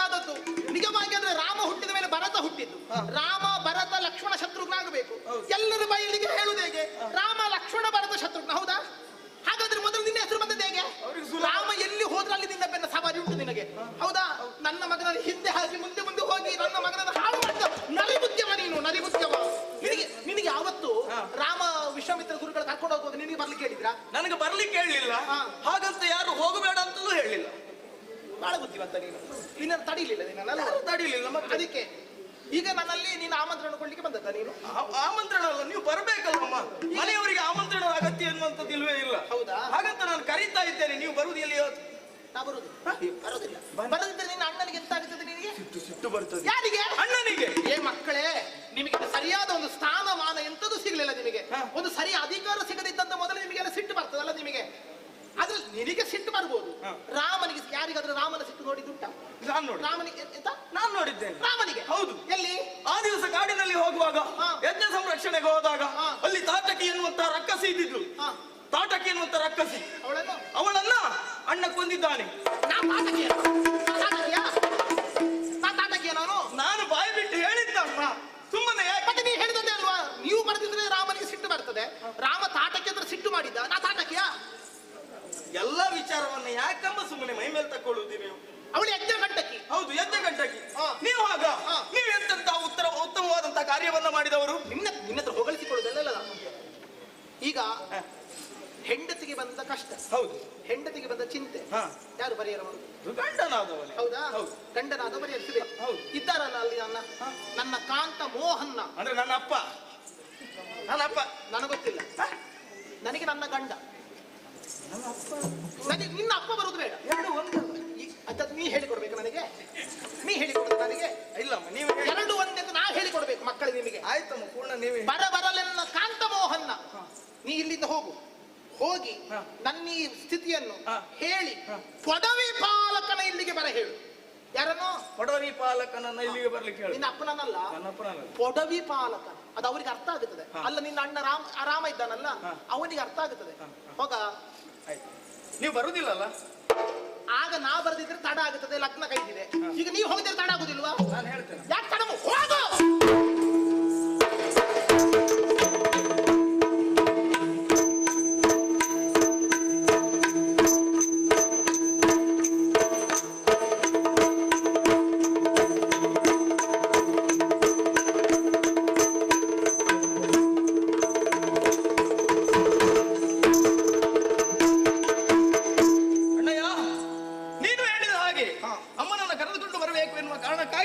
ಶರವೇಗದಿಂದ ಹೋದೆ, ಆದರೆ ಅವಳು ಬರುವಂತಹ ಪರಿಸ್ಥಿತಿಯಲ್ಲಿ ಇರಲಿಲ್ಲ. ಹಾಗಾಯಿತು ಲಕ್ಷ್ಮಣ.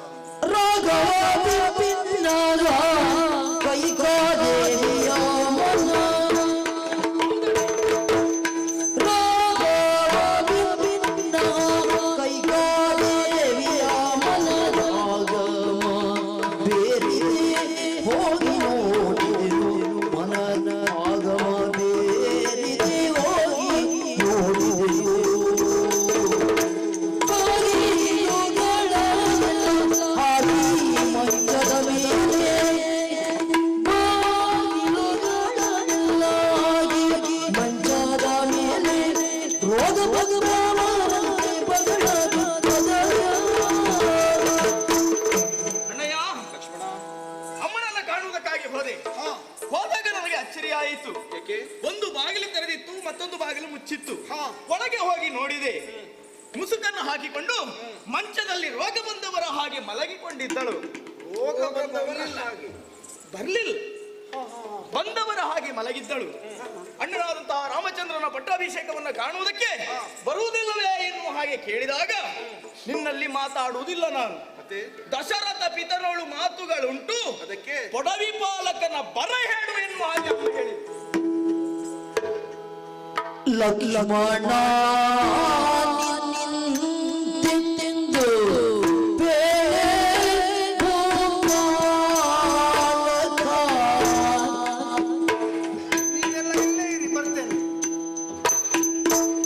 ಲಕ್ಷ್ಮಣ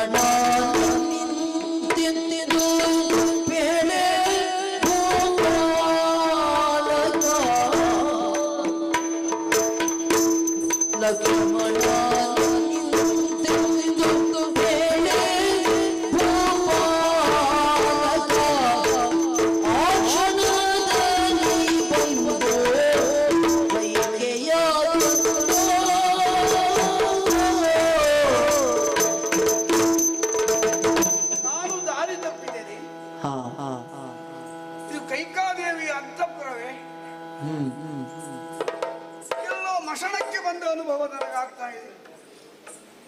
ಸಂಪೂರ್ಣ ಶೃಂಗರಿಸಲ್ಪಟ್ಟ ಲಕ್ಷ್ಮೀದೇವಿ ಅರಮನೆಯಂತೆ ಕಂಗೊಳಿಸುವ ಸೌಭಾಗ್ಯವತಿಯಾಗಿರುವಂತಹ ಕೈಕಾದೇವಿ ಅಂತಃಪುರ ಏನು ವೈಭವ ಅಷ್ಟಿಟ್ಟಿದ್ದೇನೆ. ಆದರೆ ಇಲ್ಲಿ ಬಂದು ನೋಡುತ್ತೇನೆ, ಆಭರಣಗಳೆಲ್ಲ ಚೆಲ್ಲಾಪಿಲ್ಲಿಯಾಗಿ ಬಿದ್ದಿವೆ. ಸಾಲಂಕೃತವಾದಂಥ ವಸ್ತುಗಳೆಲ್ಲ ಈ ಕಡೆ ರಾಶಿ ರಾಶಿಯಾಗಿ, ಇದರ ಮಧ್ಯೆ ಕೈಕೇಯಲ್ಲಿ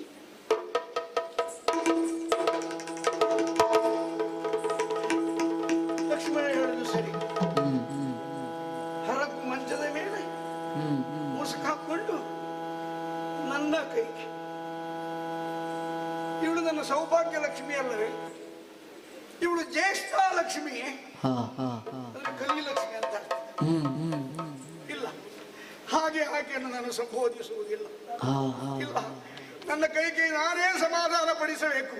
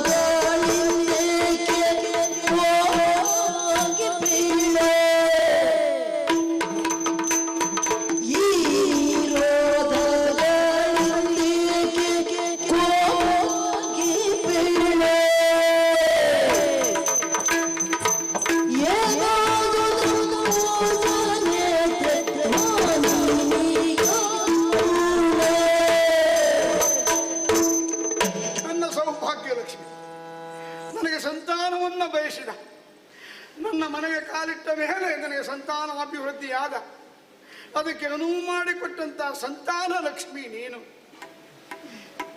ಕೈಕಾದೇವಿ.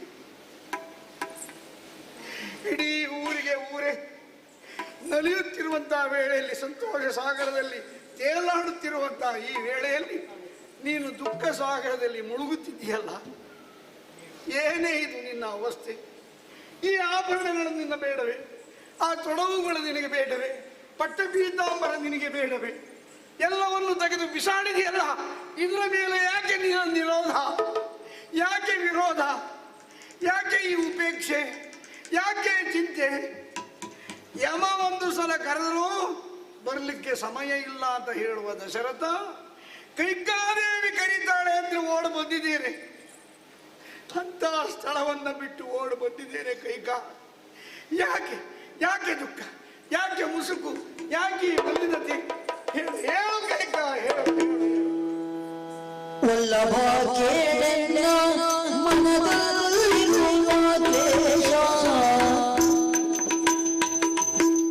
ವಲ್ಲಭ ಕೇಳೆನ್ನ ಮನದಲ್ಲಿರುವ ಕ್ಲೇಶ, ಎಲ್ಲವ ನಿನ್ನೋಡ ಬೇಡ್ವೆ ಕಲ್ಯಾಣ ಕೇಳು, ಎಲ್ಲವ ನಿನ್ನೊಡನೆ ಬೇಡ್ವೆ ಕಲ್ಯಾಣ ಕೇಳು. ಹಿಂದಿನಿ ದತ್ತ ಮಾತೆರಡುಂಟು ನಿನ್ನ ಮೇಲೆ, ಹಿಂದಿನಿ ದತ್ತ ಮಾತೆರಡುಂಟು ನಿನ್ನ ಮೇಲೆ, ಸಂತೋಷವ ಮಾಡಿಕೊಂಡು ಬಂದೇಹವ ಬಿಟ್ಟು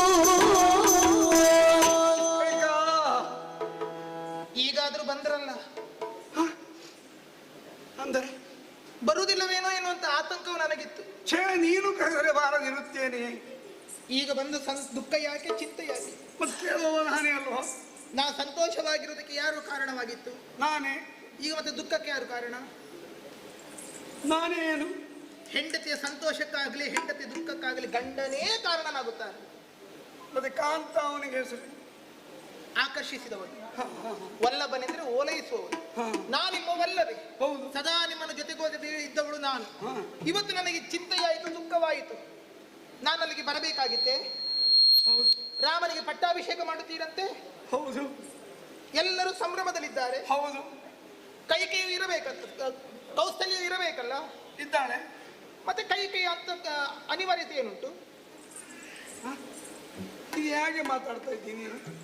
ರಾಮನ ತಾಯಿ ಅಲ್ವೇ ಕೌಸಲ್ಯೆ? ಹೌದು. ಕೌಸಲ್ಯ ಸಂತೋಷ ಪಡುವುದಕ್ಕೆ ಕಾರಣ ರಾಮ ಮಗ ಅಲ್ಲಿದ್ದಾನೆ. ನಾನಲ್ಲಿಗೆ ಬರುವುದಕ್ಕೆ ನನ್ನ ಮಗನೇನು ನನ್ನ ಕಣ್ಣ ಮುಂದಿದ್ದಾನೆಯೇ? ಭರತನಿಲ್ಲದೆ ಇರುವಂತಹ ಹೊತ್ತಿನ ಯಾಕೆ ಅವಸರ? ರಾಮ ಹೇಳಿದ್ದ ಏನೆಂದು? ಏಕೆ ಭರತನ ಮಾತೆ. ಭರತನ ಮಾತೇ ಬರಲಿಲ್ಲ. ಭರತನ ಮಾತೇ ಬರಲಿಲ್ಲ. ಹೌದು, ಎರಡು ಅರ್ಥವೂ ಒಂದೇ. ಭರತನ ಮಾತು ಅಲ್ಲಿ ಇಲ್ಲವಾಗಿದೆ, ಭರತನ ಮಾತೆಯಾದಂತ ನಾನು ಅಲ್ಲಿ ಇಲ್ಲವಾಗಿದೆ. ನಾನು ಅಲ್ಲಿಗೆ ಬಂದ್ರೆ ಮಗನಾದಂತ ಭರತನ ನೆನಪಾಗುತ್ತದೆ, ನನಗೆ ದುಃಖ ಬರದೇ ಇರುತ್ತದೆ, ನಾನಲ್ಲಿ ಸಂತೋಷಗೊಳ್ಳುವುದಕ್ಕಾಗುತ್ತದೆ.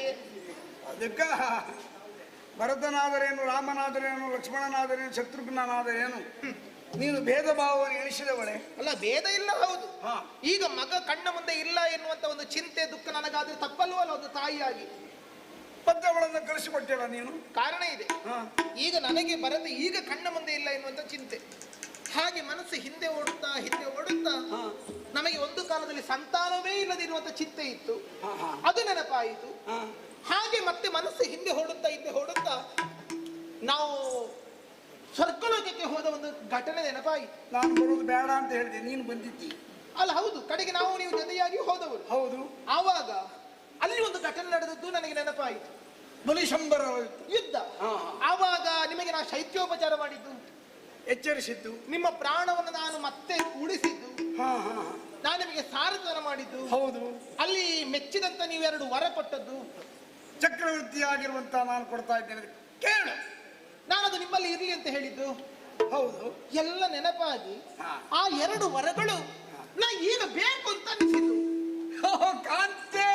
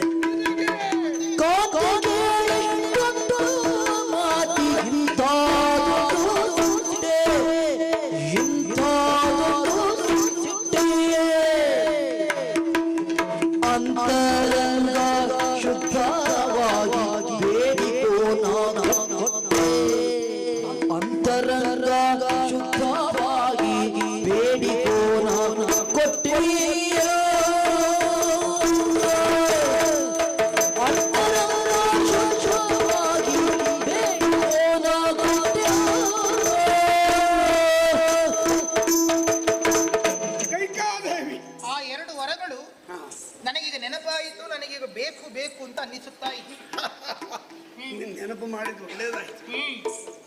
ನೋಡು, ನನಗೆ ಯೌವನವನ್ನು ಅನುಗ್ರಹಿಸಿದವಳು ನೀನು. ಮುದುಕನಾಗಿದ್ದೆ ನಿಜ. ನಿನ್ನನ್ನು ವಿವಾಹವಾಗ ನಿನ್ನ ಅಪ್ಪನಷ್ಟೇ ವಯಸ್ಸು ನನಗೆ. ಆದರೂ ನೀನು ಬಂದಿದ್ಯಾ, ಯಾವ ಆಕ್ಷೇಪವನ್ನು ಎತ್ತಲಾರೆ. ಕಾರಣ, ಚಕ್ರವರ್ತಿ ಸಾರ್ವಭೌಮನನ್ನು ನಾನು ಮದುವೆ ಆಗ್ತೇನೆ, ಅವನಿಗೆ ಪುತ್ರ ಸಂತಾನವನ್ನು ಅನುಗ್ರಹಿಸುತ್ತೇನೆ ಎಂಬ. ಅಲ್ಲವೋ, ಈ ನಿಲುಮೆಯಿಂದ ಬಂದವಳು ನೀನು, ಸೌಭಾಗ್ಯ ಲಕ್ಷ್ಮಿಯೇ ಸರಿ. ನಿನ್ನ ಮಾತನ್ನು ನೆರವೇರಿಸದೇ ಇರ್ತೇನೆ. ಅವತ್ತು ನಾ ಕೇಳಲಿಲ್ಲ. ಇಡೀ ನಮ್ಮ ಸೂರ್ಯವಂಶ ಕೈಕೆಯ ರಣದಲ್ಲಿದೆ. ಹೌದು, ಕೈಕಾದೇವಿ ಅಂದು ಈ ದಶರಥನನ್ನು ಉಳಿಸದೇ ಇದ್ದರೆ ಸೂರ್ಯವಂಶದ ಚಕ್ರವರ್ತಿ ಉಳಿಯುತ್ತಿರಲಿಲ್ಲ. ಅಷ್ಟಲ್ಲ, ಈ 4 ಜನ ಮಕ್ಕಳನ್ನು ನೋಡ್ಲಿಕ್ಕೆ ಆಗುದಿಲ್ಲ ಅಲ್ಲವೋ. ಆದ್ದರಿಂದ ಅವತ್ತು ನೀವು ಕೇಳು ಕೈಕ ಅಂತ ಒತ್ತಾಯ ಮಾಡುವಾಗಲೂ ನಾನು ಕೇಳಲಿಲ್ಲ. ಯಾಕಾಗಿ? ಯಾಕೆ? ಹೆಂಡತಿಯಾದವಳು ಗಂಡನಿಗೆ ಏನಾದ್ರೂ ಉಪಕಾರ ಮಾಡಿದರೆ ಅದನ್ನು ನನ್ನ ಕರ್ತವ್ಯ ಅಂತ ತಿಳಿಯಬೇಕೆ ಹೊರತು ನಾವು ಉಪಕಾರ ಮಾಡಿದ್ದೇನೆ ಅಂತ ಭಾವಿಸಬಾರ್ದು. ನೀವು ನಿನ್ನ ಗಂಡ ಅಂತ ನಾನು ತಿಳಿಬೇಡ, ಸೂರ್ಯವಂಶದ ಸಾರ್ವಭೌಮ ಅಂತ ತಿಳ್ಕೊಂಡು ನೀನ್ ಕೇಳಬೇಕಿತ್ತು. ಒಂದು ಪ್ರಜೆಯಾಗಿ ಪಡ್ಕೊಂತ ಒತ್ತಾಯ ಮಾಡಿದೆ. ಈಗಲೇ ಯಾಕೆ ಕೇಳುತ್ತೇನೆ, ಇವತ್ತೇ ಯಾಕೆ ಕೇಳುತ್ತೇನೆ ಗೊತ್ತಾ? ಯಾಕೆ? ಈಗ ನಾಳೆ ನೀವು ರಾಜನಲ್ಲ, ನಾಳೆಯಿಂದ ಚಕ್ರವರ್ತಿ ಆಗುವವನು ರಾಮ. ಚಕ್ರವರ್ತಿ ದಶರಥ ಕೊಟ್ಟ ಮಾತು ನೀವು ಚಕ್ರವರ್ತಿ ಆಗಿರುವಾಗಲೇ ಉಳಿಬೇಕಾ ಬೇಡವಾ? ನಿನ್ನದು ನಿಜವಾಗಿಯೂ ನಿನ್ನಂತವಳ ಹೆಂಡತಿಯಾಗಿ ಪಡೆದ ನನ್ನ ಭಾಗ್ಯವೇ ಭಾಗ್ಯ. ಪ್ರತಿಯೊಬ್ಬರ ಮನೆಯಲ್ಲಿ ನನ್ನಂತವಳು ಇರ್ಬೇಕು. ಖಂಡಿತ. ಹೌದೌದು. ನನ್ನ ಯಶಸ್ಸಿಗಾಗಿ, ನನ್ನ ಮಾತು ಉಳಿಲಿಕ್ಕಾಗಿ ಮತ್ತೆ ಈ ಸಂದರ್ಭದಲ್ಲಿ ಅವಕಾಶ ಮಾಡಿಕೊಂಡು ನನ್ನಲ್ಲಿ ನೀನು ಹೇಳ್ತಿ ಕೇಳ್ತಿ ಅಂತಾದರೆ ಇದಕ್ಕಿಂತ ದೊಡ್ಡ ಸೌಭಾಗ್ಯ ಏನೇ? ಕೇಳುವವರು ಅಂತರಂಗ ಶುದ್ಧವಾಗಿ ಕೇಳಬೇಕು. ಹೇಗೆ?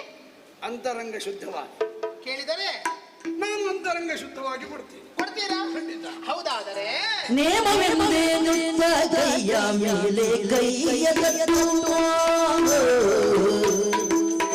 ನೇಮವೆಂದೇನುತ್ತ ಕೈಯ ಮೇಲೆ ಕೈಯ ತಟ್ಟುವ, ಕೈಯ ಮೇಲೆ ಕೈಯ ತಟ್ಟುವ, ಕಾಮರೂಪ ಸಿದ್ಧವೆಂದು ಕೊರಳರಳನೂ ಕಾಮರೂಪ ಸಿದ್ಧವೆಂದು ಕೊರಳನೀನು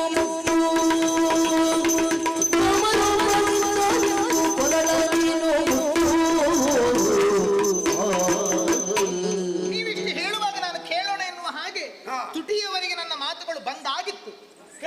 ಕೇಳಿ ಬಿಡುತ್ತಿದೆ ಒಮ್ಮೆಲೆ. ನಿಮ್ಮ ಮಾತೇ ನನಗೆ ತಡೆಯಾಯಿತು. ಯಾಕೆ? ನೀವೆಂತ ಹೇಳಿದ್ರಿ? ಅಂತರಂಗ ಶುದ್ಧವಾಗಿ. ಹೌದಾ? ಈಗ ಮನಸ್ಸಿಗೆ ಒಮ್ಮೆ ಸಂಶಯ ಹೊಕ್ಕಿದರೆ ಬೇಗ ನಿವಾರಣೆ ಆಗುತ್ತದಾ? ಇಲ್ಲ. ಸಂಶಯ ನಿವಾರಣೆಯಾದ ಬಳಿಕವೇ ಅಂತರಂಗ ಶುದ್ಧವಾಗುವುದು. ಸಂಶಯಾತ್ಮ ವಿನಶ್ಯತಿ. ಹೌದಲ್ಲ? ಆದ್ದರಿಂದ ನಾ ಕೇಳುವಂತ 2 ವರಗಳನ್ನು ಕೊಡುತ್ತೇನೆ ಎಂದು ಕೈಯ ಮೇಲೆ ಕೈಯನ್ನು ತಟ್ಟು ನನ್ನ ಕೊರಳ ಎಂತ ಮಾತೆ ಎಂತದು?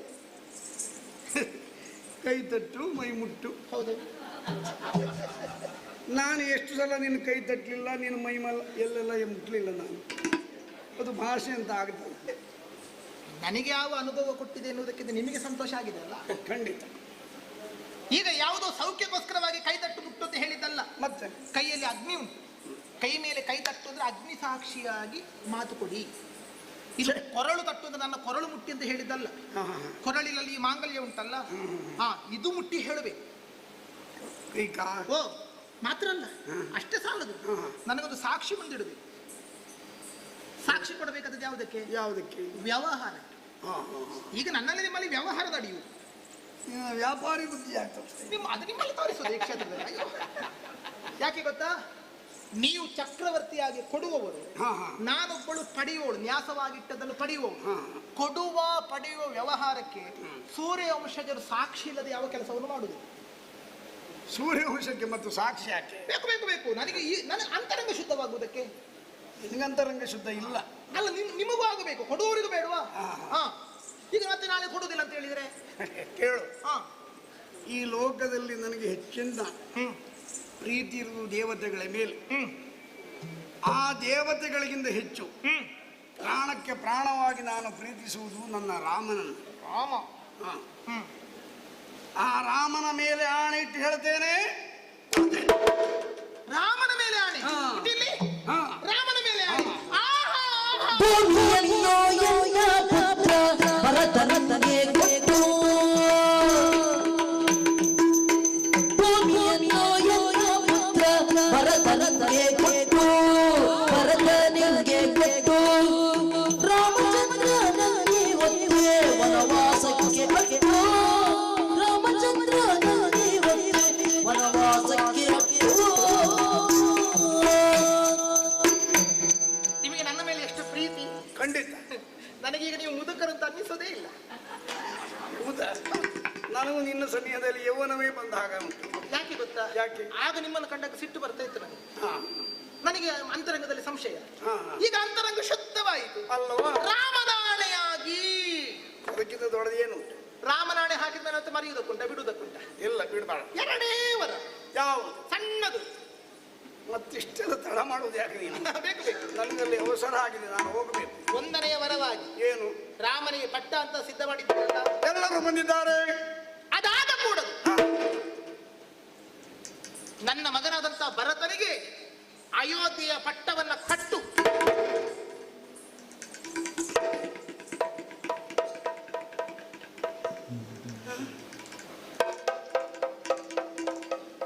ಎರಡನೇ ವರ ಉಂಟು.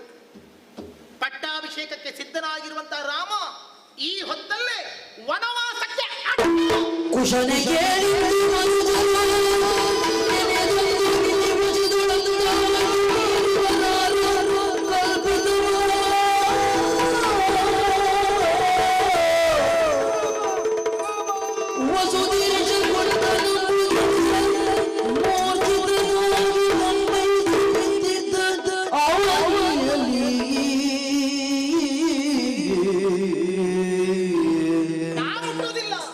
ಉಸುರಲಾರದೆ ಮೋರುಗಳಿಗೆ ಪರ್ಯಂತ ಉಸುರಲಾರದೆ ಮೋರುಗಳಿಗೆ ಪರ್ಯಂತ ತನುವಶವಿಲ್ಲದಂತಾಯ್ತು ಸರ್ವೇಂದ್ರಿಯಗಳು, ತನುವಶವಿಲ್ಲದಂತಾಯ್ತು ಸರ್ವೇಂದ್ರಿಯಗಳು. ಕೈಗೆಯಂ ನೋಡಿ ಧೈರ್ಯದಿ ದಶರಥೇಂದ್ರ ಬೇಡ್ದನು. ಬಿಸಜಲೋಚನೆ ಕೈಗೆಯಂ ನೋಡಿ ಧೈರ್ಯದಿ ದಶರಥೇಂದ್ರ ಬೇಡ್ದನು.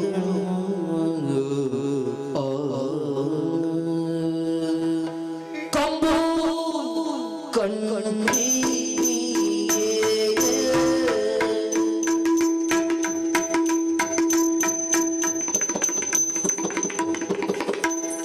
ಕಂಬು ಕಣ್ಣಿ ಚಾರುಶೀಲೆ ಕಮಲಾಮುಖಿ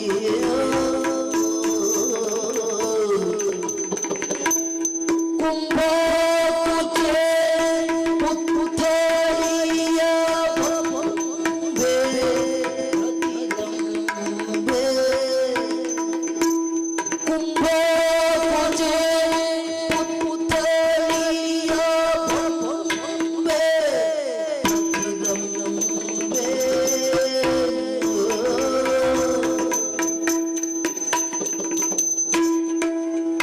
ಮಕ್ಕಳಿಲ್ಲದೆ ಬಹಳ ಕಾಲ ನಾನಿರಲು, ಮಕ್ಕಳಿಲ್ಲದೆ ಬಹಳ ಕಾಲ ನಾನಿರಲು, ದುಃಖದೊಳಗಾದ ಮುನಿಪಾಲ ತಾನುಲಿದು, ದುಃಖದೊಳಗಾದ ಮುನಿಪಾಲ ತಾನುಲಿದು. ಉಪದೇಶ ಇದ್ದನಿದು ಮೂಲ,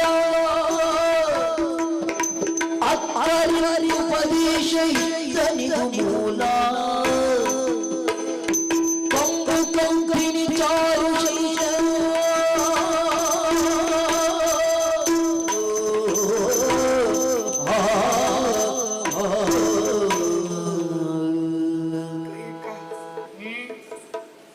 ಈ ಮಾತನ್ನ ನೀನೇ ಹೇಳಿದ್ದ. ನಿನ್ನನ್ನು ಕಂಬು ಕಂಠಿಣಿ ಅಂತ ನಾನು ಸಂಬೋಧಿಸುತ್ತಿದ್ದೆ. ಏನದರ ಶಂಕರಂತೆ ಕಂಠವುಳ್ಳವಳು ಎಂಬುದೇ ಅಲ್ಲವೇ? ಶಂಕರ ನಿನಾದ ಮಾಡುವುದು ಯಾಕೆ? ಗರ್ಭಾದೇವಾರಿ ನಾರಿಣಾಂ ಶ್ರೀಯಂತೆ ಸಹಸ್ರದ ತವನಾದೇನ ಪಾತಾಲೇ ಎಂದು ಶಂಖವನ್ನು ನಾವು ಪೂಜಿಸುತ್ತೇವೆ. ಈ ಲೋಕದಲ್ಲಿ ಭಯ ನಿವಾರಣೆ ಆಗಬೇಕಾದ ರಕ್ಕಸರ ಬಾಧೆ ಇರಬಾರದಾದರೆ ಶಂಖವನ್ನು ಊದಬೇಕು. ಪಿಶಾಚಿಗಳು ಬರುವುದಿಲ್ಲ ಎಂಬರ್ಥ. ಅದು ಸುಸ್ವರವಾಗಬೇಕು. ಅಂತ ಕೊರಳಿನಿಂದ ಬಂದ ನಾದ ಎಂಥದ್ದು? ಅಪಸ್ವರ. ನಿನ್ನ ತಪ್ಪಲ್ಲ, ನೀನು ಕಂಬು ಕಟ್ಟಿನಿ. ಈ ಶಂಖವನ್ನು ಬೇರೆ ಯಾರೋ ಊದಿದ್ದಾರೆ, ಆದ್ದರಿಂದ ಇಂಥ ಅಪಸ್ವರ ಬರುತ್ತದೆ. ಕುಂಭ ಕುಚ ಯುಗೆ ಇದೇ ಸ್ತನವನ್ನಲ್ಲ ನೀನು ರಾಮನಿಗೆ ಕೊಟ್ಟದ್ದು. ಭರತನಿಗೆ ಕೊಡಬೇಕಾದ ಈ ಸ್ತನ್ಯಪಾನವನ್ನು ರಾಮನಿಗೆ ಮಾಡಿಸಿದೆಯಲ್ಲ. ಅಮೃತೋಪಮವಾದಂಥ ಹಾಲು ಉಣಿಸಿದ ನೀನು ವಕ್ಷೋಜಾತಗಳಲ್ಲಿ ವಿಷ ತುಂಬಿದೆಯೇನೆ, ವಿಷ ತುಂಬಿದೆಯ. ರಾಮನನ್ನು ಗಾಡಿಗೆ ಇಟ್ಟು ಎಷ್ಟು ಸುಲಭವಾಗಿ ನನ್ನ ಅಯೋಧ್ಯ ನಗರ ಮನೋಭಿರಾಮ ಆತ್ಮಾರಾಮ ಸಕಲ ಕಲ್ಯಾಣ ಗುಣ ಸಂಪನ್ನ ಒಬ್ಬ ಪ್ರಜೆಯನ್ನು ಮಗನನ್ನು ಊರಿಂದ ಆಚೆಗೆ ಕಳಿಸಬೇಕು ಅಂತಾದರೆ ದೋಷಪೂರಿತವಾದಂಥ ನಡವಳಿಕೆ ಉಳ್ಳವನಾಗಬೇಕು. ಅದಕ್ಕೆಲ್ಲ ಕಡಿಮೆಯಾದವರಲ್ಲ ನಮ್ಮ ದೊರೆಗಳು. ಅಸಮ್ಮಂಜಸ ಅಂತ ಒಬ್ಬ ಯುವರಾಜನಿದ್ದ, ಅವ ಮಕ್ಕಳನ್ನೆಲ್ಲ ಹೊಳೆಯಲ್ಲಿ ಮುಳುಗಿಸ್ತಿದ್ದ. ಸಗರ ಚಕ್ರವರ್ತಿ ಅವನನ್ನು ನೀನು ನನ್ನ ಮಗನೇ ಅಲ್ಲ ಅಂತ ಕಾಡಿಗೆ ಕಳುಹಿದ್ದ. ಕೈಕ ಅಂತ ಬಹುಶಃ ನಮ್ಮದು. ನನ್ನ ರಾಮ ಯಾರ ಮನೆಗೆ ಕಲ್ಲು ಹೊಡೆದಿದ್ದಾನೆ, ಯಾವ ಹೆಣ್ಣಿಗೆ ಮೋಸ ಮಾಡಿದ್ದಾನೆ, ಎಲ್ಲಿ ಅಸತ್ಯ ನುಡಿದಿದ್ದಾನೆ ಇಲ್ಲವಲ್ಲ ಅಂತ ನನ್ನ ಪ್ರಾಣಕ್ಕೆ ಪ್ರಾಣವಾದ ರಾಮನನ್ನು ವನವಾಸಕ್ಕೆ ಇಟ್ಟು ಅಂತ ಹೇಳ್ತಾ ಇದೆಯಲ್ಲ. ಕೈಕ, ನನಗಿಂತ ನಿನಗೆ ರಾಮನ ಮೇಲೆ ವ್ಯಾಮೋಹ ಹೆಚ್ಚು. ರಾಮನ ಏಳಿಗೆಯನ್ನು ಕಂಡು ಸಂತೋಷ ಪಡುವಗಳು ನೀನು, ಆದರೆ ಇಂಥ ಮಾತಾಡ್ತಿದೆಯಲ್ಲ. ಕೈಕ ನೋಡು, ಭರತನಿಗೆ ರಾಜ್ಯಾಭಿಷೇಕ ಆಗಲಿ, ರಾಮನಾದರೇನು ಭರತನಾದರೇನು, ಕೀರ್ತಿಗೆ ಚ್ಯುತಿ ಬಾರದಿದ್ದ ಹಾಗೆ ರಾಜ್ಯಭಾರ ಮಾಡಿದ್ರೆ ಆಯಿತು. ನನ್ನ ಮಾತ್ರ ವನವಾಸಕ್ಕೆ ಇಟ್ಟು ದೇವರ ಯಾಕೆ ಅರೆ ಹರೀಶ ಮಾತ್ರ ರಾಘವನ ಅರೆ ಹರೀಶ ಮಾತ್ರ ರಾಘವನ ಇರಲಾರಯ್ಯೋ ಮೋಗನೆಂದಿತು ಇರಲಾರಯ್ಯೋ ಮೋಗನ ಇನ್ನಂತೂ ಕಲೆದು ಕೆಳಗುದ ಮಗನಗೀಗ ಬಾಲಗನ ಇನ್ನಂತೂ ಕರೆದು ಕೆಳಗುದ ಮಗನಗೀಗ ಬಾಲಗನ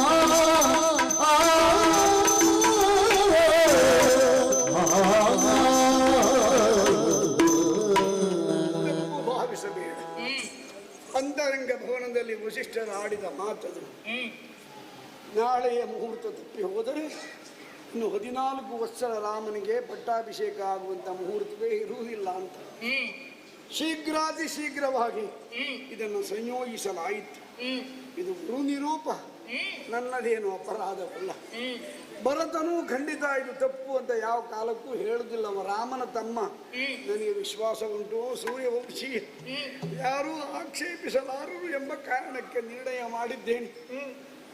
ಈಗ ರಾಮನನ್ನ ವನವಾಸಕ್ಕೆ ಅಟ್ಟಲೇಬೇಕಾ? ಅಟ್ಟು ಅವನ ಬದಲಾಗಿ ನಾನು ಹೋದರೆ ಆದೀತ? ಪ್ರಯೋಜನವೇನು? ಕೈಕ, ನಿನಗೆ ಗೊತ್ತುಂಟು, ಏನು? ನನ್ನ ಉಸಿರು ರಾಮ, ನನ್ನ ಹಸಿರು ರಾಮ, ನನ್ನ ಪ್ರಾಣ ರಾಮ, ಎಲ್ಲವೂ ರಾಮ.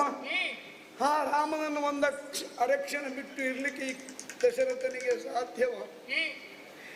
ರಾಮನನ್ನ ಕಾಡಿಗೆ ಒಟ್ಟುವುದು ಒಂದೇ, ನಿನ್ನ ಸೌಭಾಗ್ಯವನ್ನ ನೀನು ಕಳೆದುಕೊಳ್ಳುವುದು ಒಂದೇ. ಯಾವುದು ಹೋದರೂ ತೊಂದರೆ ಇಲ್ಲ, ನನಗೆ ಬೇಕಾದದ್ದು ನನ್ನ ಮಗನದ್ದು ಭರತನಿಗೆ ಕಷ್ಟ. ಒಂದು ಕೆಲಸ ಮಾಡಿ, ಕಷ್ಟ ಆಗುತ್ತದೆ ನಿಮಗೆ. ಒಂದು ಮಾತಾಡಬೇಕು, ನಾನು ಸೂರ್ಯ ವಂಶದ ಚಕ್ರವರ್ತಿ ಅಲ್ಲ, ನನ್ನ ನಾಲಿಗೆ ಸತ್ತಿ ಅಂತ ಒಂದು ಮಾತಾಡಿ, ನಾ ಕೇಳುವುದಿಲ್ಲ. ಏನು ಕಠೋರ ಏನು? ಏನಾಗಿದೆ, ನೀನು ನನ್ನ ಜನ್ಮ ಶತ್ರುವ. ಜನ್ಮ ಶತ್ರುವು ಸೂರ್ಯವಂಶನಿಗೆ ಇಂಥ ಮಾತಾಡುವುದಿಲ್ಲ. ಈ ವಂಶಕ್ಕಾಗಿ ದುಡಿದ ಅನೇಕ ಮಹಾರಾಜರಿದ್ದಾರೆ, ಅವರ ನಡವಳಿಕೆ ನನ್ನದು. ಆಡಿದ ಮಾತಿಗೆ ತಪ್ಪುವುದಿಲ್ಲ, ಅದೇ ಹೇಳುದು. ಏನು? ಒಂದು ಉಪಕಾರ ಮಾಡು. ಯಾವುದು? ಕೈ ಕೊಡು. ಯಾವುದಕ್ಕೆ? ಕೈ ಕೊಡು. ಮತ್ತೆ ಮುಟ್ಟುವ ತಟ್ಟುವ ಆಸೆ ನಿಮಗೆ? ಏನು? ಏನು? ಇದು ಮುಟ್ಟ ಕೂಡದು ನನ್ನನ್ನು ನೀವು ಮುಟ್ಟ ಕೂಡದು, ಮುಟ್ಟ ಕೂಡದು. ಹೆಂಡತಿಯಾದವಳು ಗಂಡನ ಮುಟ್ಟಬೇಡ ಅಂತ ಹೇಳಿದ್ರೆ ಅದರ ಅರ್ಥ ಬೇರೆ ಆಗ್ತದೆ. ಕೈಕ, ಏನೇ ಬರಲಿ ನಿನ್ನನ್ನು ಆವರಿಸಿದ ಭೂತ ಯಾವುದೋ ಇದೆ ಅಂತ ಅರ್ಥ. ಆಗಲಿ, ನಿನ್ನ ಕೈ ಕೊಡುವುದು ಹೇಳಿದ್ದೆ ಯಾಕೆ? ನಿನ್ನ ಕಾಲು ಮುಟ್ಟಿ ನಮಸ್ಕರಿಸಲಿಕ್ಕೆ ನಮಗೆ ಅಧಿಕಾರ ಇಲ್ಲ. ನಾವು ಚಕ್ರವರ್ತಿ, ಇನ್ನೂ ಚಕ್ರವರ್ತಿಯೇ ಆಗಿ ಇದ್ದೇನೆ. ನಿನ್ನ ಕೈಯನ್ನೇ ಕಾಲು ಎಂದು ತಿಳಿದು ಬೇಡಿ ಕೊಡ್ತಾ ಇದ್ದೇನೆ. ರಾಮನನ್ನು ಮಾತ್ರ ಕಾಲಿಗೆ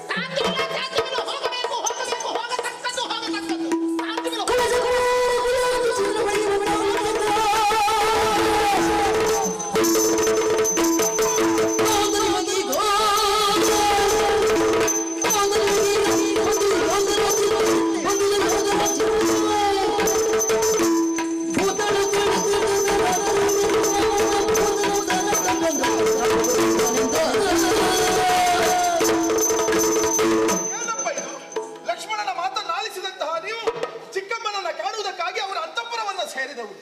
ಇವಾಗಲೂ ಇನ್ನೊಂದು ಕ್ಷಣದಲ್ಲಿಯೂ ನೀವಿಬ್ಬರು ಜೊತೆಯಾಗಿ ಬರ್ತೀರಂತ ನಾವು ನಿರೀಕ್ಷೆಯಲ್ಲಿದ್ರೆ ನಮ್ಮ ನಿರೀಕ್ಷೆ ಸುಳ್ಳಾಗಿ ಹೋಯ್ತಪ್ಪ. ಕುತೂಹಲ ಒಡೆದಂತಹ ನಾನು ನಿಮ್ಮನ್ನ ಕಾಣುವುದಕ್ಕಾಗಿ ಓಡಾಡಿ ಬಂದೆ. ಏನಪ್ಪ ಇದು? ರಾಮ ರಾಮ ಎನ್ನುವ ಹಾಗೆ ಧಾರಾಕಾರವಾಗಿ ಕಣ್ಣೀರನ್ನು ಸುರಿಸುತ್ತಾ ಇದ್ದೀರಿ. ಹುಡಿ ಧೂಳಿನಲ್ಲಿ ಬಿದ್ದು ಹೊರಳಾಡುತ್ತಾ ಇದ್ದೀರಿ.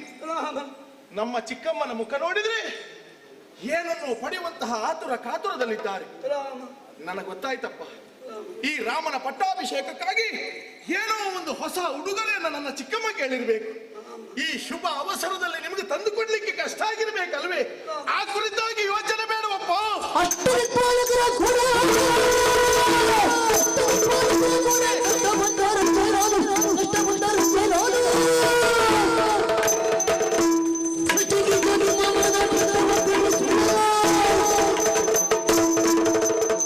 ಏನು ಅಂತ ನನ್ನ ಹತ್ರ ಹೇಳಿ. ಆ ವಿಶೇಷವಾದಂತಹ ಉಡುಗೊರೆ ಅಷ್ಟ ದಿಕ್ಪಾಲಕರ ಆಲಯದಲ್ಲೇ ಇರಲಿ. ಅದನ್ನ ತರುವ ಆ ಕಾಲಕ್ಕೆ ಅಷ್ಟ ದಿಕ್ಪಾಲಕರೇ ಬಂದು ತಡೆದರೂ ಕೂಡ ಅವರನ್ನ ಪ್ರತಿಭಟಿಸುತ್ತೇನೆ, ಹಿಮ್ಮೆಟ್ಟಿಸುತ್ತೇನೆ. ಬೇಕಾದಂತಹ ಉಡುಗೊರೆಯನ್ನ ನಾನು ತಂದು ಕೊಡ್ತೇನಪ್ಪ. ಕೈ ಮುಗಿತೇನೆ, ತಡ ಮಾಡಬಾರದು. ರಾಮನ ಪಟ್ಟಾಭಿಷೇಕವನ್ನು ಕಾಣುವುದಕ್ಕಾಗಿ ಸಾಮಂತ ಧೀಮಂತ ಅರಸು ಮಕ್ಕಳೆಲ್ಲವರು ಬಂದು ಸೇರಿದ್ದಾರೆ. ಶುಭ ಮುಹೂರ್ತಕ್ಕೆ ನಡೆಯಬೇಕಾದಂತಹ ಪಟ್ಟಾಭಿಷೇಕ ತಪ್ಪಿತು ಅಂತಾದ್ರೆ ಅವರೆಲ್ಲ ಕೈ ತಟ್ಟಿ ನಗಾಡ್ಲಿಕ್ಕಿಲ್ವೇ? ಬನ್ನಿ ಅಪ್ಪ, ಹೇಳಿ ಅಪ್ಪ, ಏನು ಅಂತ ಹೇಳಿ ನನ್ನಲ್ಲಿ. ರಾಮ ರಾಮ ರಾಮ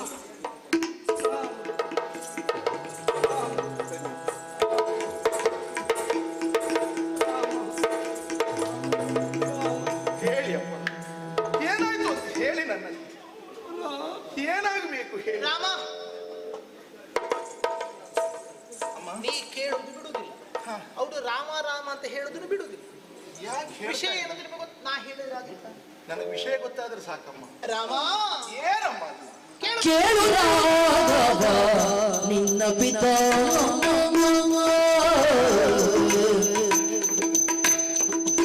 ಕೇಳು ರಾಘವ ನಿನ್ನ ಪಿತಾ ಮಾತಾಡದಿರುವ ಪರಿಯನ್ನು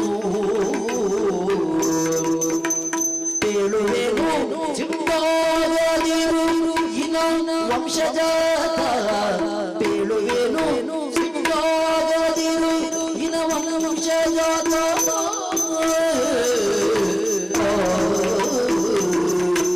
ಎಷ್ಟೇ ಜನರು ರಘುವಂಶದಲ್ಲಿ ಆಗಿ ಹೋದರೂ ರಾಘವ ಅಂತ ಹೆಸರು ಪಡೆದು ನೀ ಮಾತ್ರ ಮಗ. ರಾಮ ನಿನ್ನ ತಂದೆ ಆ ರೀತಿಯಲ್ಲಿ ಕನವರಿಸುವುದಕ್ಕೆ ಅಥವಾ ದುಃಖಿಸುವುದಕ್ಕೆ ಚಿಂತಿಸುವುದಕ್ಕೆ ಕಾರಣ ನನಗೆ ಗೊತ್ತಿಲ್ಲ. ಏನಮ್ಮ? ರಾಘವ ಹೇಳ್ತೇನೆ, ಹೇಳಿ ಅಮ್ಮ. ನೀ ಸಿಟ್ಟು ಆಗಬಾರ್ದು. ನನ್ನ ಸ್ವಭಾವದ ಚಿತ್ರಣ ಪ್ರತ್ಯೇಕ ಮಾಡಿಕೊಡಬೇಕಾ? ಯಾಕೆ? ನಾನು ಚಿತ್ತಕ್ರೋಧನಲ್ವೇ? ಹೌದಪ್ಪ, ಆದರೆ ಮಹತ್ತರವಾದಂತ ಆಸೆ ಆಕಾಂಕ್ಷೆಗಳಲ್ಲಿರುವಾಗ ಅದು ನಮ್ಮಿಂದ ತಪ್ಪಿ ಹೋಯಿತು ಅಂತಾದ್ರೆ ಯಾರಿಗಾದ್ರೂ ಸಹಜವಾಗಿ ಸಿಟ್ಟು ಬರ್ತದೆ. ಛೇ ಅದು ಮತ್ತೆ ಅಂದ್ರೆ ಇದು ನನ್ನ ಮಾತುಗಳಲ್ಲ, ನಿನ್ನ ತಂದೆಯ ಮಾತಿಗೆ ನಾ ಧ್ವನಿಯಾಗುತ್ತಿರುವುದು ಮಾತ್ರ. ಆಯ್ತಮ್ಮ. ರಾಮ ಅವ್ರು ಹೇಳ್ತಾರೆ ಹೇಳಿ ಹೇಳಿ. ರಾಮ ಆ ಮುದುಕನಿಗೆ ತಲೆ ಕೆಟ್ಟಿದೆ, ನೀ ಇಲ್ಲಿ ಬಾ ಮಾಡಿ ಅಷ್ಟೇ. ಕನವರಿಸುವುದು ಬಿಟ್ಟರೆ ಮತ್ತೆ ಎಂತದಿಲ್ಲ ಅವರು. ನಿನ್ನಪ್ಪ ನನಗೆ 2 ವರ ಕೊಟ್ಟಿದ್ದಾರೆ. ಹೌದೇ? ಆ 2 ವರ ಹೇಳುವುದಕ್ಕಾಗದೆ ದುಃಖಿಸ್ತಾ ಇದ್ದಾರೆ. ಒಂದನೆಯ ವರವಾಗಿ ಪಟ್ಟಾಭಿಷೇಕಕ್ಕೆ ಏರಬೇಕಂತ ನೀನಲ್ಲ, ರಾಮ ರಾಮ ಮಗನಾದಂತಹ ಭರತನಿಗೆ ಅಯೋಧ್ಯೆಯ ಪಟ್ಟವನ್ನು ಕೊಟ್ಟಿದ್ದಾರೆ. ರಾಮನಿಗೆ ಹೇಳ್ತಿರುವುದು ನಾನು. 2ನೆಯ ವರ ಉಂಟು. ಏನಮ್ಮ?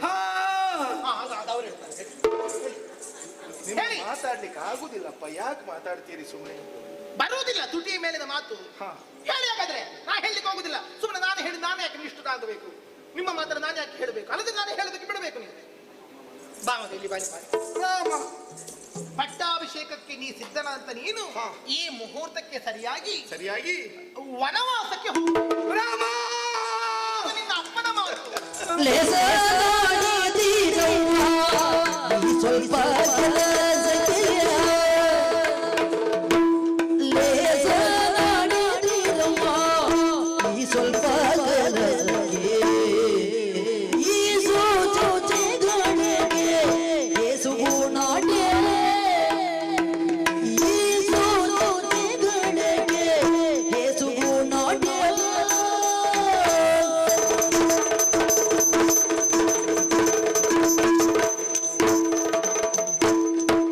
ಯೇಸು ದಿನಾರಣ್ಯ ವಾಸದೊಳಿರಬೇಕು, ಯೇಸು ದಿನಾರಣ್ಯ ವಾಸದೊಳಿರಬೇಕು, ಆಜು ದಿನದಾನಿಯೇ ಹೇ ಶಶಿವದನ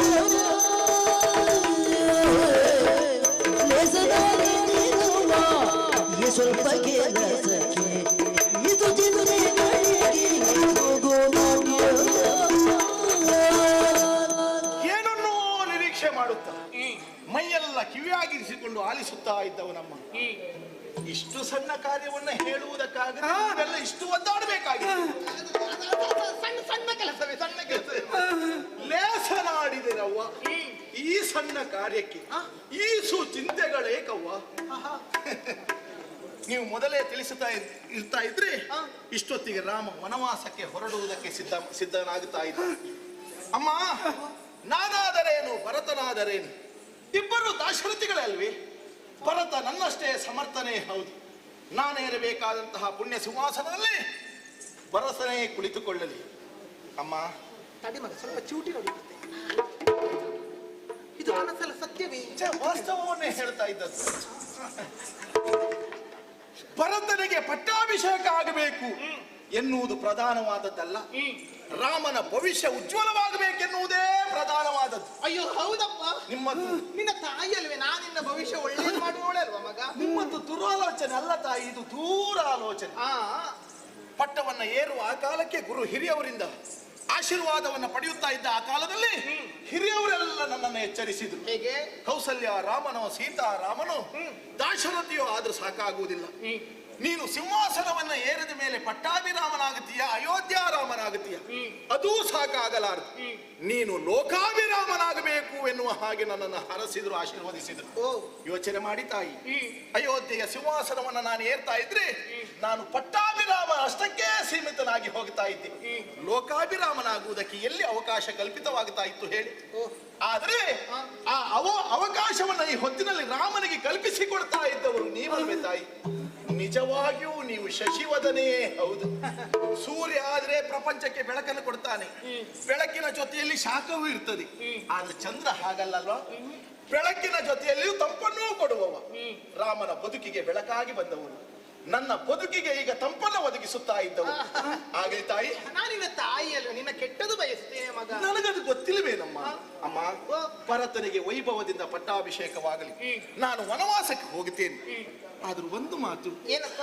ವನವಾಸಕ್ಕೆ ಹೋಗಬೇಕು ಅಂತ ಹೇಳಿದ್ದೀರಿ ಹೊರತು ಅಲ್ಲಿಯೇ ಇರಬೇಕು ಅಥವಾ ಅಲ್ಲಿಂದ ಮತ್ತೆ ಈ ಅಯೋಧ್ಯೆಯನ್ನ ಸೇರಿಕೊಳ್ಳುವುದಕ್ಕೆ ರಾಮನಿಗೆ ಅವಕಾಶ ಉಂಟು, ಅದನ್ನು ನೀವು ತಿಳಿಸಲೇ ಇಲ್ಲ.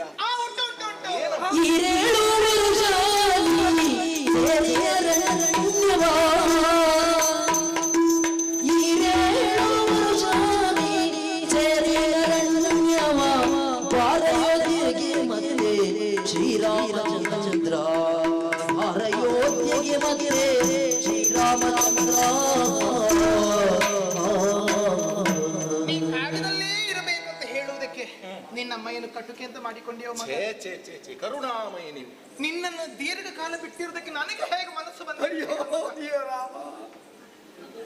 ಹೆಚ್ಚು ಕಾಲ ಬೇಡ ಮಗ, ಕೇವಲ 2 ವರ್ಷ.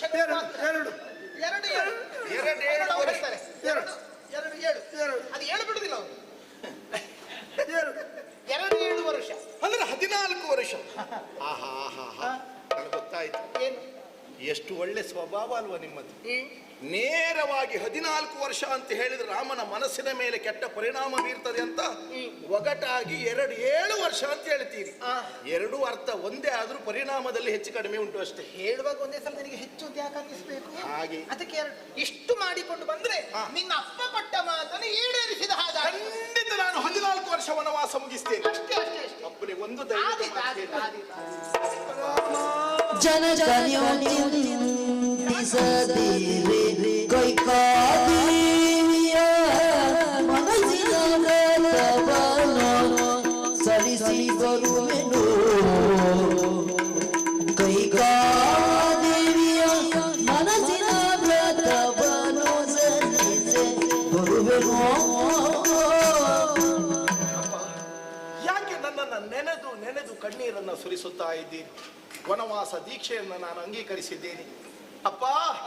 ನಿಮ್ಮ ಕಣ್ಣೀರೆನ್ನುವುದು ರಾಮನ ಬದುಕಿಗೆ ಶ್ರೇಯಸ್ಸನ್ನು ತರಲಾರದು. ಹೊರಟು ನಿಂತಹ ನನ್ನನ್ನು ಹರಸಿ ನೀವು ಆಶೀರ್ವದಿಸಿ ಕಳುಹಿಸಿಕೊಡಬೇಕು. ನಿಮ್ಮ ಆಶೀರ್ವಾದದ ಶ್ರೀರಕ್ಷೆ ಒಂದು ರಾಮನ ಮೇಲೆ ಉಂಟು ಅಂತಾದ್ರೆ 14 ವರ್ಷವನ್ನ 14 ದಿವಸಗಳು ಕಳೆದಷ್ಟೇ ಸಂತೋಷದಲ್ಲಿ ನಾನು ಕಳೆಯುತ್ತೇನೆ ಅಪ್ಪ. ಎಷ್ಟು ಮಕ್ಕಳಿಗೆ ಇಂತಹ ಸೌಭಾಗ್ಯ ಬರ್ತದೆ ಹೇಳಿ? ತಂದೆ ತಾಯರ ಸೇವೆ ಮಾಡುವಂತಹ ಸೌಭಾಗ್ಯ ಇವತ್ತು ನಿಮ್ಮ ಮಗನಿಗೆ ಒದಗಿ ಬಂದಿದೆ. ಅವರಿಗೆ ಸಂತೋಷವನ್ನ ಕೊಡುವ, ಆನಂದವನ್ನ ಕೊಡುವ ನಿಜವಾದ ನಂದನನಲ್ವೇ? ನಾನು ನಂದನನಾಗಬೇಕು ಅಂತ ಬಯಸ್ತೇನೆ ಅಪ್ಪ.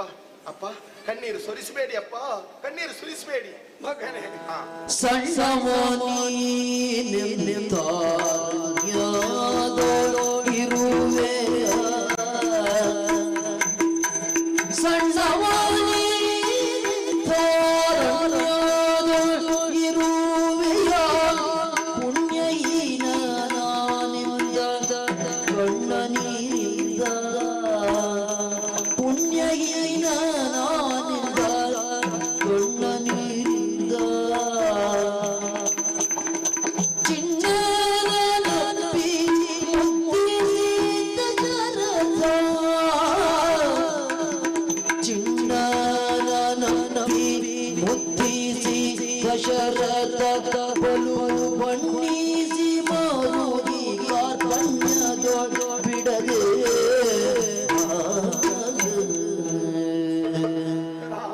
ಜನಕ ಏನು ಸೌಭಾಗ್ಯವೋ ಏನು.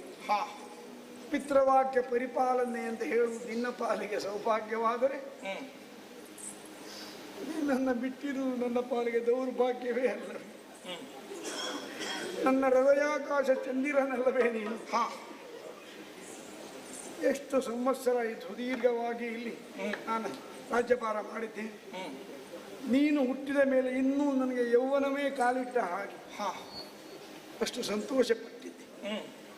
ನನ್ನ ಆನಂದದಾಯಕವಾದ ಬದುಕನ್ನು ನೀನು ಹೀರುತ್ತಾ ಇದೆಯಾ, ಕಸಿದುಕೊಳ್ತಾ ಇದೆಯಾ? ಈ ಮಾರಿ ಸ್ವರೂಪಿಣಿ ಆಗಿರುವಂತ ಕೈಕೆ ಹೇಳಿದ ಮಾತಿಗೆ ನೀನು ಹೋಗ್ತಾ ಇದ್ದೀಯಾ? ಹಾಗೆ ಹೇಳಿಬಿಡಿ ಅಪ್ಪ. ನೀನು ಸೂರ್ಯವಂಶೀಯ ಆಡಿದ ಮಾತಿಗೆ ತಪ್ಪುವನಲ್ಲ ಅಂತ ನನಗೆ ಗೊತ್ತುಂಟು. ಒಂದಲ್ಲ ಎರಡಲ್ಲ 14 ಸಂವತ್ಸರ ವನವಾಸ ವ್ರತಿಯಾದವ ಹೇಗಿರಬೇಕು ಅಂತ ನಿನಗೆ ತಿಳಿದೇ ಇದೆ. ಕಂದ ಮೂಲ ಆಹಾರ, ರಣದ ಮೇಲೆ ಮಲಗಬೇಕು, ಕಾಡುಗಳಲ್ಲಿ ಅಲೆದಾಡಬೇಕು. ಹೊಸತಲ್ವಲ್ಲ ಈ ರಾಮನಿಗೆ. ಸಣ್ಣ ಸಣ್ಣ ಪಾದಗಳನ್ನು ಆ ಕಠಿಣವಾದ ಮಣ್ಣಿನ ಮೇಲೆ ಹೇಗಿಡ್ತೀಯೋ? ಗುರುಗಳ ಯಜ್ಞ ಸಂರಕ್ಷಣೆಗೆ ಹೋದವಾಗ ಆ ಅನುಭವವನ್ನು ಅನುಭವಿಸಿದವನೇ ಅಲ್ವೇ ಅಪ್ಪ ನಾನು. ಅಯ್ಯೋ ಇದು ಆಗ ಅನಿವಾರ್ಯ, ಇದು ಅನಿವಾರ್ಯವೇ ಮಗನೇ. ನಿನ್ನನ್ನು ಬಿಟ್ಟಿರ್ಲಿಕ್ಕೆ ಆಗುದಿಲ್ಲ ಎಂಬುದೇ ಶೋಕದಲ್ಲಿ ಮತ್ತೇನಿಲ್ಲ. ನನ್ನ ಮನಸ್ಸಿನ ರಾಮನೇ ನಿನ್ನನ್ನು ಹೇಗೆ ಬಿಟ್ಟಿರಲಿ? ಅಂತೂ ನಿನ್ನ ಮಾತನ್ನ ನೀನು ಮೀರುವವನ್ನಲ್ಲ, ಪಾಲಿಸಲೇಬೇಕು. ಈಗ 2 ದಿವಸಗಳಿಂದ ಉಪವಾಸ ಇದ್ದವ ನೀನು. ಹಸಿದಾರ ವ್ರತವನ್ನು ಕೈಗೊಂಡು ಊಟ ಮಾಡಲಿಲ್ಲ ಮಗನೇ. ನಿಮ್ಮ 4 ಮಂದಿಯನ್ನು ಕುಳ್ಳಿರಿಸಿ ಇದೇ ಕೈಯಿಂದ ಒಬ್ಬೊಬ್ಬರ ಬಾಯಿಗೆ ಒಂದೊಂದು ತುತ್ತು ಹಾಕಿ ಅನ್ನ ತಿನ್ನಿಸಿದವ ನಾನು. ನೀನು ಉಪವಾಸಿಯಾಗಿ ಅಯೋಧ್ಯೆಯನ್ನು ಬಿಟ್ಟು ಹೋಗಬೇಡ, ಇದನ್ನು ಮಸಣ ಮಾಡಬೇಡ, ಈ ರಾತ್ರಿ ಉಳ್ಕೊ, ನಾನೇ ನಾನು ನನ್ನ ತೊಡೆಯ ಮೇಲೆ ನಿನ್ನನ್ನು ಕೂಡಿಸಿಕೊಂಡು 5 ತುತ್ತು ಅನ್ನ ನಿನ್ನ ಬಾಯಿಗೆ ಹಾಕ್ತೇನೆ. ಸಾಧ್ಯವಿಲ್ಲ, ಸಾಧ್ಯವಿಲ್ಲ. ಪಟ್ಟ ಏರುವುದಕ್ಕೆ ಯಾವ ರೀತಿಯಲ್ಲಿ ಉಪವಾಸವಿದ್ದು ಸಿದ್ಧನಿದ್ದನೋ ಇದು ಅರಣ್ಯವಾಸ ಇರುವುದು ವ್ರತ. ಉಪವಾಸವಿದ್ದೆ ಹೋಗಬೇಕು ಹೊರತು ಉಣ್ಣುವುದಕ್ಕಾಗುವುದಿಲ್ಲ. ನಿನ್ನ ಹೊಟ್ಟೆಗೆ ಮಣ್ಣಾಕ್ಲಿ. ನಿನ್ನಲ್ಲಿ ಒಂದು ಕನಿಕರ, ಕರುಣೆ, ದಯೆ ಹೊಟ್ಟಿದ್ದಾನಲ್ಲ, ಹೋಗುವ ಹಸಿದು ಹೋಗಬಾರದು ಅಂತ ಅಷ್ಟೇ ಉದ್ದೇಶ ನನ್ನದು. ನೀನು ಅಪ್ಪ, ತಾಯಿ ಹೇಳಿರುವುದರಲ್ಲಿ ಅರ್ಥ ಉಂಟಪ್ಪ. ನಿಮ್ಮ ಜೊತೆಯಲ್ಲಿ ನಾನು ಊಟಕ್ಕೆ ಕುಳಿತೆ ಅಂತಾದ್ರೆ ಮನುಷ್ಯರ ಮನಸ್ಸಲ್ವೇ ಕಡಿವಾಣ ಇಲ್ಲದೆ ಹೋದ ಹುಚ್ಚು ಕುದುರೆಯ ಹಾಗಲ್ವೇ ಎಲ್ಲಿಯಾದರೂ ಮತ್ತೆ ಬಂದು ವ್ಯಾಮೋಹಕ್ಕೆ ಕಟ್ಟು ಬಿದ್ದು ವನವಾಸಕ್ಕೆ ಹೋಗುವ ಮನಸ್ಸಾಗದೆ ನಾನು ಇಲ್ಲೇ ಉಳಿದೆ ಅಂತಾದ್ರೆ ಮತ್ತೆ ನಿಮ್ಮ ಮಾತು ಹಾಳಾಗ್ಲಿಕ್ಕಿಲ್ವೇ ಅಮ್ಮನಿಗೆ ಕೊಟ್ಟದ್ದು? ಮಕ್ಕಳಿಗಿದ್ದ ಬುದ್ಧಿ ಅಪ್ಪನಿಗಿಲ್ಲ.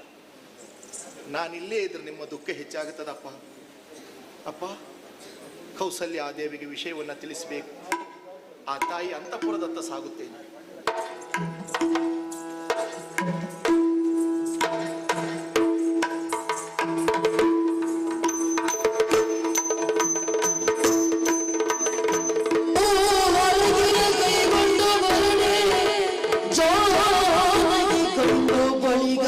ಪದಕೆರಗಿ ಸೆರಗ ಪಿಡಿದೆಂದಳು ರಘುವೀರ ನೀಯನ್ನ ಅಗಲಿ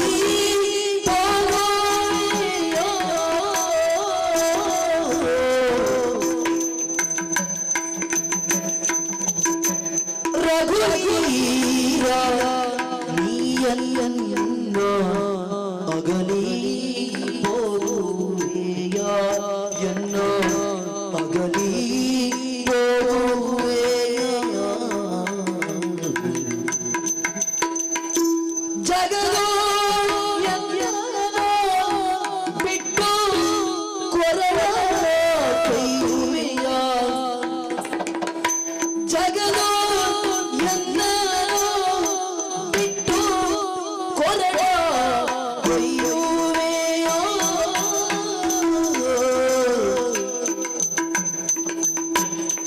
ಅಗಜೆಯ ರಸನದಲ್ಲಿದ್ದ ಅಗಜೆಯ ರಸನದಲ್ಲಿದ್ದ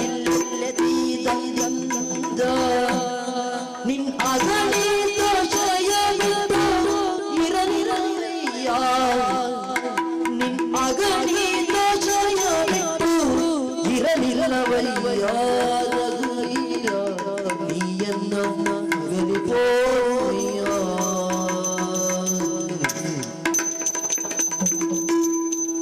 ಅಗಜೆಯ ರಸನ ಬಿಲ್ಲತ್ತಿ ನಿನ್ನಗಣಿತ ಶಯನದ ಇರಲಿರವಯ್ಯ ಅಗಣಿತ ಶಯನದ ಇರಲಿರವಯ್ಯ ರಘುವೀರ ಹೋಗುವೆಯ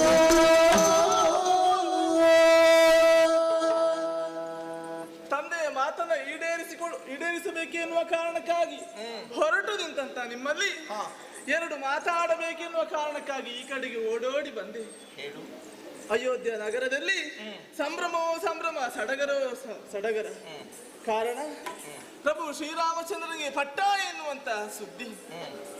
ಮರುಕ್ಷಣದಲ್ಲಿ ಮಂಗಳದ ಅಂಗಳಕ್ಕೆ ಇಂಗಳದ ಮಳೆ ಸುರಿಯಿತೋ ಎಂಬ ಹಾಗೆ ವನವಾಸಕ್ಕೆ ಕೈಗೊಳ್ಳುವಂತಹ ದೀಕ್ಷೆ ಪ್ರತಿಯೊಬ್ಬರ ಮನಸ್ಸಿನಲ್ಲಿಯೂ ಸ್ಮಶಾನ ಸದೃಶವಾದಂತಹ ವಾತಾವರಣದ ಮೌನ. ಸ್ವಾಮಿ, ತಂದೆಯ ಮಾತನ್ನು ಈಡೇರಿಸಿಕೊಳ್ಳಬೇಕೆನ್ನುವ ಕಾರಣಕ್ಕಾಗಿ ದಶರಥ ರಾಮನಾದ್ರಿ, ತಾಯಿಗೆ ತಕ್ಕ ಮಗನಾಗಿ ಕೌಸಲ್ಯ ರಾಮನಾದ್ರಿ, ಪಟ್ಟಾಭಿರಾಮನಾಗದಿದ್ದರೂ ಪ್ರತಿಯೊಬ್ಬರ ಜನರ ಮನಸ್ಸಿನ ಸಿಂಹಾಸನದಲ್ಲಿ ಲೋಕಾಭಿರಾಮನಾಗಿ ಮೆರೆದಾಡ್ತಾ ಇದ್ದೀರಿ.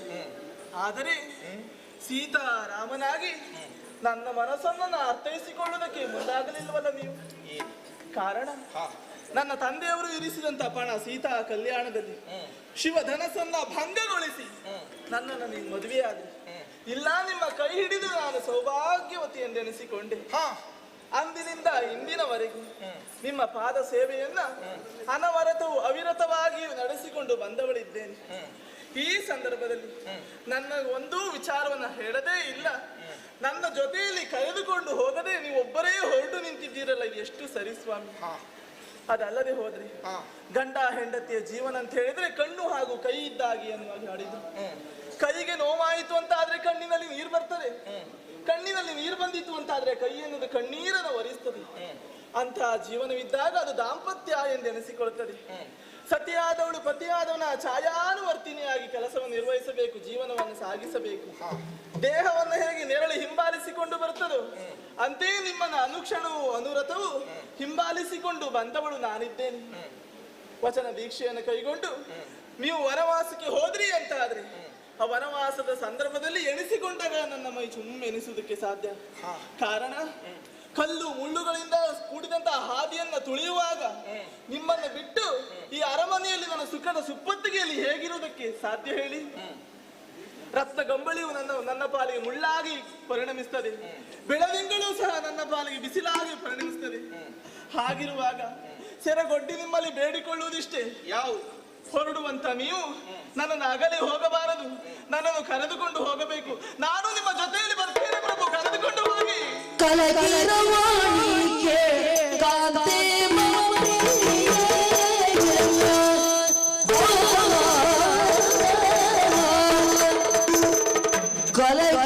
ಕಲಗಿರವಾಣಿಗೆ ಕಲಗಿರವಾಣಿಗೆ ಕಾಂತೆ ಪ್ರಿಯೆ ಕಾಂತೆ ಮಮ ಪ್ರಿಯೆ ಸುಲಲಿತ ಮಂಜುಳ ಕರರೂಪೆ ಸುಲಲಿತ ಮಂಜುಳ ಕರರೂಪೆ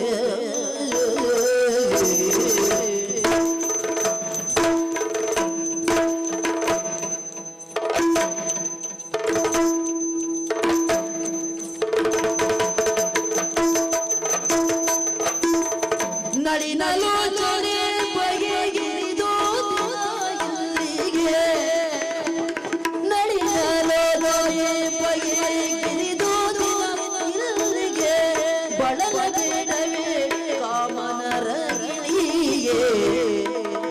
ಬಳಲ ಬೇಡವೇ ಕಾಮನರಗಿಣಿಗೆ ನಳಿನಲೋಚನೆ ಬಗೆಗಿರಿದೋ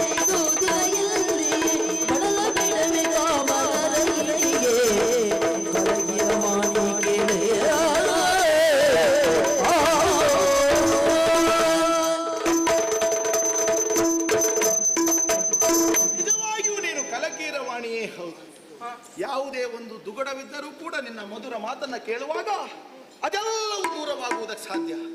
ಅದರ ಅರ್ಥ ರಾಮನಿಗೆ ಚಿಂತೆ ಉಂಟು ಅಂತ ಹೇಳಿದ್ದಲ್ಲ, ನಿನ್ನ ಮಾತಿನಲ್ಲಿ ಅಷ್ಟು ಮಾಧುರ್ಯ ಉಂಟು ಅಂತ ಹೇಳಿದ್ರು. ಹೌದು, 14 ವರ್ಷ ಪಿತೃವಾಕ್ಯ ಪರಿಪಾಲನೆಗಾಗಿ ನಾನು ವನವಾಸಕ್ಕೆ ಹೊರಟದ್ದು ಹೌದು. ಹಾಗಂತ ಹೇಳದೆ ವಂಚಿಸಿ ನಿನ್ನಲ್ಲಿ ಹೋಗ್ತಾ ಇದ್ದೇನೆಂತ ಭಾವಿಸೋದು ಬೇಡ. ನಾನು ಅಗಲಿ ಹೋಗುತ್ತೇನೆಯೇ ಹೊರತು ನಿನ್ನಲ್ಲಿ ಹೇಳದೆ ವಂಚಿಸಿ ಹೋಗುವಂತಹ ಸಾಧ್ಯತೆ ಉಂಟು ಅಂತ ತಿಳಿಯಬೇಡ. ಜಾನಕಿ, ಇದನ್ನ ನಾನು ದೀಕ್ಷೆ ಅಂತ ಅಂಗೀಕರಿಸಿದವನು, ಹೋಗಲೇಬೇಕು. ನಾನು ತಪ್ಪಬಾರದು. ನಾ ಹೊರಟಿದ್ದೇನೆ, ನನ್ನನ್ನು ಹಿಂಬಾಲಿಸುವ ಪ್ರಯತ್ನಕ್ಕೆ ನೀನು ಬರಬೇಡ. ಯಾಕೆ ಗೊತ್ತಾ? ಕಾಡವಾಸ ಹೇಗೆ ಎನ್ನುವುದು ನನಗೊತ್ತೇ ಹೊರತು ಅದು ನಿನಗೆ ಗೊತ್ತಿಲ್ಲ. ಸುಖದ ಸುಪ್ಪತ್ತಿಗೆಯಲ್ಲಿ ಹಾಯಾಗಿ ಬದುಕನ್ನ ಸವಿಸಬೇಕಾದಂತಹ ನೀನು ಕಾಡಿಗೆ ಬಂದ್ರಲ್ಲಿ ನಿನಗೆ ಕಷ್ಟವಾದೀತು. ದುಷ್ಟ ಮೃಗಗಳೋ ದುಷ್ಟರ ಅಟ್ಟಹಾಸವೋ ಅಲ್ಲಿ ನರ್ತನ ಮಾಡುವ ಆ ಕಾಲಕ್ಕೆ ನಾನು ದುಷ್ಟರ ಸಂಹಾರಕ್ಕೆ ಹೋಗುವುದಾ ನಿನ್ನ ರಕ್ಷಣೆಗಂತ ಬರುವುದೇ ಹೇಳು. ಜಾನಕಿ, ನೀನ್ ಇಲ್ಲೇ ಇರಬೇಕು ಅಂತ ಹೇಳಿದ್ದೆ ಯಾಕೆ ಗೊತ್ತಾ? ಇದೋ ಮಗನ ಅಗಲುವಿಕೆಯ ನೋವನ್ನ ನನ್ನ ತಂದೆಯವರು ಸಹಿಸಿಕೊಳ್ಳುವುದಕ್ಕೆ ಕಷ್ಟವಾಗುತ್ತಾ ಉಂಟು. ಕಣ್ಣೀರನ್ನ ಸುರಿಸುತ್ತಾ ಇದ್ದಾರೆ, ಬಿದ್ದು ಒದ್ದಾಡುತ್ತಾ ಇದ್ದಾರೆ. ನಾನೂ ದೂರಾದೆ, ನೀನೂ ದೂರಾದೆ ಅಂತಾದ್ರೆ ಅವರ ದುಃಖ ಮತ್ತಷ್ಟು ಹೆಚ್ಚುವುದಕ್ಕೆ ಸಾಧ್ಯ ಉಂಟು. ನೀನು ಇಲ್ಲಿಯೇ ಇರು. ಅವರಿಗೆ ನೀನು ರಾಮನಾಗಿ ಸೀತೆಯಾಗಿ ಅವರ ಸೇವೆಯನ್ನ ಮಾಡುತ್ತಾ ಬಾ. ನಿನ್ನ ಸೌಭಾಗ್ಯ ನೋಡು. ಸೂರ್ಯ ವಂಶಕ್ಕೆ ಸೊಸೆಯಾಗಿ ಬಂದವರು 3 ಮಂದಿ, ಮನೆತನದ ಘನತೆಯನ್ನು ಉಳಿಸಿಕೊಂಡು ಬಂದವರು ಆ 3 ಮಂದಿ. ಅವರು ಹಾಕಿಕೊಟ್ಟಂತಹ ಆ ಒಂದು ಮರ್ಯಾದೆಯನ್ನ, ಆ ಘನತೆಯನ್ನ ನೀನು ಮುಂದುವರಿಸಿಕೊಂಡು ಹೋಗಬೇಕು. ಹಿರಿಯವರ ಸೇವೆಯನ್ನ ಮಾಡುತ್ತಾ ನೀನು ದಿವಸವನ್ನ ಕಳೆ. ಅವರ ಮನಸ್ಸಿಗೆ ಒಂದಿಷ್ಟು ನೋವಾಗದೇ ಇದ್ದ ಹಾಗೆ ನೀನು ಚೆನ್ನಾಗಿ ಅವರನ್ನು ನೋಡಿಕೊಂಡು ಬಾ. ಸಂತೋಷದಲ್ಲಿ ನಗು ನಗುತ್ತಾ ನೀನು ನನ್ನನ್ನು ಕಳುಹಿಸಿಕೊಡು. 14 ವರ್ಷವೆನ್ನುವುದನ್ನ 14 ದಿವಸ ಕಳೆದಷ್ಟೇ ಸುಲಭದಲ್ಲಿ ನಾನು ವನವಾಸವನ್ನ ಮುಗಿಸಿ ಮತ್ತೆ ನಾನು ನಿನ್ನನ್ನು ಸೇರಿಕೊಳ್ತೇನೆ ಜಾನಕಿ. ಸ್ವಾಮಿ, ನಿಮ್ಮ ಜೊತೆಯಲ್ಲಿ ನಾನು ಬರ್ತೇನೆ ಎಂದು ಹೇಳಿದಾಗ ನನ್ನ ಮನಸ್ಸನ್ನು ನೀವು ಬದಲಾಯಿಸುತ್ತೆ ಪ್ರಯತ್ನ ಪಡ್ತಾ ಇದ್ದೀರಾ. ಆದ್ರೆ ನಿಮ್ಮಲ್ಲಿ ಒಂದು ಮಾತನ್ನು ಹೇಳ್ತೇನೆ. ಯಾವುದು? ವನವಾಸಕ್ಕೆ ಹೋಗ್ತೇನೆ ಎನ್ನುವ ಹಾಗೆ ತಾಯಿಯಲ್ಲಿ ಹೇಳುವುದಕ್ಕೆ ಹೋದಾಗ ಒಂದು ಕ್ಷಣವೂ ನಿಮ್ಮನ್ನ ಬಿಟ್ಟಿರಲಾರಂತಹ ತಾಯಿ ನಿಮ್ಮ ಜೊತೆಗೇ ಬರ್ತೇನೆ ಎನ್ನುವಾಗ ಆಡಿದ್ರು. ಆ ಸಂದರ್ಭದಲ್ಲಿ ತಾಯಿಗೆ ಸಾಂತ್ವನದ ನುಡಿಗಳನ್ನು ನೀವು ಆಡಿದ್ರಿ. ಅಮ್ಮ, ನೀವು ಮಗನ ಜೊತೆಯಲ್ಲಿ ಇರುವುದಲ್ಲ, ತಂದೆಯ ಜೊತೆಯಲ್ಲಿ ಇದ್ದು ಪತಿಯ ಸೇವೆಯನ್ನು ಮಾಡಿಕೊಂಡು ಕಾಲವನ್ನೇ ಕಳೆಯಬೇಕು, ಅದುವೇ ಸತಿಧರ್ಮ ಎನ್ನುವಾಗ ಆಡಿದ್ರಿ. ಅವರಿಗೆ ಸಾಂತ್ವನದ ಮಾತುಗಳನ್ನ ಸೂಚಿಸಿದ್ರಿ. ಹೀಗಿರುವಾಗ ಆ ನ್ಯಾಯದ ಮಾತು ತಾಯಿಗೊಂದು ಆಗ್ತದೆ ಬಿಟ್ರು ಹೆಂಡತಿ ಪಾಲಿಗೆ ಅನ್ವಯಿಸುವುದಿಲ್ವೇ ಹೇಳಿ? ತಾಯಿಗೊಂದು ನ್ಯಾಯ, ಹೆಂಡತಿಗೊಂದು ನ್ಯಾಯವೇ ಹೇಳಿ? ಸತಿಯಾದವಳು ಪತಿಯ ಜೊತೆಯಲ್ಲೇ ಇರಬೇಕು, ಪತಿಯ ಸೇವೆಯನ್ನು ಮಾಡುವುದೇ ಸರಿ. ಆದುದರಿಂದ ನಿಮ್ಮ ಜೊತೆ ನಾನು ಬಂದೇ ಬರ್ತೇನೆ, ನನ್ನನ್ನು ತಡೆಯುವುದಕ್ಕೆ ಮುಂದಾಗಬೇಡಿ. ಒಂದು ವೇಳೆ ಬೇಡ ಒಲ್ಲೆ ಅಂತ ನೀವು ಮಾಡಿದ್ರೆ ನಿಮ್ಮ ಪಾದದ ಆಣೆ, ಇಲ್ಲ ನನ್ನ ಮಾವನ ಪಾದದ ಆಣೆ, ಇಲ್ಲ ನನ್ನ ತಂದೆಯ ಪಾದದ ಆಣೆ, ನಾನು ನಿಮ್ಮನ್ನು ಬಿಟ್ಟು ಬದುಕುವುದಿಲ್ಲ, ನಾನು ಸಾಯ್ತೇನೆ. ಎಷ್ಟು ಸುಲಭದಲ್ಲಿ ಮಾತೆಂಬ ಹಗ್ಗದಿಂದ ನನ್ನನ್ನು ಬಂಧಿಸಿ ಬಿಟ್ಟೆ. ತಾಯಿಗೊಂದು ನ್ಯಾಯ, ಸತಿಗೊಂದು ನ್ಯಾಯ. ಛೇ, ಧರ್ಮವನ್ನ ಕಾಪಿಡುವಂತಹ ಈ ರಾಮ ಹಾಗೆ ಮಾಡಬಾರದು ತಾನೇ.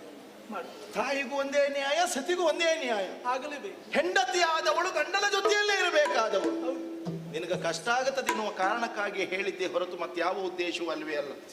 ಸರಿ, ನಾವಿಬ್ಬರು ಒಂದಾಗಿ ವನವಾಸದಲ್ಲಿ ಕಳಿಬೇಕು ಅಂತ ನಮ್ಮ ಹಣೆಯಲ್ಲಿ ಬರೆದಿದ್ರೆ ತಪ್ಪಿಸುವುದಕ್ಕೆ ನಾವ್ಯಾರು? ಸರಿ, ಹಿರಿಯವರಲ್ಲಿ ವಿಷಯವನ್ನು ತಿಳಿಸಿ ಮುಂದುವರಿಯೋಣ.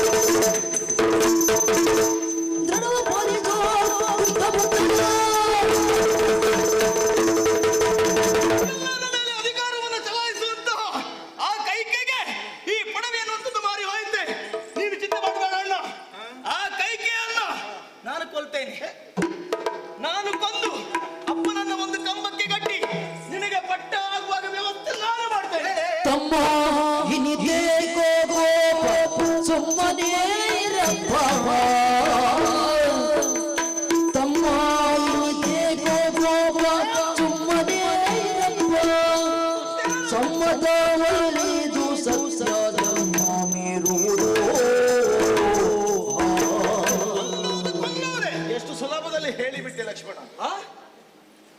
ತಂದೆಯನ್ನ ಕಂಬಕ್ಕೆ ಕಟ್ಟುತ್ತೀಯ? ಹೌದು. ತಾಯಿಯ ತಲೆ ಕಡಿತೀಯ? ಆ! ಒಂದು ಶಾಸ್ತ್ರ ಇದ್ದದ್ದು ಹೌದು. ವಯಸ್ಸಾದಂತಹ ತಂದೆ ಪೀಠವನ್ನ ಬಿಡದೆ ಹೋದ್ರೆ ಹಾಗೆ ಮಾಡಬಹುದು ಅಂತ.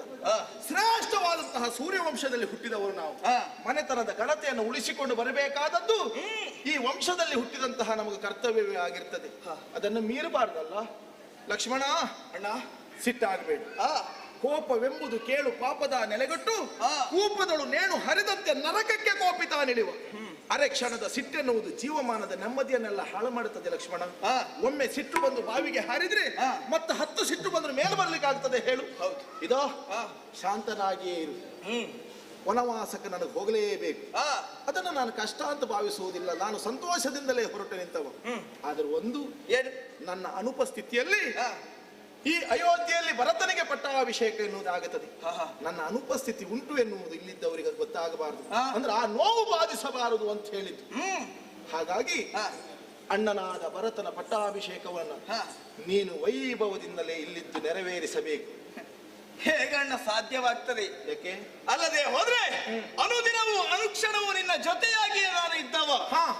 ನೀನಿಲ್ಲದ ಈ ಸಾಕೇತದಲ್ಲಿ ನಾನು ಕ್ಷಣ ಮಾತ್ರ ಇರುವುದಕ್ಕೆ ಸಾಧ್ಯ ಉಂಟಾ? ಖಂಡಿತವಾಗಿ ಇಲ್ಲವೇ ಇಲ್ಲ. ನೀನು ಹೇಗೆ ಕಾಡಿಗೆ ಹೋಗ್ತೀಯೋ ಅದೇ ರೀತಿಯಲ್ಲಿ ನಿನ್ನ ತಮ್ಮನಾಗಿರುವಂತಹ ಲಕ್ಷ್ಮಣ ನಾನೂ ಅನುಸರಿಸಿಕೊಂಡು ಬರ್ತೇನಣ್ಣ. ಒಂದು ಅವಕಾಶ ಮಾಡಿಕೊಡೋಣ. ಬರುವವನೇ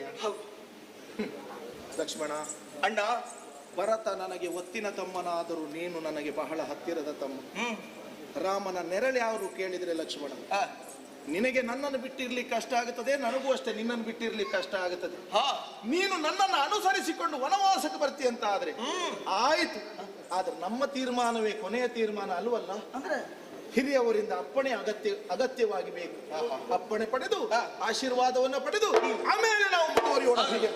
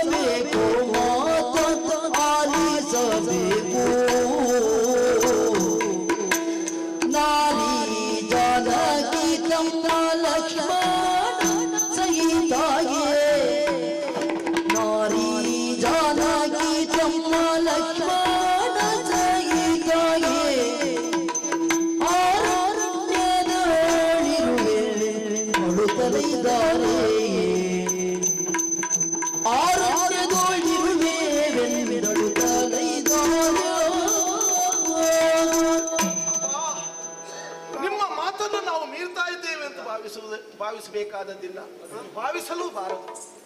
ವನವಾಸಕ್ಕೆ ಹೋಗುವುದಕ್ಕೆ ಅವಕಾಶ ಇರುವುದು ಈ ರಾಮನಿಗೆ ಮಾತ್ರ. ಆದ್ರೆ ಏನು ಮಾಡೋಣ ಹೇಳಿ ಅಪ್ಪ? ನನ್ನನ್ನ ಬಿಟ್ಟಿರುವುದಕ್ಕೆ ಅಸಾಧ್ಯಳಾದಂತಹ ಸೀತೆ, ಅನುಜನಾದಂತಹ ಲಕ್ಷ್ಮಣ ನನ್ನನ್ನು ಅನುಸರಿಸಿಕೊಂಡು ಬರ್ತೇವೆ ಎನ್ನುವ ಹಾಗೆ ಹಠ ಹಿಡಿತಾ ಇದ್ದಾರೆ. ಬೇಡ ಅಂತ ಹೇಳುವುದಕ್ಕೆ ನನಗೆ ಮನಸ್ಸೊಪ್ಪಲಿಲ್ಲ. ಹಾಗಾಗಿ ನಾವು ಮೂವರು ಹೊರಟು ನಿಂತಿದ್ದೇವೆ. ಹೊರಟಂತಹ ನಮ್ಮನ್ನ ಹರಸಿ ಕಳುಹಿಸಿಕೊಡಬೇಕು ಎನ್ನುವ ಹಾಗೆ ಬೇಡುತ್ತಾ ಇದ್ದೇವಪ್ಪ. ಅಯ್ಯೋ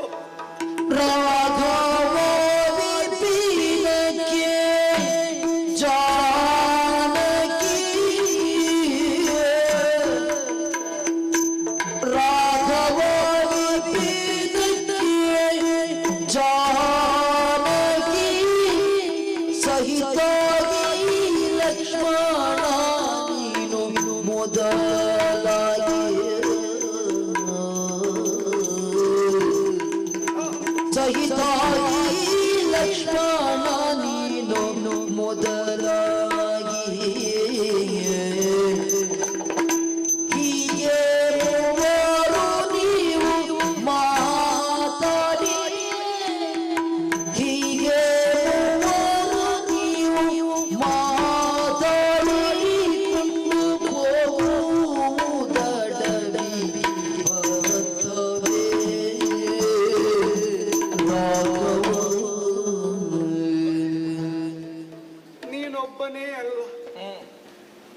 ನಿನ್ನನ್ನು ಸೂರ್ಯವಂಶೀಯ ದಾಶರಥಿ ರಾಘವ ಹೀಗೆಲ್ಲ ಕರೆಸಿಕೊಂಡವ. ನೀನು ಮಾತಿಗೆ ತಪ್ಪುವನಲ್ಲ, ನೀನು ಹೋಗೇ ಹೋಗ್ತಿ ಅಂತ ಭಾವಿಸಿದರೆ ನನಗೆ ಹೆಣ್ಣು ಮಕ್ಕಳಿಲ್ಲ. ಇದ್ದವಳನ್ನು ಮೊದಲೇ ಕೊಟ್ಬಿಟ್ಟಿದ್ದೇನೆ. ಮನೆಯ ಮಗಳಾಗಿ ಬಂದವಳು ಸೀತಾ. ಪ್ರೀತಿಯಿಂದ ಮಾವ ಅಂತ ಕರೆದರೆ ಸಾವಿರ ಬಾಯಿ ಅಂತ ಮುಗ್ಧೆಯಾದ ಜನಕರಾಜನು ನಿನಗೆ ವಹಿಸಿಕೊಟ್ಟಂತಹ ಹೊಣೆಗಾರಿಕೆಯನ್ನ, ಆಕೆಯ ಸುಖವನ್ನ ಎಲ್ಲವನ್ನೂ ಮರೆತು ಆಕೆಯನ್ನು ಕರೆದುಕೊಂಡು ಹೋಗುತ್ತೀಯಾ? ನನಗೆ ಮಗಳೇ ಅಂತ ಕರೀಲಿಕ್ಕೆ ಯಾರಿದ್ದಾರೆ? ಅವರಿಬ್ಬರು ಅಲ್ಲಿದ್ದಾರೆ, ಭರತ ಶತ್ರುಘ್ನರು.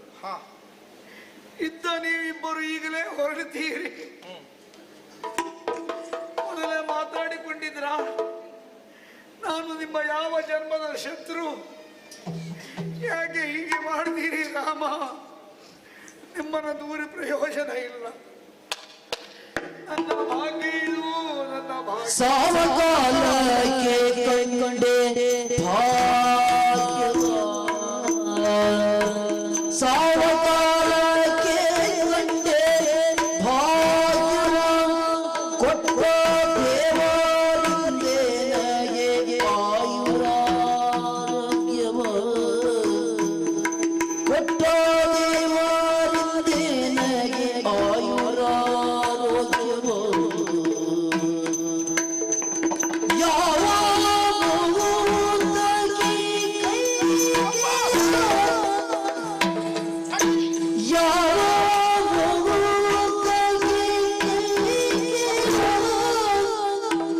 ತಂದೆ ಜೀವಕ್ಕೆ ತುತ್ತಾದ ಹೀಗೆಯ ತಂದೆ ಜೀವಕ್ಕೆ ತುತ್ತಾದ ಹೀಗೆಯ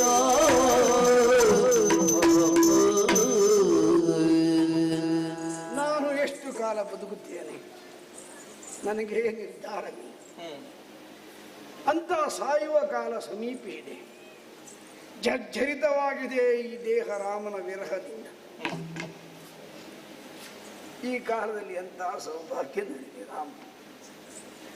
ಅವರಿಬ್ಬರಲ್ಲಿ ನೀವಿಬ್ಬರು ಕಾಡಿನಲ್ಲಿ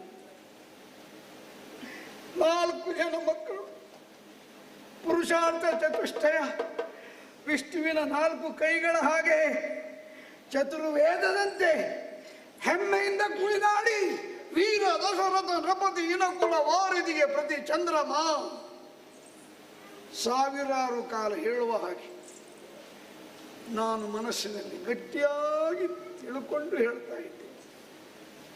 ಕಂದ, ಈಗ ನಾನು ವೀರ ದಶರಥ ನೃಪತಿ ಅಲ್ಲ. ಇವಳಿದ್ದಾಳಲ್ಲ, ಇವಳ ಈ ಬಿಳಿ ಚರ್ಮಕ್ಕೆ ಸೋತವ ನಾನು. ಅಂದು ಕಾಡಿನಲ್ಲಿ ಸಿಕ್ಕಾಕೆ ಇವಳದು ವರ್ಣಿಸಿದ್ದೇನೆ. ಆರಣವಾತ್ಮಜೆಯಂತೆ ಶೋಭಿಸುತ್ತಿದ್ದೀಯಾ, ಸಮುದ್ರ ತಾನೇ ಲಕ್ಷ್ಮೀದೇವಿ ಅಂತೆ ಕಂಗೊಳಿಸುತ್ತಿದ್ದೀಯಾ ನೀನು. ಯಾರು ನೀನು? ನನ್ನನ್ನು ಮದುವೆ ಆಗಿದೆಯಾ?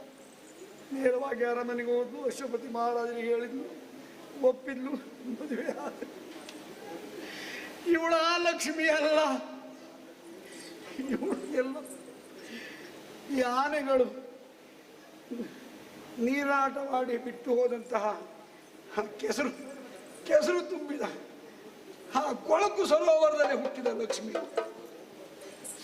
ಇಲ್ಲವಾದರೆ ನನ್ನ ಸೌಭಾಗ್ಯವನ್ನು ಈಗ ಕಸಿತಾಳ, 4 ಮಂದಿ ಮಕ್ಕಳ ಸೌಭಾಗ್ಯವನ್ನು ಕಸಿತಾಳ, ಅರಮನೆಯನ್ನು ಮಸಣ ಮಾಡ್ತಾಳ. ಇಲ್ಲವಲ್ಲ ರಾಮ, ಇಲ್ಲವಲ್ಲ. ನಿಮ್ಮನ್ನ ದೂರಿ ಪ್ರಯೋಜನವೇನು ರಾಮ? ನನ್ನ ಹಣೆ ಬರಹ ಇದು. ಯಾವ ದೇವರ ಕೋಪವೋ ಅಥವಾ ಯಾವ ಮುನಿಯ ಶಾಪವೋ? ಹೌದು, ಯಾವ ಮುನಿಯ ಶಾಪ ನನ್ಗೊಂದು ಗೊತ್ತಾಗುವುದಿಲ್ಲ ರಾಮ. ಅಪ್ಪ, ನೀನು ಹೋಗ್ತೀಯ ಮಗಳೇ, ನಿನಗೆ ನನ್ನ ಮೇಲೆ ಏನೂ ಕರುಣೆ ಇಲ್ಲ. ಲಕ್ಷ್ಮಣ, ಅಪ್ಪ, ನೀನಾದ್ರೂ ನನ್ನ ಬಳಿಯಲ್ಲಿದ್ದು ಅಣ್ಣನ ಬದಲಿಗೆ ನಾನಿದ್ದೇನೆ ಎಂದು ಹೇಳುವಂತ ಸ್ವರವೂ ನಿನಗಿಲ್ವ? ಎಲ್ಲ ಒಟ್ಟಾಗಿದೆ, ಎಲ್ಲ ನೀವು ಬಿಟ್ಟು ಹೋಗ್ತೀರಿ. ಎಲ್ಲವನ್ನೂ ಬಿಡಬೇಕಾದಂತ ಪ್ರಸಂಗ ನನಗೆ ಒದಗಿ ಬಂದಿದೆ. ನಾನೇ ರಾಮ ಆಗಿರ್ತಿದ್ರೆ ಕಾಡಿಗೆ ಹೋಗಿ ಬಹಳ ಹೊತ್ತಾಗುತ್ತಿತ್ತು. ನಿಮ್ಮ ದುಃಖವನ್ನು ಹೆಚ್ಚಿಸುವುದಕ್ಕೆ ನಮಗೂ ಇಷ್ಟ ಇಲ್ಲ. ಹೊರಟಿದ್ದೇವಪ್ಪ. ವನವಾಸ ಕೈದು ಬರುವೆವೆಂದು ಜನ ಜನ ಪಾದಕ್ಕೆ ನಮಿಸಿ ವನಿತೆ ಕೈಗಾದೇವಿಯಾಗಿ ವಂದಿಸಲು ಕಂಡು ವನಿಗೆ ಕೈಗಾದೇವಿಯಾಗಿ ವಂದಿಸಲು ಕಂಡು ಮನದೊಳಿದೊಳಿದನು ಹೇಳಿದಳು.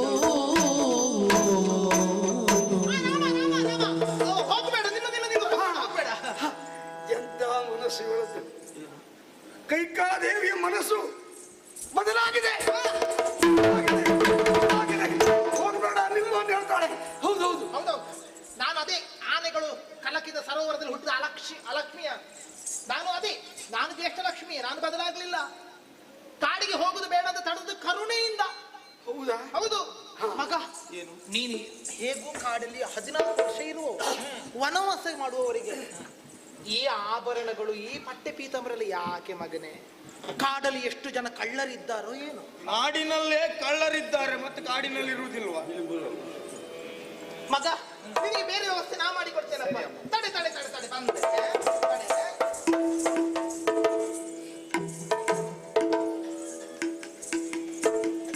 ತೆಗೆದುಕೊ ಮತ್ತೆ, ನಿನ್ನೆ ಆಗಿರುವಂಥದ್ದು. ಈಗ ಈಗ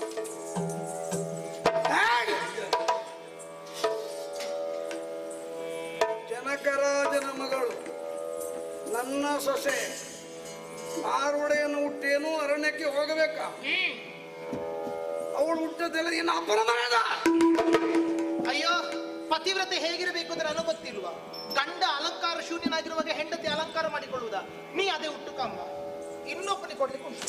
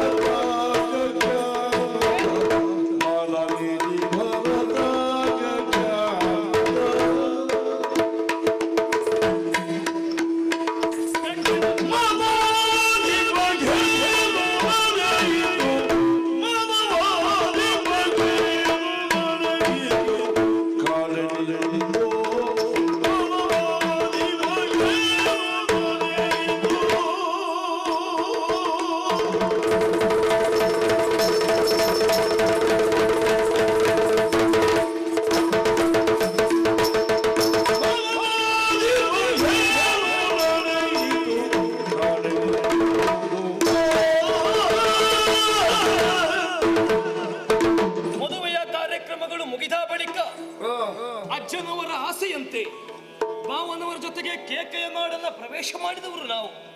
ನಾನು ಹಾಗೂ ನನ್ನ ತಮ್ಮನಾದಂತ ಶತ್ರುಘ್ನ ಸಂತೋಷದ ದಿನಗಳನ್ನ ಕೇಕೆಯಲ್ಲಿ ಕಳೆದವರಿದ್ದೇವೆ. ನಿನ್ನೆ ದಿವಸ ಮೃಷ್ಟಾನ್ನ ಭೋಜನವನ್ನು ಸವಿದಂತ ನಾನು ಹಾಯಾಗಿ ರಾತ್ರಿಯನ್ನ ಕಳೆಯುವುದಕ್ಕೆ ಮಲಗಿದರೆ ಕನಸೊಂದನ್ನ ಕಂಡೆ. ಆ ದುಸ್ವಪ್ನದಲ್ಲಿ ಕಂಡಂತ ದೃಶ್ಯಗಳನ್ನ ನೆನಪಿಸಿಕೊಂಡರೆ ಮೈಯೆಲ್ಲ ಬೆವರುವುದಕ್ಕೆ ಪ್ರಾರಂಭವಾಗುತ್ತಾ ಇದೆ. ಹಾಗಾದ್ರೆ ಕಂಡ ಕನಸಾದರೂ ಯಾವುದು? ನನ್ನಯ್ಯ ದಶರಥ ಭೂಪತಿಗಳು ಎತ್ತರದ ಪರ್ವತವನ್ನ ಏರಿ ಪ್ರಪಾತಕ್ಕೆ ಧುಮುಕಿದ ದೃಶ್ಯವನ್ನ ಕಂಡೆ. ಕೆದರಿಕೊಂಡಂತ ಕೇಶರಾಶಿಯನ್ನ ಕಂಡೆ. ಮೃತ್ವಿಕೆಯನ್ನ ಲೇಪಿಸಿದ್ದನ್ನ ಕಂಡೆ. ಹೀನ ಜಂತುವಾದಂತ ಕತ್ತೆಯನ್ನ ಏರಿ ದಕ್ಷಿಣಾಭಿಮುಖವಾಗಿ ಹೊರಡುವಂತ ದೃಶ್ಯವನ್ನ ಕಂಡೆ. ಸಾಕೇತದಲ್ಲಿ ಭೂತ ಪ್ರೇತಾದಿಗಳ ತಿರುಗಾಟವನ್ನ ಕಂಡೆ. ಹಾಗಾದರೆ ಅಶುಭ ಸೂಚನೆ ಇರಬಹುದೇ ಎನ್ನುವ ಹಾಗೆ ಯೋಚಿಸಿ ತಪ್ಪನೆ ಎದ್ದು ಕುಳಿತೆ. ಆಗ ನನ್ನ ಸಹಪಾಠಿಗಳೆಲ್ಲರೂ ಬಂದು ಗಾನ ನೃತ್ಯಗಳಿಂದ ನನ್ನ ಮನಸ್ಸನ್ನ ತೃಪ್ತಿಪಡಿಸುವುದಕ್ಕೆ ಮುಂದಾದರೂ ಮನಸ್ಸು ಮಾತ್ರ ಸಂತೋಷವನ್ನು ಅನುಭವಿಸುವುದಕ್ಕೆ ಮನ ಮಾಡಲಿಲ್ಲ. ಮತ್ತೆ ಮತ್ತೆ ಮೆಲುಕು ಹಾಕುತ್ತಾ ಹೇಗೋ ರಾತ್ರಿಯನ್ನ ಕಳೆದೆ. ಆದರೆ ಬೆಳಗಾದ ಕೂಡಲೇ ಅರಮನೆಯ ಮುಂಭಾಗ ಸಾಕೇತದ 5 ಮಂದಿ ಆಳುಗಳು ಬಂದು ನಿಂತ ವರ್ತಮಾನವನ್ನ ತಿಳಿದು ಮತ್ತೆ ಭಯಕ್ಕೆ ಒಳಗಾದೆ. ಯಾಕೆ?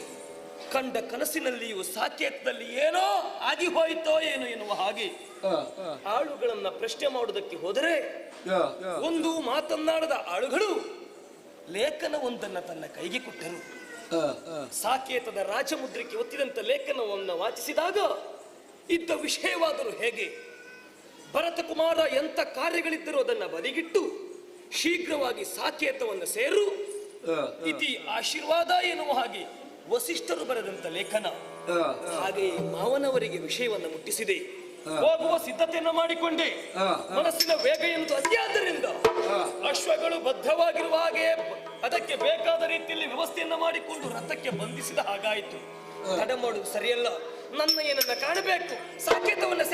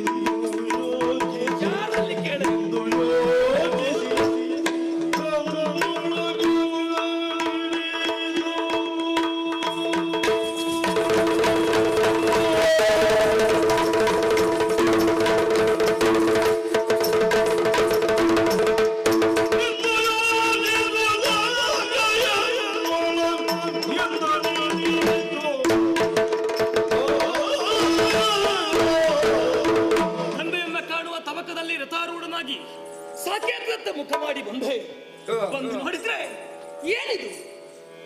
ಮೌನ ಮುದ್ರೆಯನ್ನೇ ತಡೆದುಕೊಂಡಿದೆ ಸಾಕೇತ. ಜನರ ಓಡಾಟವೇ ಕಾಣುತ್ತಾ ಇಲ್ಲ. ಅಲ್ಲಲ್ಲಿ ತೋರಣಗಳನ್ನ ಕಟ್ಟಿದರೂ ಬಾಡಿ ಹೋದ ತೋರಣಗಳು. ಹಾಗಾದ್ರೆ ಕನಸಿನಲ್ಲಿ ಕಂಡಂತ ಅಶುಭದಂತೆಯೇ ಏನಾದ್ರೂ ಆಗಿರಬಹುದೇ? ಕೇಳುವ ತವಕ ಅತ್ಯಾಗ್ತಾ ಉಂಟು. ಹತ್ತಿರ ಬಂದವರಲ್ಲಿ ಪ್ರಶ್ನೆ ಮಾಡೋದಕ್ಕಾಗಿ ನಾನು ಹೋದ್ರೆ ನನ್ನನ್ನು ಕಂಡವರೆಲ್ಲರೂ ವಿರೋಧಿ ಹಾಗೆ ನನ್ನನ್ನು ಕಾಣ್ತಾ ಇದ್ದಾರಲ್ಲ. ಒಬ್ಬನು ಈ ಅರಸ ಕುಮಾರನಲ್ಲಿ ಮಾತನಾಡುವುದಕ್ಕೆ ಮನ ಮಾಡ್ತಾ ಇಲ್ಲ. ಯಾಕೆ? ಅಯೋಧ್ಯಕ್ಕೆ ಏನಾಗಿದೆ? ಯಾರಿಂದಲೂ ಅಭಿಯೋಗ ಮಾಡಿ ಗೆಲ್ಲುವುದಕ್ಕೆ ಆಗದೇ ಇರುವುದರಿಂದ ಈ ನಾಡಿಗೆ ಅಯೋಧ್ಯ ಎನ್ನುವಂತ ಹೆಸರು. ಅರಿಗಳ ದಾಳಿಯಿಂದ ಹೇಗಾಗಿದೆ? ಇಲ್ಲ ಇದಕ್ಕೆಲ್ಲ ಕಾರಣವಾದರೂ ಏನು? ಇಲ್ಲೇ ನಿಂತು ಕಾಲಹರಣ ಮಾಡಿದ ಪ್ರಯೋಜನ ಇಲ್ಲ. ಅಪ್ಪನನ್ನ ಕಾಣಬೇಕು. ನೋಡ್ತೇನೆ.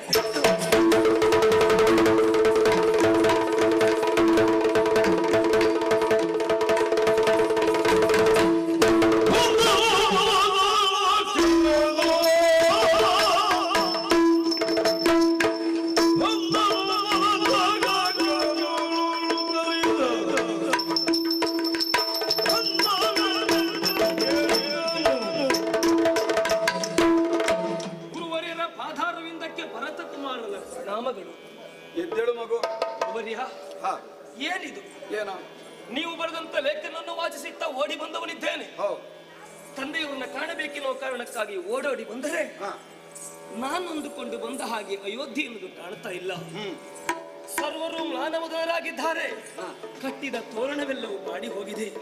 ಅರಸು ಕುಮಾರ ಬರುತ್ತಾ ಇದ್ದೇನೆಂತ ವರ್ತಮಾನವನ್ನು ಕೇಳಿದಾಗ ಆಳುಗಳೆಲ್ಲರೂ ಸತ್ಕರಿಸುವುದಕ್ಕೆ ಯಾವತ್ತೂ ಬರುವವರು. ಆದ್ರೆ ಇಂದು ಮಾತ್ರ ಹಾಗಲ್ಲ. ರಾಜ ಬೀದಿಯಲ್ಲಿ ಯಾರ ಸಂಚಾರವೂ ಕಂಡವನಲ್ಲ ನಾನು. ಧ್ವಜ ಎನ್ನುವುದು ಹಾರಾಟ ಮಾಡುವುದನ್ನು ಬಿಟ್ಟು ಧ್ವಜವು ಮುದುಡಿ ಕುಳಿತ ಹಾಗೆ ಉಂಟು. ಯಾಕೆ ಈ ರೀತಿ ಆಗುವುದಕ್ಕೆ ಕಾರಣ ಏನು ಗುರುಗಳೇ? ಯಾಕೆ ನನ್ನನ್ನು ಮಾಡಿಕೊಂಡಿದ್ದಾರೆ? ಕುಮಾರ,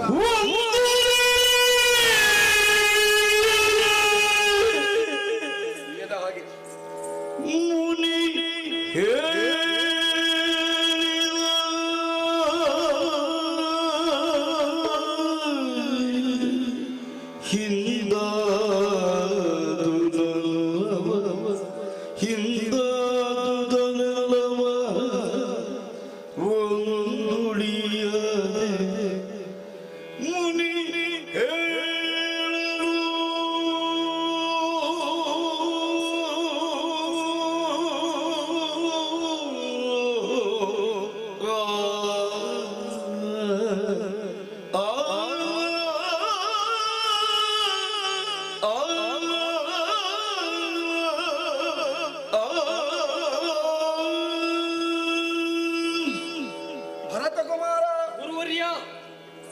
ಈ ಅಯೋಧ್ಯ ನಗರದ ವೈಚಿತ್ರ್ಯಗಳನ್ನು ಕಂಡು ಬಹಳ ತಲ್ಲಣಗೊಂಡು ಮನೋವ್ಯಾಕುಲತೆಯನ್ನು ತಾಳಿರುವಂತಹ ನಿನ್ನಲ್ಲಿ ಒಂದೂ ಉಳಿಯದ ಹಾಗೆ ಸಮಸ್ತವನ್ನು ನಾನು ಹೇಳಬೇಕು ಎಂದಿದ್ದರೆ ನೀನು ಅದಕ್ಕೆ ಸನ್ನದ್ಧನಾಗುವುದಕ್ಕೊಂದು ಬಗೆ ಉಂಟು.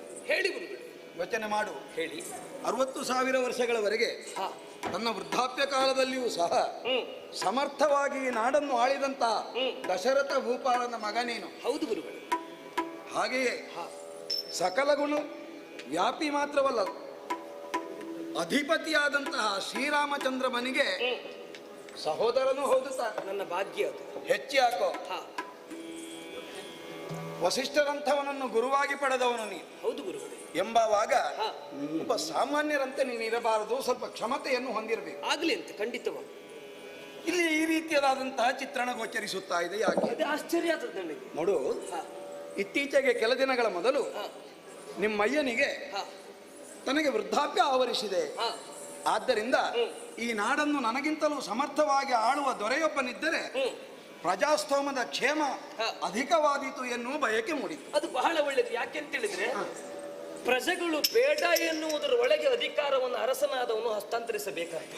ಆ ಯೋಚನೆ ಅಪ್ಪ ಮಾಡಿದ್ದು ಬಹಳ ಒಳ್ಳೆಯದು. ಅಂತಹ ಯೋಚನೆಯನ್ನು ಮಾಡಿದ ಆತ ಜನಪ್ರತಿನಿಧಿಗಳನ್ನು ಸೇರಿಸಿ ತನ್ನ ಮನದಿಂಗಿತವನ್ನು ತಿಳಿಸಿದಾಗ ಎಲ್ಲರೂ ಒಕ್ಕರಳಿನಿಂದ ರಾಮನಿಗೆ ಪಟ್ಟವಾಗುವುದರ ಬಗ್ಗೆ ತಮಗೂ ಆಸಕ್ತಿ ಉಂಟು, ಆದಷ್ಟು ಬೇಗನೆ ಅವನಿಗೆ ಪಟ್ಟವನ್ನು ಕಟ್ಟಬೇಕು. ಸಾಕೇತದ ಸಂಭ್ರಮ ಹೇಗೆ ಕೇಳಿದ್ರೆ ರಾಮರಾಜ್ಯವಾದಾಗ ಮಾತ್ರ ನಾವು ಅದನ್ನೇ ಅನುಮೋದಿಸಿದವು. ಖಂಡಿತವಾಗಿ ಆಗ್ಲೇಬೇಕು. ಬಹುಶಃ ಹೀಗಿರ್ಬೇಕು. ಈ ತೋರಣ ಎಲ್ಲ ಶೃಂಗಾರವಾದದ್ದು ನನ್ನ ಅಣ್ಣನ ಪಟ್ಟಾಭಿಷೇಕಕ್ಕೆ. ಅಣ್ಣನ ಪಟ್ಟಾಭಿಷೇಕ ಮುಗ್ದೇ ಹೋಯ್ತಾ? ಇಲ್ವಾ? ಹಾಗಾಗ್ಲಿಲ್ವ? ಈ ಪಟ್ಟಾಭಿಷೇಕದ ಸಂಭ್ರಮ ಎಲ್ಲವೂ ಸಿದ್ಧಗೊಂಡು ಕಂಕಣಬದ್ಧನಾದಂತಹ ನಿನ್ನ ಅಣ್ಣ ಸಿಂಹಾಸನವನ್ನು ಏರುವುದಕ್ಕೆ ಮೊದಲು ಗುರು ಹಿರಿಯರಾದಿಯಾಗಿ ತಾಯಿ ತಂದೆಗಳಿಂದ ಆಶೀರ್ವಾದವನ್ನು ಪಡೆಯುವುದಕ್ಕೆ ಒಬ್ಬೊಬ್ಬರನ್ನೇ ನಮಿಸುತ್ತಾ ಮುಂದೆ ಹೋಗುವಾಗ ನಿನ್ನಮ್ಮನಾದಂತಹ ಕೈಕಾದೇವಿ ಅಲ್ಲಿ ಇರಲಿಲ್ಲ. ಅಯ್ಯೋ, ಅದು ಹಾಗೆ ಗುರುಗಳೇ. ನನ್ನ ಅಮ್ಮ ಅಂತಲ್ಲ, ಎಲ್ಲ ಹೆಂಗಸರು ಮಾಡುವುದು ಹಾಗೆ. ನನ್ನಮ್ಮ ಪ್ರತ್ಯೇಕ ಅಲ್ಲ. ಮನೆಯಲ್ಲಿ ವಿಶೇಷವಾದ ಸಂಭ್ರಮ ಆಯಿತು ಅಂತಾದ್ರೆ ನಾವು ಹೇಗೆ ಸಿದ್ಧ ಮಾಡಿಕೊಳ್ಳುದು, ಯಾವ ರೀತಿ ಶೃಂಗಾರ ಮಾಡಿಕೊಳ್ಳುದು ಅಂತ ಗೊತ್ತಾಗುವುದೇ ಇಲ್ಲ. ಬಹುಶಃ ಶೃಂಗಾರ ಮಾಡಿಕೊಳ್ಳುವುದಕ್ಕೆ ಕೋಣೆಗೆ ಹೋದವಳಿಗೆ ಶೃಂಗಾರ ಆಗುವುದೇ ಆಗಿ ಹೋಯ್ತೇನೆ.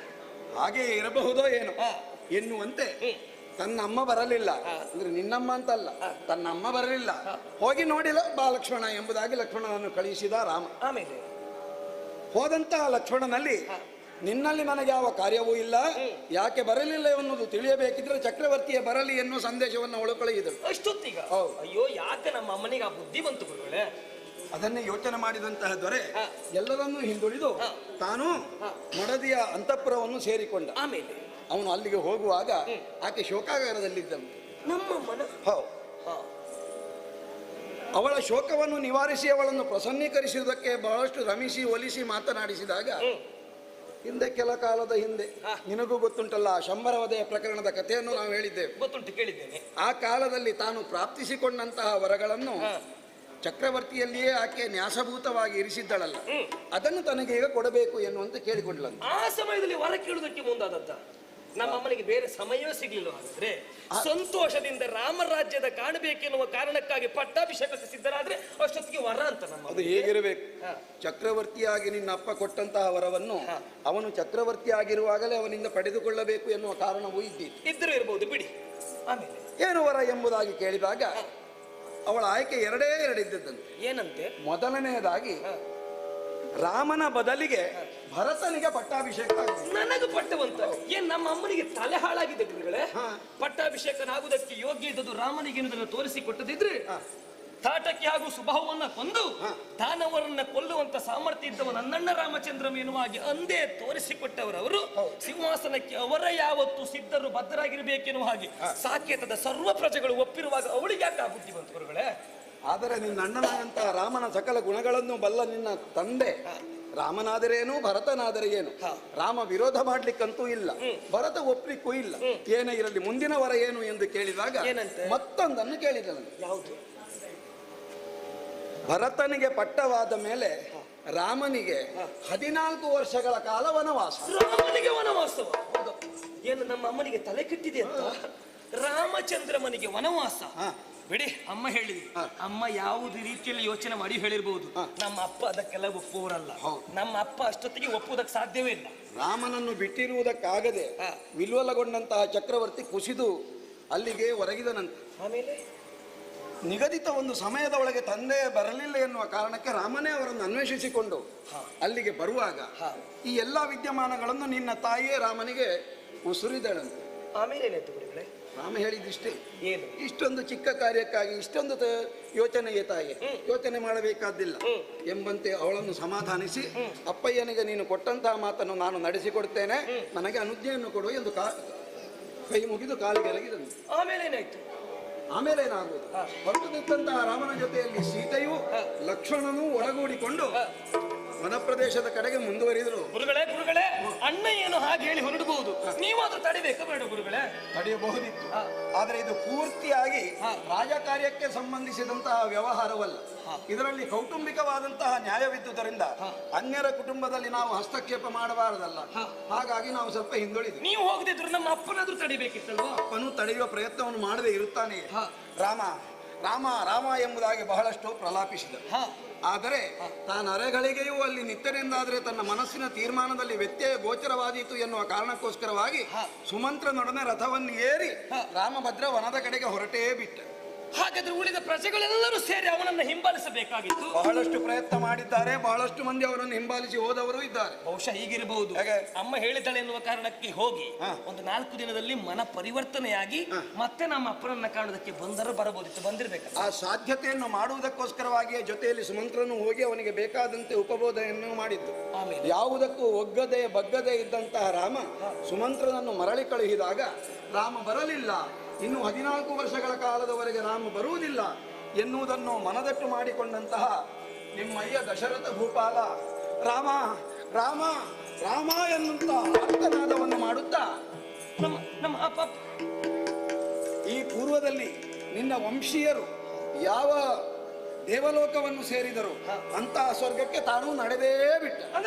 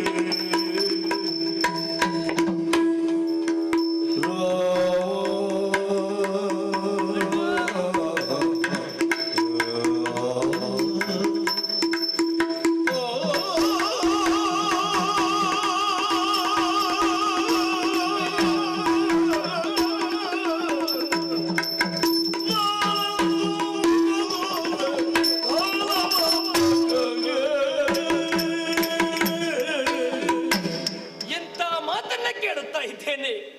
ಅಂದು ಕನಸಿನಲ್ಲಿ ಕಂಡ ದೃಶ್ಯ ಕೈಯಿಂದ ಗುರುಗಳಾಡಿದ ಮಾತನ್ನ ಕೇಳಿದಾಗ ಅಯ್ಯೋ ವಿಧಿಯೇ, ಆ ನರೇಂದ್ರನು ತಾನು ತೀರಿపోದ ಮೇಲೆ ನನಗಾಗಿ ನನ್ನಿಂದಲಾಗಿ ನನ್ನಪ್ಪ ಮರಣ ಹೊಂದಿದರು ಎನ್ನುವಾಗಿ ವರ್ತಮಾನ ನನ್ನ ಅಣ್ಣನಿಗೆ ಗೊತ್ತಾದ ಮೇಲೆ ದಾನವಾಂತಕನಿಗೆ ಹೇಗೆ ನಾನು ನನ್ನ ಮುಖವನ್ನ ತೋರಿಸಲಿ? ನನ್ನಣ್ಣ ಏನಂದುಕೊಳ್ಳುವುದಿಲ್ಲ. ನನ್ನನ್ನ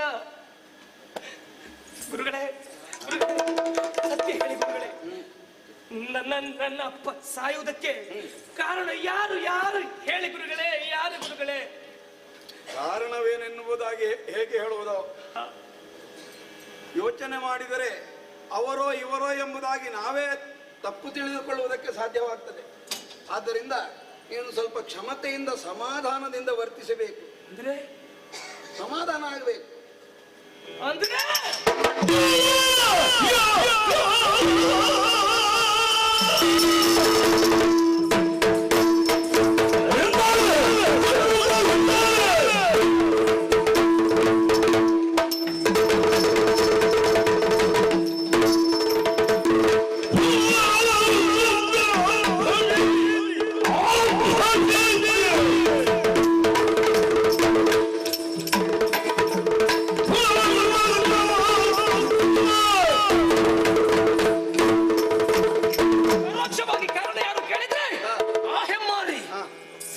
ಸಾಮ್ರಾಜ್ಯಕ್ಕೆ ಕಳಂಕ ತಂದು ನನ್ನ ತಂದೆಯ ಸಾವಿಗೆ ಕಾರಣಕರ್ತರಾಗಿ ಅಣ್ಣನನ್ನ ವನವಾಸಕ್ಕೆ ಅಟ್ಟಿದಂತ ಆ ಕೈಕೆಯನ್ನ ಕೈಕೆ ಯಾರು ಹೇಳು? ನನ್ನಮ್ಮ, ನಿನ್ನ ಅಮ್ಮ ಜನನಿ. ಜನನಿಯ ಕೊಲೆಗೆ ನೀನು ಮುಂದಾಗು.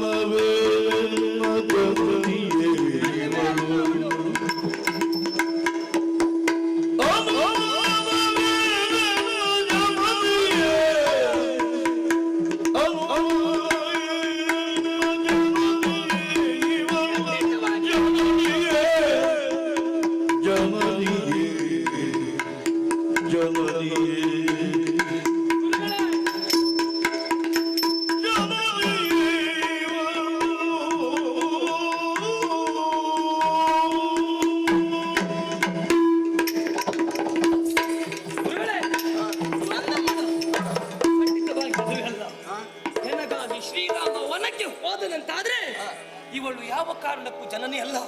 ನನಗೆ ತಾಯಿಯಾಗುವ ಮೊದಲವಳು ಸಾಕೇತಕ್ಕೆ ಸೊಸೆಯಾಗಿ ಬಂದವಳು. ಹೆಚ್ಚೇನು ದಶರಥನಿಗೆ ಹೆಂಡತಿಯಾಗಿ ಬಂದವಳು. ಅದನ್ನ ಯೋಚನೆ ಮಾಡಬೇಕಾಗಿತ್ತು. ಅಂತ ಕಾರ್ಯವನ್ನ ಮಾಡುವುದನ್ನ ಬಿಟ್ಟು ಇಂಥ ದುಷ್ಟ ಕಾರ್ಯಕ್ಕೆ ಮನ ಮಾಡಿದವಳನ್ನ ಬಿಡುವುದಿಲ್ಲ. ಸ್ತ್ರೀವಧೆ ಎನ್ನುವುದು ಅತಿ ನಿಂದ್ಯವಾದ. ಅಂತಹ ಸ್ತ್ರೀವಧೆಯನ್ನು ಮಾಡಬೇಕಾದಂತ ಅನಿವಾರ್ಯತೆ ಒದಗಿದಾಗ ರಾಮನು ಬಹಳ ಯೋಚನೆ ಮಾಡಿದ್ದ. ರಾಮನ ಸಹೋದರನಾಗಿ ನೀನೀಗ ಸ್ತ್ರೀವಧೆಗೆ ಉದ್ಯುಕ್ತನಾಗಿದ್ದ. ಅವಳು ನೋಡು, ಮಾಡಿದಂತಹ ಕೃತ್ಯದಲ್ಲಿ ನಿನಗೆ ಅಸಮಾಧಾನವಿರಬಹುದು, ಆದರೆ ತಾಯಿಯಾಗಿ ತನ್ನ ಮಗನಿಗೆ ಒಳ್ಳೆಯದಾಗಬೇಕು ಎನ್ನುವಂತಹ ಆಂತರ್ಯ ಅದರಲ್ಲಿ ಅಡಕವಾಗಿತ್ತು. ಅವಳನ್ನು ತಪ್ಪು ತಿಳಿಯಬೇಡ. ಕೊಂದರೆ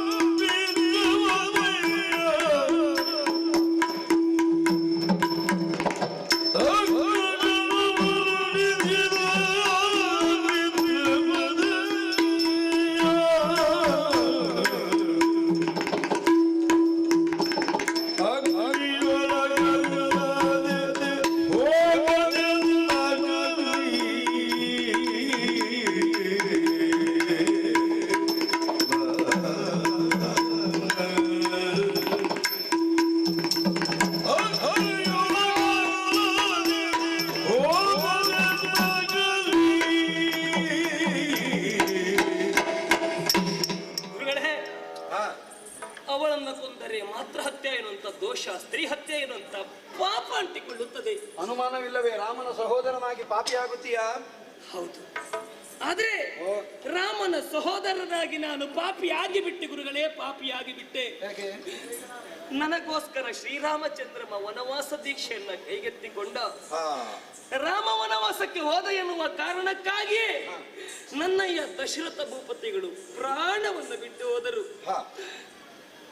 ಪಿತೃಹತ್ಯೆಯ ಪಾಪ, ಅಣ್ಣನನ್ನ ಕಳುಹಿಸಿದ ದೋಷ ಎಲ್ಲವೂ ನನಗೆ ತಟ್ಟಿಕೊಂಡಿತ್ತು ಗುರುಗಳೇ, ಎಲ್ಲವೂ ನನಗೆ ತಟ್ಟಿಕೊಂಡಿದೆ.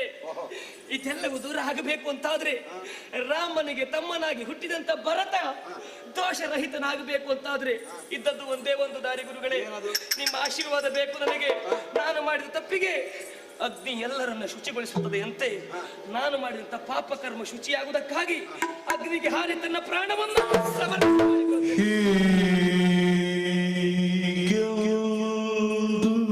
ಈಗ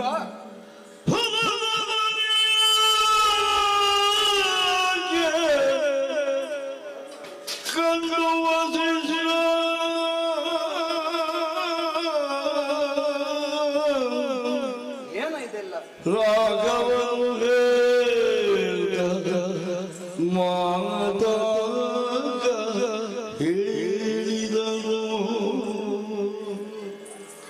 ಭರತ,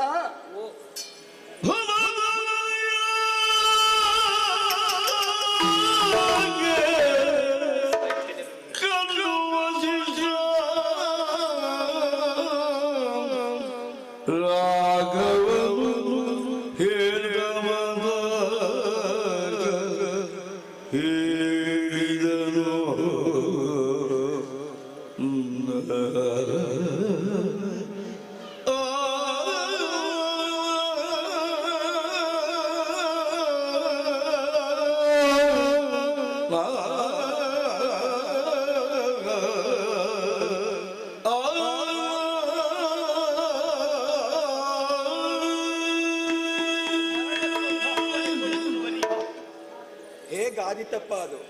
ಯಾಕೆ? ಆತ್ಮಘಾತಿ ಎನ್ನುವುದು ಅದು ಮತ್ತೂ ದುಷ್ಕರವಾದುದು, ಮಹಾ ಪಾಪದಾಯಕವಾದುದು. ನಾವು ನಾವಾಗಿಯೇ ಹುಟ್ಟುವುದಿಲ್ಲ, ಹಾಗಾಗಿ ನಾವು ನಾವಾಗಿಯೇ ಸಾಯಲೂ ಕೂಡದು. ನಮ್ಮನ್ನು ನಾವು ಕೊಂದುಕೊಳ್ಳಬಲ್ಲೆವು ಎಂದಾದರೆ ನಮ್ಮನ್ನು ನಾವು ಬದುಕಿಸಿಕೊಳ್ಳಬಲ್ಲೆವೋ ಹೇಳು? ಇಲ್ಲ ಗುರುಗಳೇ, ಬದುಕಿಸುವ ಸಾಧ್ಯತೆ ಇಲ್ಲದವನಿಗೆ ಕೊಲ್ಲುವ ಅಧಿಕಾರ ಉಂಟು? ಏನು ಗುರುಗಳೇ ಇದು? ಹಾಗಿದ್ದರೆ ಅದನ್ನೆಲ್ಲ ಯೋಚನೆ ಮಾಡುವುದಲ್ಲ. ಅಮ್ಮನನ್ನ ಕೊಂದರೆ ಮಾತ್ರ ಹತ್ಯೆ, ಸ್ತ್ರೀವಧೆ. ನಾನು ಸತ್ತರೆ ಆತ್ಮಹತ್ಯದ ಪಾಪ. ಪಾಪ. ಇಲ್ಲಿ ನಾನು ಏನು ಮಾಡುದು? ರಾಮ ಸಹೋದರನಾಗಿ ಯಾವುದೇ ಕ್ಲೇಶ ಕಿಲ್ಮಿಷಗಳು ನಿನ್ನಲ್ಲಿ ಉಳಿಯಬಾರದು ಅಂತಾದರೆ ನಾನು ಮೊದಲೇ ಹೇಳಲಿಲ್ಲ, ಸ್ವಲ್ಪ ಕ್ಷಮತೆಯನ್ನು ಹೊಂದಿದ್ದು ಸಮಾಧಾನದಿಂದ ಆಲಿಸು ಅಂತ. ಹೇಳಿ, ಏನು ಮಾಡಬೇಕು ಹೇಳಿ. ಯಾವ ರಾಮ ತಂದೆಯ ಮಾತನ್ನು ಉಳಿಸುವುದಕ್ಕೋಸ್ಕರವಾಗಿ ವನವಾಸ ದೀಕ್ಷಿತನಾಗಿ ಹೊರಟು ನಿತ್ತನೋ ಆ ಕಾಲದಲ್ಲಿ ನಿನ್ನಲ್ಲಿಯೇ ನಾನೇ ಹೇಳಬೇಕು ಎಂದು ಕೆಲವು ಮಾತುಗಳನ್ನು ಹೇಳಿದ್ದಾರೆ. ನನ್ನಲ್ಲಿಯ? ಹೌದು. ನನ್ನಣ್ಣ? ಹೌದು. ಏನು ಗುರುಗಳೇ? ನೋಡು, ಆತನು ವನವಾಸಕ್ಕೆ ಹೋದ ಮೇಲೆ ಕೇಕಯದಿಂದ ಬಂದಂತಹ ನೀನು ಈ ನಾಡಿನ ದೊರೆಯಾಗಬೇಕು. ಇಲ್ಲಿಯ ಪರಿವಾರ ಜನರನ್ನು, ಪ್ರಜಾ ಜನರನ್ನು, ಸಮಸ್ತ ಸಾಮ್ರಾಜ್ಯವನ್ನು ಸಹ ರಾಮನು ಆಳಿದರೆ ಹೇಗಿದ್ದೀತು ಅದೇ ಭಾವದಲ್ಲಿ ನೀನು ಇವರೆಲ್ಲರನ್ನು ಪರಿಪಾಲಿಸಿಕೊಂಡು ಬರಬೇಕು ಎನ್ನುವುದು ನಿನಗೆ ರಾಮನ ಸಂದೇಶವಾಗಿದೆ. ಆದ್ದರಿಂದ ಆ ಸಂದೇಶವನ್ನು ನಡೆಸಬೇಕು ನೀನು. ಅದಕ್ಕಾಗಿ ಅಕ್ಕೋ ನೋಡು, ರೂಢಿಪಾಲನ ಸ್ಥಿತಿ ಹೇಗುಂಟು ಯೋಚಿಸಿದೆಯಾ? ಏನಾಗಿದೆ ಅಯ್ಯ, ಮರಣಿಸಿದಂತಹ ರೂಢಿಪಾಲನ ಶರೀರವು ನಾಶವಾಗಕೂಡದು ಎನ್ನುವುದಕ್ಕೋಸ್ಕರವಾಗಿ ತೈಲಭಾಂಡದಲ್ಲಿ ಕಾಪಿಟ್ಟಿದ್ದೇನೆ. ಮೃತನಾದವನ ದೇಹಕ್ಕೆ ಅಂತ್ಯ ಸಂಸ್ಕಾರವನ್ನು ಮಾಡುವುದು ಪುತ್ರರಾದವರಿಗೆ ಆದ್ಯ ಕರ್ತವ್ಯವಾಗಿರ್ತದಾದ್ದರಿಂದ ನನ್ನಪ್ಪನಿಗೆ ಅಂತ್ಯ ಸಂಸ್ಕಾರ ಆಗಲಿಲ್ಲವೆಂದು? ಆಗಲಿಲ್ಲ. ನಿನ್ನ ಅಣ್ಣ ಹೋಗಿ ಆಗಿತ್ತಲ್ಲ. ಸಶರೀರವಾಗಿ ಸ್ವರ್ಗವನ್ನು ಸೇರಿದ ನನ್ನಯ್ಯ ದಶರಥ ಭೂಪತಿಗೆ ಸತ್ತ ಮೇಲೂ ಅಂತ್ಯ ಸಂಸ್ಕಾರ ಆಗಲಿಲ್ಲ. ಆದ್ದರಿಂದ ಈಗ ಇಲ್ಲಿರುವ ಜ್ಯೇಷ್ಠನಾದಂತಹ ನೀನು ಆದ್ಯತಾ ಆ ಕರ್ಮವನ್ನು ಮಾಡಬೇಕು.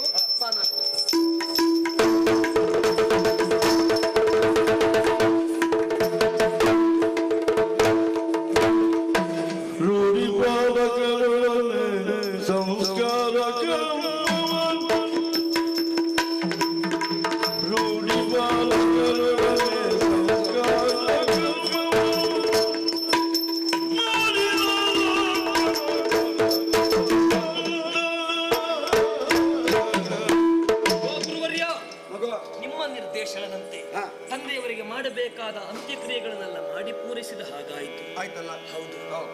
ಅದೇ ರೀತಿ ತಂದೆಯವರನ್ನ ಸುಟ್ಟಂತ ಹೊಗೆ ಎನ್ನುವುದು ಅಂಬರ ಪಥವನ್ನ ಚಾಚಿದಾಗ ನಮ್ಮ ಹಿಂದಿನವರು ಸೇರಿದ ಹಾಗೆ ಕೀರ್ತಿಯ ಪಥವನ್ನು ನನ್ನಯ್ಯ ದಶರಥ ಭೂಪತಿಗಳು ಸೇರಿದ್ದಾರೆ ಎನ್ನುವ ಹಾಗೆ ಭಾವಿಸಿಕೊಂಡವರಿದ್ದೇವೆ ನಾವು. ಮುಂದಿನ ಕಾರ್ಯವೇನು ಎನ್ನುವಾಗಿ ಅಣ್ಣನ ಮಾತಿನಲ್ಲಿ ಅರ್ಧಾಂಶ ಮುಗಿಯಿತು. ಮುಂದಿನ ಅರ್ಧಾಂಶ ಉಂಟಲ್ಲ, ನೀನು ಪಟ್ಟಾಭಿಷಿಕ್ತನಾಗಬೇಕು, ಈ ನಾಡಿಗೆ ನೀನು ದೊರೆಯಾಗಬೇಕು, ಅದಕ್ಕೆ ಸನ್ನದ್ಧನಾಗಬೇಕು. ಅದಕ್ಕೆ ನಾನು ಸನ್ನದ್ಧನಾಗಬೇಕು ಅಂತ ಆದ್ರೆ ದೊರೆಯಾಗುವ ಮೊದಲು ನಮ್ಮ ಪ್ರಜಾವರ್ಗದವರಿಗೆ ಒಂದು 4 ವಿಷಯವನ್ನು ಹೇಳಬೇಕಲ್ಲ. ನಿನ್ನದೇ ಪ್ರಜೆಗಳು, ನೀನು ಮಾತಾಡುವುದಕ್ಕೆ ಧಾರಾಳವಾಗಿ. ಸಾಕೇತದ ಸರ್ವ ಪ್ರಜೆಗಳಲ್ಲಿ ರಾಮನ ತಮ್ಮ ಭರತನಾಡುವಂತ ಮಾತನ್ನು ಆಲಿಸಬೇಕು, ಜೊತೆಗೆ ತನ್ನನ್ನು ಪಾಲಿಸಬೇಕು.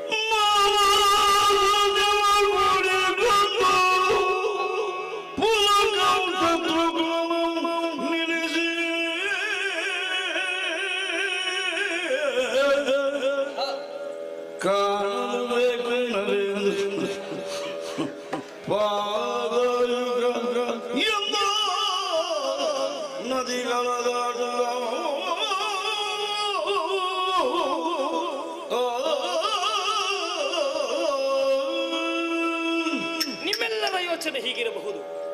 ರಾಮರಾಜ್ಯ ಆಗಬೇಕಾದಂತ ಅಯೋಧ್ಯೆ ಎನ್ನುವುದು ಭರತ ರಾಜ್ಯ ಆಗುತ್ತದೆ ಎನ್ನುವ ಹಾಗೆ ನಿರೀಕ್ಷಿಸಬಹುದು.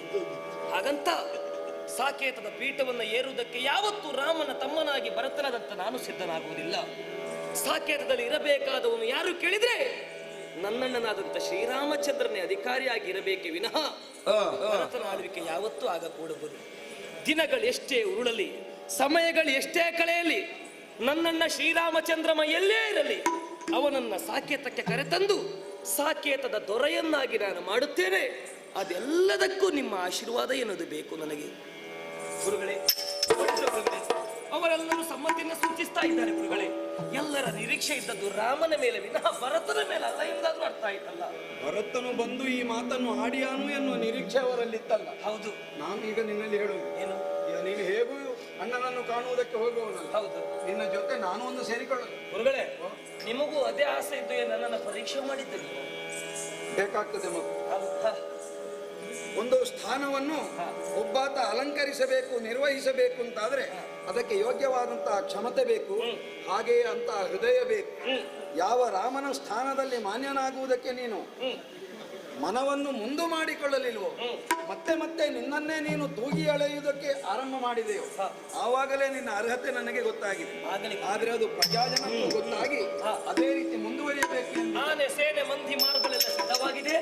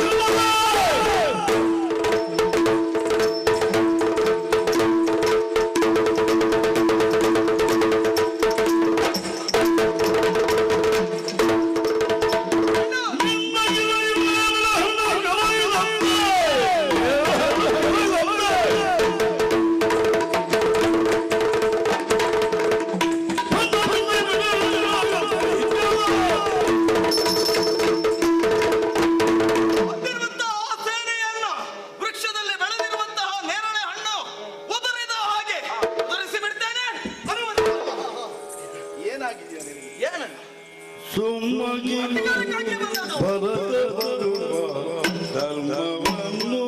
ಅರಿಯೇ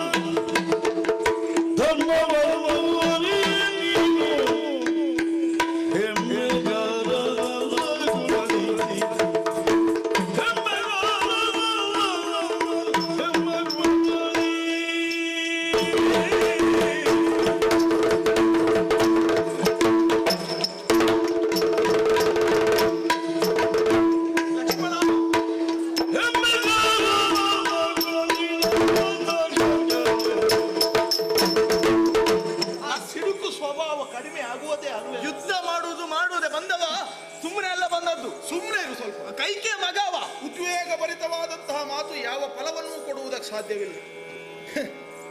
ಬರ್ತಾ ಇದ್ದಾನೆ. ಹೌದು, ಅಯೋಧ್ಯೆಯಲ್ಲಂತೂ ನಮ್ಮನ್ನು ಬದುಕಲಿಕ್ಕೆ ಬಿಡ್ಲಿಲ್ಲ. ನೋಡೋಣ ಸೊಲ್ಲಿದ್ದಂತ ನಮ್ಮನ್ನು ಓಡಿಸ್ತಾನೆ ಎನ್ನುವ ಯಾಕೆ ಭಾವಿಸ್ತೀವ ಲಕ್ಷ್ಮಣ? ಮತ್ತ್ಯಾಕೆ ಬಂದದವ? ದೃಷ್ಟಿಪೂತಂ ಲಶೇತ್ಪಾದಂ. ಕಾಲಿಡುವ ಪೂರ್ವದಲ್ಲಿ ನಾವು ಕಣ್ಣಿಟ್ಟು ಯೋಚಿಸಬೇಕಾಗುತ್ತದೆ. ಒಂದೇ ಪಾತ್ರೆಯಲ್ಲಿರುವಂತಹ ಪಾಯಸವನ್ನ 3 ಮಂದಿ ಕುಡಿದು 4 ಮಂದಿ ಹುಟ್ಟಿದವರಲ್ವೇನು? ನಿನ್ನ ಬುದ್ಧಿ ಬೇರೆ, ನನ್ನ ಬುದ್ಧಿ ಬೇರೆ, ಲಕ್ಷ್ಮಣನ ಬುದ್ಧಿ ಬೇರೆ, ಶತ್ರುಘ್ನನ ಬುದ್ಧಿ ಬೇರೆ, ಹೀಗೆ ಬೇರೆ ಬೇರೆ ಆಗುವುದಕ್ಕೆ ಸಾಧ್ಯ ಉಂಟ ಹೇಳು? ನಾವು 4 ಮಂದಿ ಒಂದೇ ಸ್ವಭಾವದವರು. ಹೆಮ್ಮೆಯಿಂದ ಬರ್ತಾ ಇದ್ದಾನೆ. ಯಾವ ಹದನವನ್ನು ತಿಳಿಯದೆ ನಾವು ಮಾತಾಡ್ಲಿಕ್ಕೆ ಹೋಗಬಾರದು. ಹೇಗಿದ್ರು ಅವ ಬರ್ತಾ ಇದ್ದಾನಲ್ಲ, ಬಂದವರನ್ನು ವಿಚಾರಿಸೋಣ. ಯಾಕೆ ಬಂದಿದ್ದಾನೆ ಎನ್ನುವುದನ್ನು ನಾವು ತಿಳಿಯೋಣ. ಹಠ ಮಾಡಬೇಡ, ಸಿಟ್ಟಾಗಬೇಡ, ಸ್ವಲ್ಪ ಬಾಗಿ.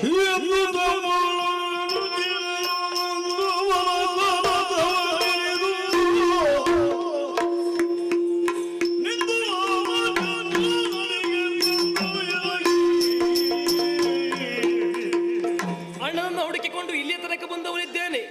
ಗುಹನನ್ನ ಸಂಧಿಸಿ ಇತ್ತ ಬಂದು ನೋಡಿದ್ರೆ ಅತ್ತಿಗೆ ಸಹಿತ ಅಣ್ಣ ಲಕ್ಷ್ಮಣನೊಂದಿಗೆ ಕುಳಿತುಕೊಂಡ ಚಂದಲ್ವ ಇದು. ಅಣ್ಣ ಅಣ್ಣ ಭರತ,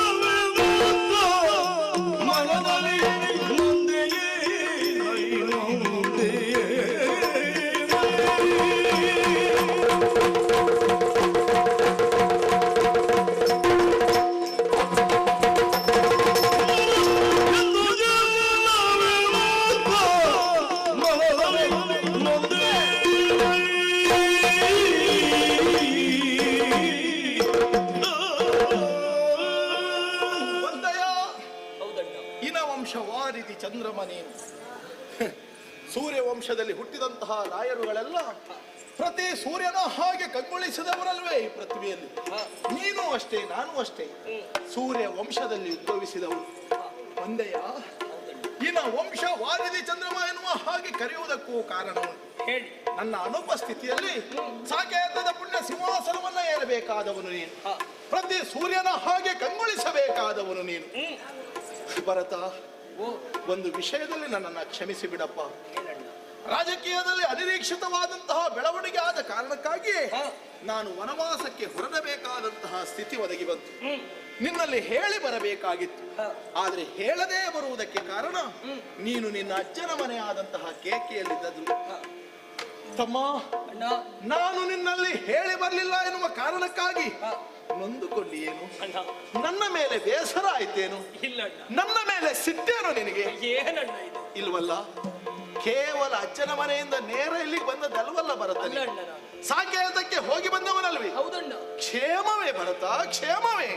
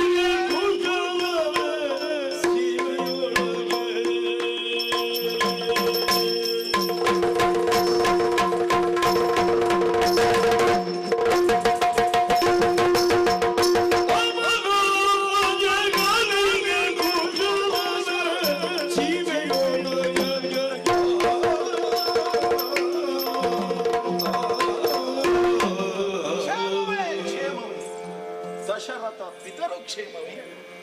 ಆವತ್ತು ನಾನು ವನವಾಸಕ್ಕೆ ಹೊರಟ ಆ ಕಾಲಕ್ಕೆ ಧಾರಾಕಾರವಾಗಿ ಕಣ್ಣೀರನ್ನ ಸುರಿಸಿದವರು, ಹುಡಿ ಧೂಳಿನಲ್ಲಿ ಬಿದ್ದು ಹೊರಳಾಡಿದವರು, ರಾಮ ರಾಮ ಎನ್ನುವ ಹಾಗೆ ನನ್ನನ್ನ ಕೂಗಿ ಕರೆದವರು, ಮಗನೇ ಹೋಗುವಾಗ ಒಂದು ತುತ್ತು ಬಾಯಿಗೆ ಕೊಡ್ತೇನೆನ್ನುವ ಹಾಗೆ ಆಡಿದವರು. ಆದರೆ ಅವರ ಯಾವ ಮಾತನ್ನು ಆಲಿಸದೆ ಕೇಳದೆ ಇದ್ದವರ ಹಾಗೆ ನಾನು ಹೊರಟೇ ಬಂದೆ. ಭರತ, ಹೇಗಿದ್ದಾರೆ ನನ್ನ ದಶರಥ ತಂದೆಯವರು? ಕ್ಷೇಮದಿಂದಲೇ ಇದ್ದಾರೆ ತಾನೆ? ಅವರ ಮುಖದಲ್ಲಿ ನೀನು ಮಂದಹಾಸವನ್ನ ನೋಡಿದೆಯೇನೋ ಭರತ? ನನ್ನನ್ನ ಹೆತ್ತಂತಹ ಕೌಸಲ್ಯಾದೇವಿ, ಸುಮಿತ್ರಾದೇವಿ, ಜೊತೆಯಲ್ಲಿ ನಿನ್ನ ತಾಯಿಯಾದಂತಹ ಕೈಕಾಮಾತಿ, ಅವಳು ಕ್ಷೇಮವೇ? ಭರತ, ನನ್ನನ್ನ ಬಿಟ್ಟಿರುವುದಕ್ಕೆ ಅಸಾಧ್ಯರಾದಂತಹ ಸಾಕೇತದ ಸರ್ವ ಪ್ರಜೆಗಳೆಲ್ಲವರು ನಿನ್ನ ಜೊತೆಯಲ್ಲೇ ನಾವು ಬರ್ತೇವೆ ಎನ್ನುವ ಹಾಗೆ ನನ್ನನ್ನ ಕೆಲಕಾಲ ಅನುಸರಿಸಿಕೊಂಡು ಬಂದರು. ಗಂಗಾ ತೀರದಲ್ಲಿ ಅವರೆಲ್ಲ ಇರುವ ಕಾಲಕ್ಕೆ ರಾತ್ರಿಯ ಹೊತ್ತು ಅವರಿಗೆ ನಿದ್ರೆ ಬಂದ ಮೇಲೆ ನಾನು ಅವರನ್ನ ವಂಚಿಸಿ ಗುಹನ ಮೂಲಕವಾಗಿ ಗಂಗಾ ತೀರವನ್ನ ದಾಟಿ ಹೋದೆ. ಪ್ರಜೆಗಳಿಗೆ ವಂಚಿಸಿದವನಪ್ಪ ನಾನು. ಅಂತಹ ಪ್ರಜೆಗಳಿಗೆ ನನ್ನ ಮೇಲೆ ಮುನಿಸಿಟ್ಟು ಏನು? ಹೇಗಿದ್ದಾರೆ ನನ್ನ ಪ್ರಜೆಗಳು? ಸಾಕೇತದವರೆಲ್ಲ ಹೇಗಿದ್ದಾರೆ ಭರತ? ಯಾಕೆ ಮುಖದಲ್ಲಿ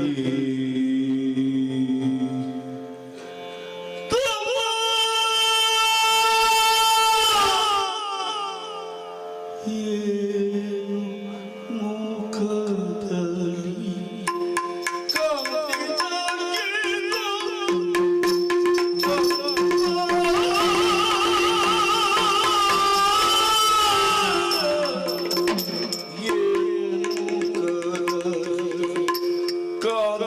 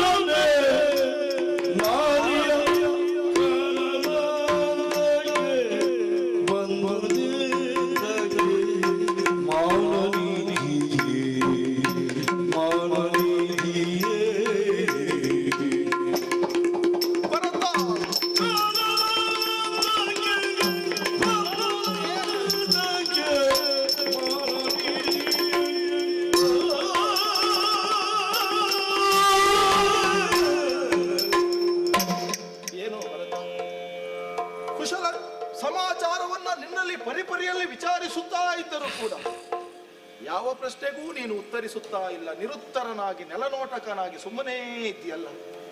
ಯಾಕೆ ಮುಖ ಎನ್ನುವುದು ರಾಹುಗ್ರಸ್ತ ಚಂದ್ರನ ಹಾಗೆ ಕಳಾಹೀನಗೊಂಡಿದೆ. ಯಾಕೆ ಕಣ್ಣೀರನ್ನ ಸುರಿಸುತ್ತಾ ಇದ್ದೀಯ? ಇದು ನಿನ್ನನ್ನು ಅನುಸರಿಸಿಕೊಂಡು ಮಾತೆಯರಿದ್ದಾರೆ, ಗುರುಗಳಾದಂತಹ ವರಿಷ್ಠರಿದ್ದಾರೆ, ಕೆಲವಷ್ಟು ಮಂದಿ ಸಾಕೇತದ ಪ್ರಜೆಗಳೆಲ್ಲ ಇದ್ದಾರೆ. ಕಣ್ಣೀರನ್ನ ಧಾರಾಕಾರವಾಗಿ ಸುರಿಸುತ್ತಾ ಇದ್ದಾರೆ. ಭರತ, ಯಾವುದೋ ಒಂದು ಸತ್ಯವನ್ನ ಈ ರಾಮನಿಂದ ನೀನು ಮುಚ್ಚಿಡ್ತಾ ಇದೆಯೇ ಎನ್ನುವುದು ಸ್ಪಷ್ಟವಾಗ್ತಾ ಉಂಟು. ಅಣ್ಣನನ್ನ ವಂಚಿಸ್ತೀಯೇನು ಭರತ? ಹೇಳು, ಏನಾಯ್ತು? ಎಲ್ಲ ಕ್ಷೇಮದಿಂದ ಇದ್ದಾನೆ ತಾನೆ ಭರತ? ಏನಾಯ್ತು ಹೇಳು, ಏನಾಯ್ತು ಹೇಳು.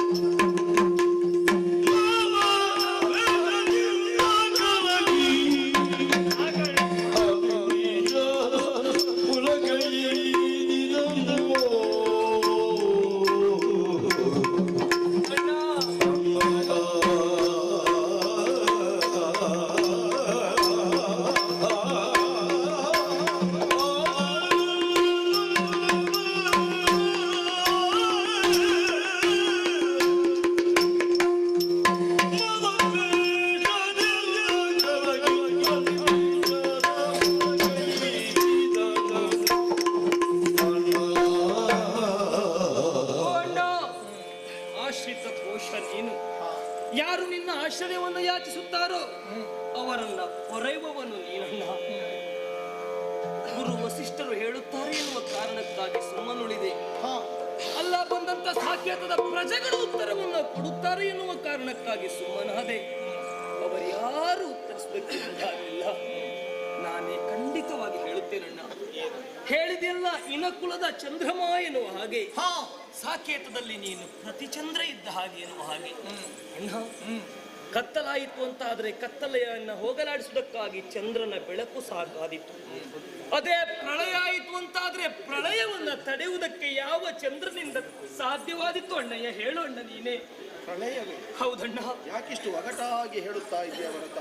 ಸಾಕೇತದಲ್ಲಿ ಪ್ರಳಯವೇ ಆಗಿಬಿಟ್ಟಿದೆ ಅಣ್ಣ, ಪ್ರಳಯವೇ ಆಗಿಬಿಟ್ಟಿದೆ. ಏನಾಯ್ತು ಭರತ? ಅಣ್ಣ, ಪಟ್ಟಾಭಿಷೇಕದ ಮುಹೂರ್ತ ಎನ್ನುವುದು ಬದಲಾವಣೆ ಆದ ಬಳಿಕ ವನವಾಸ ದೀಕ್ಷೆಯನ್ನ ಕೈಗೆತ್ತಿಕೊಂಡಂತ ನೀನು ಸಾಕೇತದಿಂದ ಹೊರಡುವಾಗ ಅಪ್ಪ ದಶರಥ ಭೂಪತಿಗಳು ನಿಮ್ಮನ್ನ ತಡೆದರಂತೆ. ಅದನ್ನು ನೀವು ಲೆಕ್ಕಿಸದೆ ಮುಂದೆ ಹೋದಾಗ ನಿಮ್ಮನ್ನ ಕೂಗುವುದಕ್ಕೆ ಮುಂದಾದರಂತೆ. ಅದಕ್ಕೂ ನೀವು ಕಿವಿಗೊಡಲಿಲ್ಲ ಅಂತೆ ಅಣ್ಣ. ಆಗ 60,000 ವರುಷ ಬದುಕಿದ ದಶರಥ ಭೂಪತಿಗಳು 60 ದಿವಸದ ಮಗುವಿನಂತೆ ನೆಲದ ಮೇಲೆ ತೆವಳುತ್ತಾ ರಾಮ ರಾಮ ಎನ್ನುವ ಹಾಗೆ ಮುಂದೆ ಬಂದರಂತೆ. ಆಗಲೂ ನೀನವರನ್ನು ನೋಡಲಿಲ್ಲ ಅಂತೆ ಅಣ್ಣ. ಆಗ ಆಧರಿಸಿಕೊಳ್ಳುವುದಕ್ಕಾಗದೆ ದಪ್ಪನೆ ಬಿದ್ದರಂತೆ ಕೆಳಗೆ. ಆಗ ಉಳಿದವರೆಲ್ಲರೂ ಎತ್ತಿ ಹಿಡಿದು ಕುಳ್ಳಿರಿಸುವ ಪ್ರಯತ್ನ ಮಾಡಿದ್ರೆ ನನ್ನ ತಾಯಿಯ ಅಂತಃಪುರವನ್ನ ಸೇರುತ್ತೇನೆ ಎನ್ನುವ ಹಾಗೆ ಹೇಳಿದವರವರಲ್ಲಂತೆ. ಕೌಸಲ್ಯ ಅಂತಃಪುರವನ್ನ ಪ್ರವೇಶ ಮಾಡಬೇಕೆನ್ನುವ ಹಾಗೆ ಕೇಳಿಕೊಂಡಾಗ ನಮ್ಮಯ್ಯ ದಶರಥ ಭೂಪತಿಗಳನ್ನ ಕೌಸಲ್ಯ ದೇವಿಯ ಅಂತಃಪುರಕ್ಕೆ ಕರೆದುಕೊಂಡು ಹೋಗಿ ಬಿಟ್ಟರಂತೆ ಅಣ್ಣ. ಎಚ್ಚರವಾದಾಗಲೆಲ್ಲ ಎದ್ದು ಕೌಸಲ್ಯ ದೇವಿಯ ಕಾಲನ್ನು ಹಿಡಿದು ಬೇಡಿಕೊಳ್ಳುವುದಕ್ಕೆ ಮುಂದಾದರಂತೆ. ಅಣ್ಣ, ಸೂರ್ಯವಂಶದಲ್ಲಿ ಇದುವರೆಗೆ ಆಳಿದಂತ ಯಾವ ಒಬ್ಬ ಅರಸನು ಹೆಂಡತಿಯ ಕಾಲಿಗೆ ಬಿದ್ದದಿಲ್ಲ ಅಣ್ಣ. ಆದ್ರೆ ದಶರಥ ಚಕ್ರವರ್ತಿಗಳು ಕೌಸಲ್ಯ ದೇವಿಯ ಪಾದಕ್ಕೆ ಬಿದ್ದು ಕ್ಷಮೆಯಾಚಿಸಿದರಂತೆ. ಯಾಕೆ ಅಂತ ಹೇಳಿದ್ರೆ ರಾಮನ್ ಎನ್ನುವಂತ ಪುಣ್ಯಾತ್ಮನನ್ನ ಹಡೆದಂತ ಪುಣ್ಯಗರ್ಭೆ ನೀನು ಎನ್ನುವ ಹಾಗೆ ಹೇಳಿಕೊಂಡರಂತೆ ಅಣ್ಣ. ನೋಡಣ್ಣ, ನಿನ್ನನ್ನು ನನ್ನಯ್ಯ ಕೊಂಡಾಡಿದ್ದು ಯಾವ ರೀತಿ ಎನ್ನುವ ಹಾಗೆ. ಆದರೆ ಪಟ್ಟಾಭಿಷಿಕ್ತನಾಗಬೇಕೆನ್ನುವ ಕಾರಣಕ್ಕಾಗಿ ಉಪವಾಸ ಇದ್ದವನು ನೀನಂತೆ. ಪಟ್ಟಾಭಿಷೇಕ ಮುಗಿದ ಮೇಲೆ ವಿಶೇಷವಾದ ಭೋಜನವನ್ನು ಕೊಡಬೇಕೆನ್ನುವ ಕಾರಣಕ್ಕಾಗಿ ಮೃಷ್ಟಾನ್ನ ಸಿದ್ಧವಾದಾಗ ಆ ಹೊತ್ತಿಗೆ ನೀನು ಅಲ್ಲಿಂದ ಹೊರಟು ಬರುವಾಗ ರಾಮ ಒಂದು ತುತ್ತು ಅನ್ನವನ್ನ ಊಟ ಮಾಡು ಅಂತ ಹೇಳಿದರೂ ನೀನು ಊಟ ಮಾಡಲಿಲ್ಲ ಅಣ್ಣ. ರಾಮ ಊಟ ಮಾಡದೇ ಇರುವಂತ ಅನ್ನ ನನಗ್ಯಾಕೆ ಎನ್ನುವ ಹಾಗೆ ಊಟವನ್ನ ಬಿಟ್ಟಂತೆ. ಊಟವನ್ನ ಬಿಟ್ಟು ಕ್ಷೀಣಿಸುತ್ತಾ ಹೋದಂತವರನ್ನ ಮಾತನಾಡಿಸುವುದಕ್ಕೆ ಹೋದರೆ, ಊಟವನ್ನ ತೆಗೆದುಕೊಂಡು ಹೋದರೆ ಊಟದ ತಟ್ಟೆಯನ್ನ ಎಸೆಯುವುದಕ್ಕೆ ಮುಂದಾದರಂತೆ ಅಣ್ಣ. ಸುಮಂತ್ರ ಬಂದು ಹೇಳಿದರಂತೆ ಗಂಗಾ ನದಿಯನ್ನ ಉತ್ತರಿಸಿ ಶ್ರೀರಾಮಚಂದ್ರ ಅಯೋಧ್ಯೆಯನ್ನ ಬಿಟ್ಟು ಹೋಗುತ್ತಾ ಇದ್ದಾನೇನೋ ಹಾಗೆ. ಆ ವಿಷಯವನ್ನ ಕೇಳಿದ ಮರುಕ್ಷಣದಲ್ಲಿ ನೀರನ್ನ ಕೊಡುವುದಕ್ಕೆ ಯಾರಾದ್ರೂ ಹೋದರೆ ನನ್ನ ರಾಮನನ್ನ ಅಯೋಧ್ಯೆಯಿಂದ ಆಚೆ ದಾಟಿಸಿದ ಗಂಗೆ ಅವಳನ್ನು ನಾನು ಸ್ವೀಕರಿಸಲಾರೆ ಎನ್ನುವ ಹಾಗೆ ನೀರನ್ನು ಸಹ ಮುಟ್ಟಲಿಲ್ಲ ಅಂತೆವರು. 1 ದಿನ ಅಲ್ಲ ಅಣ್ಣ, 2 ದಿನ ಅಲ್ಲ, 8 ದಿನಗಳವರೆಗೆ ಅನ್ನ, ಆಹಾರ, ನೀರು ಎಲ್ಲವನ್ನ ತೆರೆಸಿ ರಾಮ ರಾಮ ಎನ್ನುವಂತ ಹೆಸರಿನಿಂದಲೇ ಉಸಿರನ್ನ ಹಿಡಿದಿಟ್ಟುಕೊಂಡರಂತೆ. ದೇಹಕ್ಕೆ ಬೇಕಾದ ಆಹಾರ ನೀರು ಬೀಳದೇ ಇರುವಾಗ ದೇಹ ಎನ್ನುವುದು ಕ್ಷೀಣಿಸುತ್ತದೆ ಅಣ್ಣ. ಆಹಾರ ನೀರೆಲ್ಲವನ್ನ ಬಿಟ್ಟಂತ ತಂದೆಯವರ ದೇಹ ಕ್ಷೀಣಿಸಿ ರಾಮ ರಾಮ ಎನ್ನುವಾಗೆ ಹೇಳುವುದಕ್ಕಾಗದೆ ಬಾಯಿ ಸನ್ನೆಯನ್ನೇ ಮಾಡುತ್ತಾ ರಾಮ ಎನ್ನುವಂತ ಹೆಸರನ್ನ ನಿಲ್ಲಿಸಿ ಉಸಿರನ್ನ ಬಿಟ್ಟು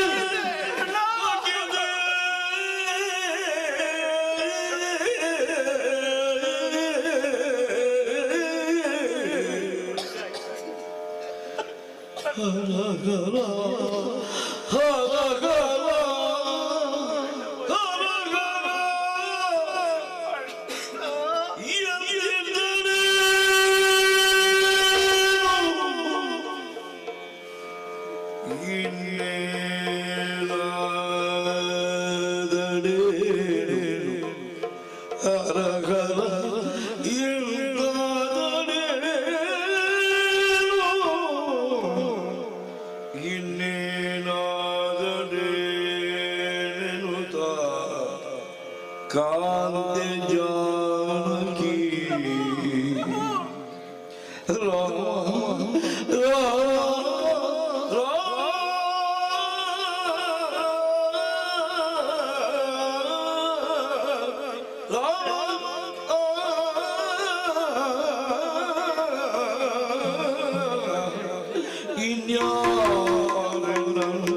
ಗುಣದಲ್ಲಿ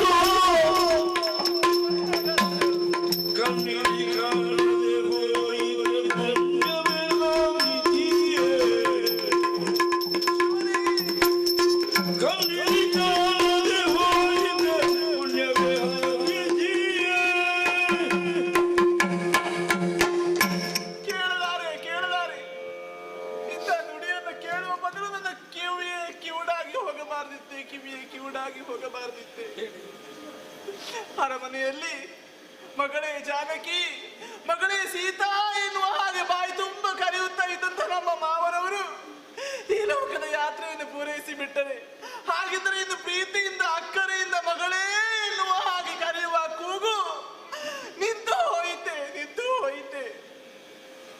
ಜನಕ ಮಹಾರಾಜನ ಹೊಟ್ಟೆಯಲ್ಲಿ ಹುಟ್ಟಿದ ಮಗಳು ನಾನಲ್ವಂತೆ.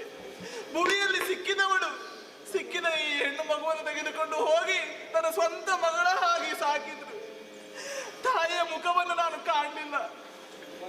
ಆ ತಂದೆ ತಾಯಿಯ ಪ್ರತಿರೂಪವೋ ಎಂಬಂತೆ ನಾನು ನಿಮ್ಮಲ್ಲಿ ನನ್ನ ತಂದೆಯನ್ನು ಕಂಡಿದ್ದೇನೆ, ಕೌಸಲ್ಯ ದೇವಿಯವರಲ್ಲಿ ನನ್ನ ತಾಯಿಯನ್ನ ಕಂಡಿದ್ದೇವೆ. ಆದ್ರೆ ಎಂದು ಆ ಪ್ರತಿರೂಪವನ್ನು ನಾನು ಯಾರಲ್ಲಿ ಕಾಣಲಿ? ವನವಾಸ ದೀಕ್ಷೆಯನ್ನು ಕೈಗೊಂಡು ಬರುವಂತಹ ಹೊತ್ತಿಗೆ ಸಾಲಂಕೃತ ಭೂಷಿತೆಯಾಗಿ ಹೋಗು ಮಗಳೇ ಎನ್ನುವ ಹಾಗೆ ಆಡಿದ್ರು ಮಾವ. ಆದ್ರೆ ಇಂದು ಮಗಳೇ ಎನ್ನುವ ಹಾಗೆ ಕೂಗುವುದಕ್ಕೆ ಆ ಸ್ವರವಿಲ್ಲ. 4 ಜನ ಗಂಡು ಮಕ್ಕಳಿದ್ದರು. ಕೊನೆಯ ಕ್ಷಣಕ್ಕೆ ನಿಮ್ಮ ಬಾಯಿಗೆ ಒಂದು ಹನಿ ನೀರನ್ನು ಬಿಡುವುದಕ್ಕೂ ಆ ಭಾಗ್ಯ ನೀವು ಪಡೆದುಕೊಂಡು ಬರಲಿಲ್ಲ. ಸೂರ್ಯ ವಂಶದ ಕೀರ್ತಿಯ ಕಳಶವೆನ್ನುವುದು ಮಣ್ಣಿನಲ್ಲಿ ಬಿದ್ದು ನುಚ್ಚು ನೂರಾಗಿ ಹೋಯಿತೆ. ಮಾವ, ವಿಧಿ ನೀನೆಷ್ಟು ಕ್ರೂರಿ. ನಿಮ್ಮನ್ನು ಕೊನೆಯ ಬಾರಿಗೆ ನೋಡುವಂತ ಸೌಭಾಗ್ಯ ಈ ಕಣ್ಣಿಗಿಲ್ಲದೆ ಹೋಯಿತು. ನಾನೆಂತ ದೌರ್ಭಾಗ್ಯವತಿ. ಪ್ರಭು.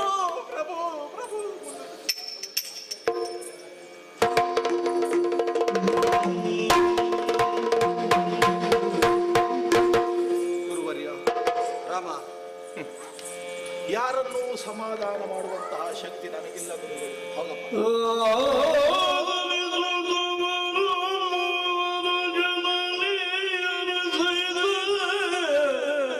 ಈಗ ನದಿಯೆಡೆಗೆ ಗುರುಮುಖದಿ ಸ್ನಾನ ಕರ್ಮಾದಿಗಳ ರಚಿಸಿದರು.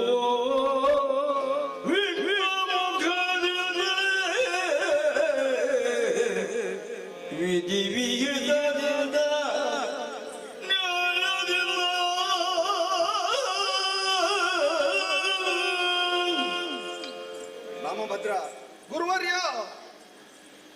ಅರಸನ ಮರಣವೆನ್ನುವಂತ ಆಘಾತದಿಂದ ಎಲ್ಲರೂ ತತ್ತರಿಸಿದವರು ಸತ್ಯ. ಆದರೆ ಒಂದು ಸಾರ್ವತ್ರಿಕವಾದಂತಹ ಸತ್ಯವನ್ನು ನಾವು ಸ್ವೀಕರಿಸಬೇಕಾಗುತ್ತದೆ. ಯಾರೇ ಇರಲಿ, ಜನನ ಎನ್ನುವುದನ್ನು ಹೊಂದಿದ್ದಾನೆ ಎಂದಾದರೆ ಆತನು ಮರಣಕ್ಕೆ ಬದ್ಧನಾಗಿಯೇ ಇರಬೇಕಾಗ್ತದೆ. ಜಾತಸ್ಯ ಮರಣಂ ಧ್ರುವಂ. ಎಂತೂ ಹಳೆಯದಾದಂತಹ ವಸನವನ್ನು ಒಬ್ಬಾತ ತ್ಯಜಿಸಿ ಬೇರೊಂದು ವಸನವನ್ನು ಸ್ವೀಕರಿಸುತ್ತಾನೋ, ಹಾಗೆಯೇ ದಶರಥ ನಾಮಕವಾದಂತಹ ಶರೀರವನ್ನು ತ್ಯಜಿಸಿದ ನಿನ್ನ ಅಪ್ಪಯ್ಯನ ಆತ್ಮ ಮೇಲ್ತೆರಳಿದೆ ಎನ್ನುವುದು ಸತ್ಯ. ಹಾಗಿದ್ದರೆ ಕರ್ತವ್ಯ ನಮಗೆ ಆನ್ಹಿಕವಾಗಿರಬೇಕು. ಗುರುಗಳು ಅದನ್ನೇ ಹೇಳಿದ್ದಲ್ಲವೇ. ಕರ್ತವ್ಯಂ ದೈವಮಹಾನ್ನಿಕಂ.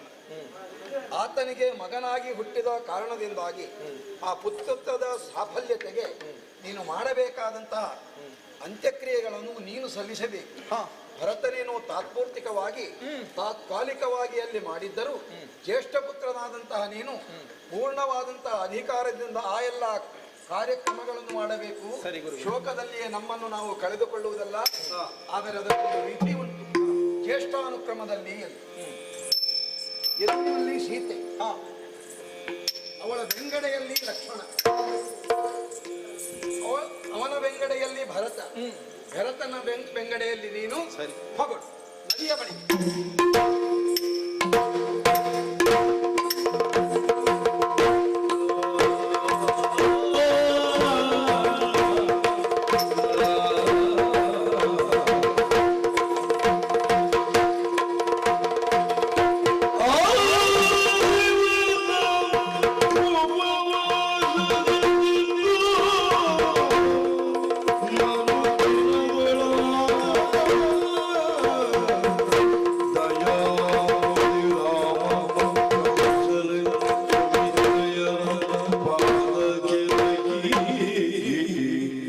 ಸಕಲ ಮುನಿಯರ ಮುಂದೆ ಧೈರ್ಯ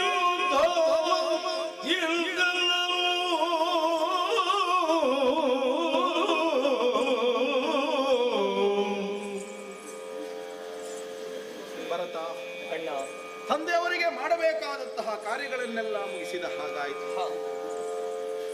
ಚಕ್ರವರ್ತಿಗಳಾದಂತಹ ಅವರಿಗೆ ವಿಶೇಷವಾಗಿ ತಿನ್ನುವುದಕ್ಕೆ ಕೊಡಬೇಕಾದ್ರೂ ಕೂಡ ಕಾಡಿನಲ್ಲಿಯೇ ನಾವಿದ್ದದಿಂದ ನಾವೇನನ್ನು ತಿಂತೇವೋ ಅದನ್ನು ಕೊಡಬೇಕಾದದ್ದು ಶಾಸ್ತ್ರ ಧರ್ಮ. ಅದನ್ನೇ ಪಿಂಡ ಪ್ರದಾನವಾಗಿ ಮಾಡಿದ ಹಾಗಾಯಿತು. ಇದು ನಿಮ್ಮವರೆಲ್ಲ ನಿಂತಿದ್ದಾರೆ ಅಂದ್ರೆ ನಮ್ಮವರೇ ಬಿಡು, ನೀನೂ ಇದ್ದೀಯ ಭರತ. ಈಗ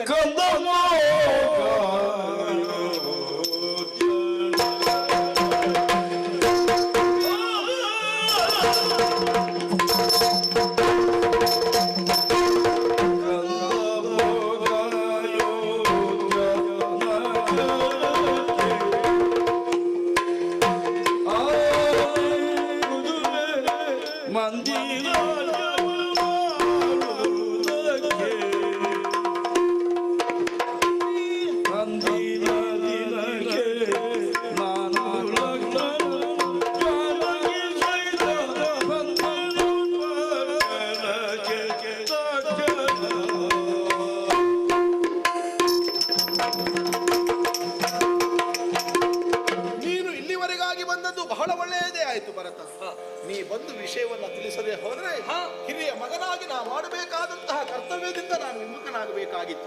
ಆ ದೋಷ ಎನ್ನುವುದು ರಾಮನನ್ನ ಬಾಧಿಸುತ್ತಾ ಇತ್ತು. ಆ ದೋಷ ಮುಕ್ತನಾಗುವುದಕ್ಕೆ ನೀನೊಂದು ಅವಕಾಶವನ್ನ ಕಲ್ಪಿಸಿದ ಹಾಗಾಯಿತು. ಬಂದದ್ರಿಂದ ಒಳ್ಳೆಯದೇ ಆಯ್ತು. ನೀನ್ ಇಲ್ಲಿ ಇರಬೇಕಾದವನಲ್ಲ, ಹೋಗು ಭರತ, ಅಯೋಧ್ಯ ಪಟ್ಟಣವನ್ನ ಸೇರಿಕೊ. ರಾಜ್ಯನಿಲ್ಲದ ರಾಜ್ಯ ಎನ್ನುವುದು ಅರಾಜಕತೆಯಿಂದ ಕೂಡಿರಬಾರದು ತಾನೆ. ಅಲ್ಲಿರುವಂತಹ ಸಿಂಹಾಸನವನ್ನ ನೀನೇನು ಅಯೋಧ್ಯ ಪತಿಯಾಗಿ ನೀನು ವಿಜೃಂಭಿಸಬೇಕು. ಈ ಹಿಂದೆ ನಮ್ಮ ತಂದೆಯವರು ಹೇಗೆ ಆನೆ, ಸೇನೆ, ಕುದುರೆ ಹೀಗೆ ಪ್ರಜಾವರ್ಗದವರನ್ನ ಸಂರಕ್ಷಿಸುತ್ತಾ ಧವಳ ಕೀರ್ತಿಯನ್ನ ಏರಿದವರು, ಅವರು ಗಳಿಸಿಕೊಟ್ಟಂತಹ ಕೀರ್ತಿಯನ್ನ ನೀನು ಉಳಿಸು ಮತ್ತು ಎತ್ತರಕ್ಕೆ ಏರುವುದಕ್ಕೆ ನೀನು ಪ್ರಯತ್ನ ಪಡು. ತಡ ಮಾಡಬೇಡ. ಇವರೆಲ್ಲ ಬಂದಿದ್ದಾರಲ್ಲ, ಎಲ್ಲರನ್ನ ಒಡಗೂಡಿಕೊಂಡು ಹೋಗು ಮಗನೇ ಸಾಕೇತಕ್ಕೆ.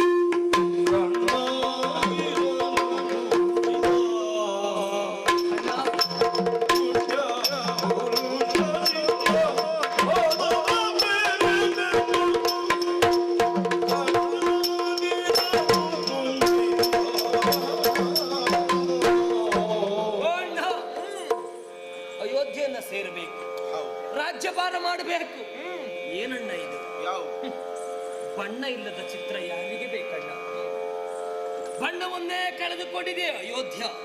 ಯಾಕೆ ಕೇಳಿದ್ರೆ ಬಣ್ಣ ತುಂಬಿದವ ಯಾರು ಕೇಳಿದೆ ಅದು ನೀನಣ್ಣ. ನೀನಿಲ್ಲದೆ ಬಣ್ಣ ಗಂದಿದ ಅಯೋಧ್ಯೆ ಎನ್ನುವುದು ಯಾರಿಗೆ ಬೇಕಣ್ಣ. ಇರಬೇಕಾದ ಬಣ ಅಯೋಧ್ಯೆಯನ್ನು ಬಿಟ್ಟಿದೆ. ಈ ನಾಡೆನ್ನುವುದು ಕಾಡಾಗುವುದರ ಮುಖೇನ, ಕಾಡೆನ್ನುವುದು ಹಚ್ಚ ಹಸಿರಿನಿಂದ ತುಂಬಿ ನಾಡಾಗಿದ ರೀತಿಯಲ್ಲಿದೆ. ಕಾರಣ ಅಲ್ಲಿರುವ ಬಣ್ಣ ಇಲ್ಲಿ ಬಂದು ಸೇರಿದೆ ಅಣ್ಣ. ನೀನು ಇಲ್ಲದೆ ಇರುವಂತ ಆ ನಾಡು ಅಯೋಧ್ಯೆ ಎನ್ನುವುದು ಕಾಡಾಗಿದೆ. ನೀನಿರುವಂತ ಈ ಕಾಡು ಅಯೋಧ್ಯೆ ನಾಡು ಎನ್ನುವ ಹಾಗಾಗಿದೆ. ಇಲ್ಲದೆ ಹೋದ್ರೆ ನೀವು ಮೂವರು ಅರಣ್ಯದಲ್ಲಿರುವುದು, ನಾನು ನಿಮ್ಮನ್ನ ಬಿಟ್ಟು ಅಯೋಧ್ಯೆಯನ್ನು ಸೇರುವುದು ಎಷ್ಟರ ಮಟ್ಟಿಗೆ ಸರಿಯಣ್ಣ ಇದು. ಹಾಗಾಗಿ ಯಾವ ಕಾರಣಕ್ಕೂ ನೀನಿಲ್ಲದ ಅಯೋಧ್ಯೆಯಲ್ಲಿ ನಾನು ಇರುವುದಿಲ್ಲ. ನಾನು ಇಲ್ಲಿರ್ತೇನೆ. ನಾನು ಅಯೋಧ್ಯೆಯಲ್ಲಿ ಇರಬೇಕು ಅಂತಾದ್ರೂ ನೀನು ಬರಬೇಕು ನನ್ನ.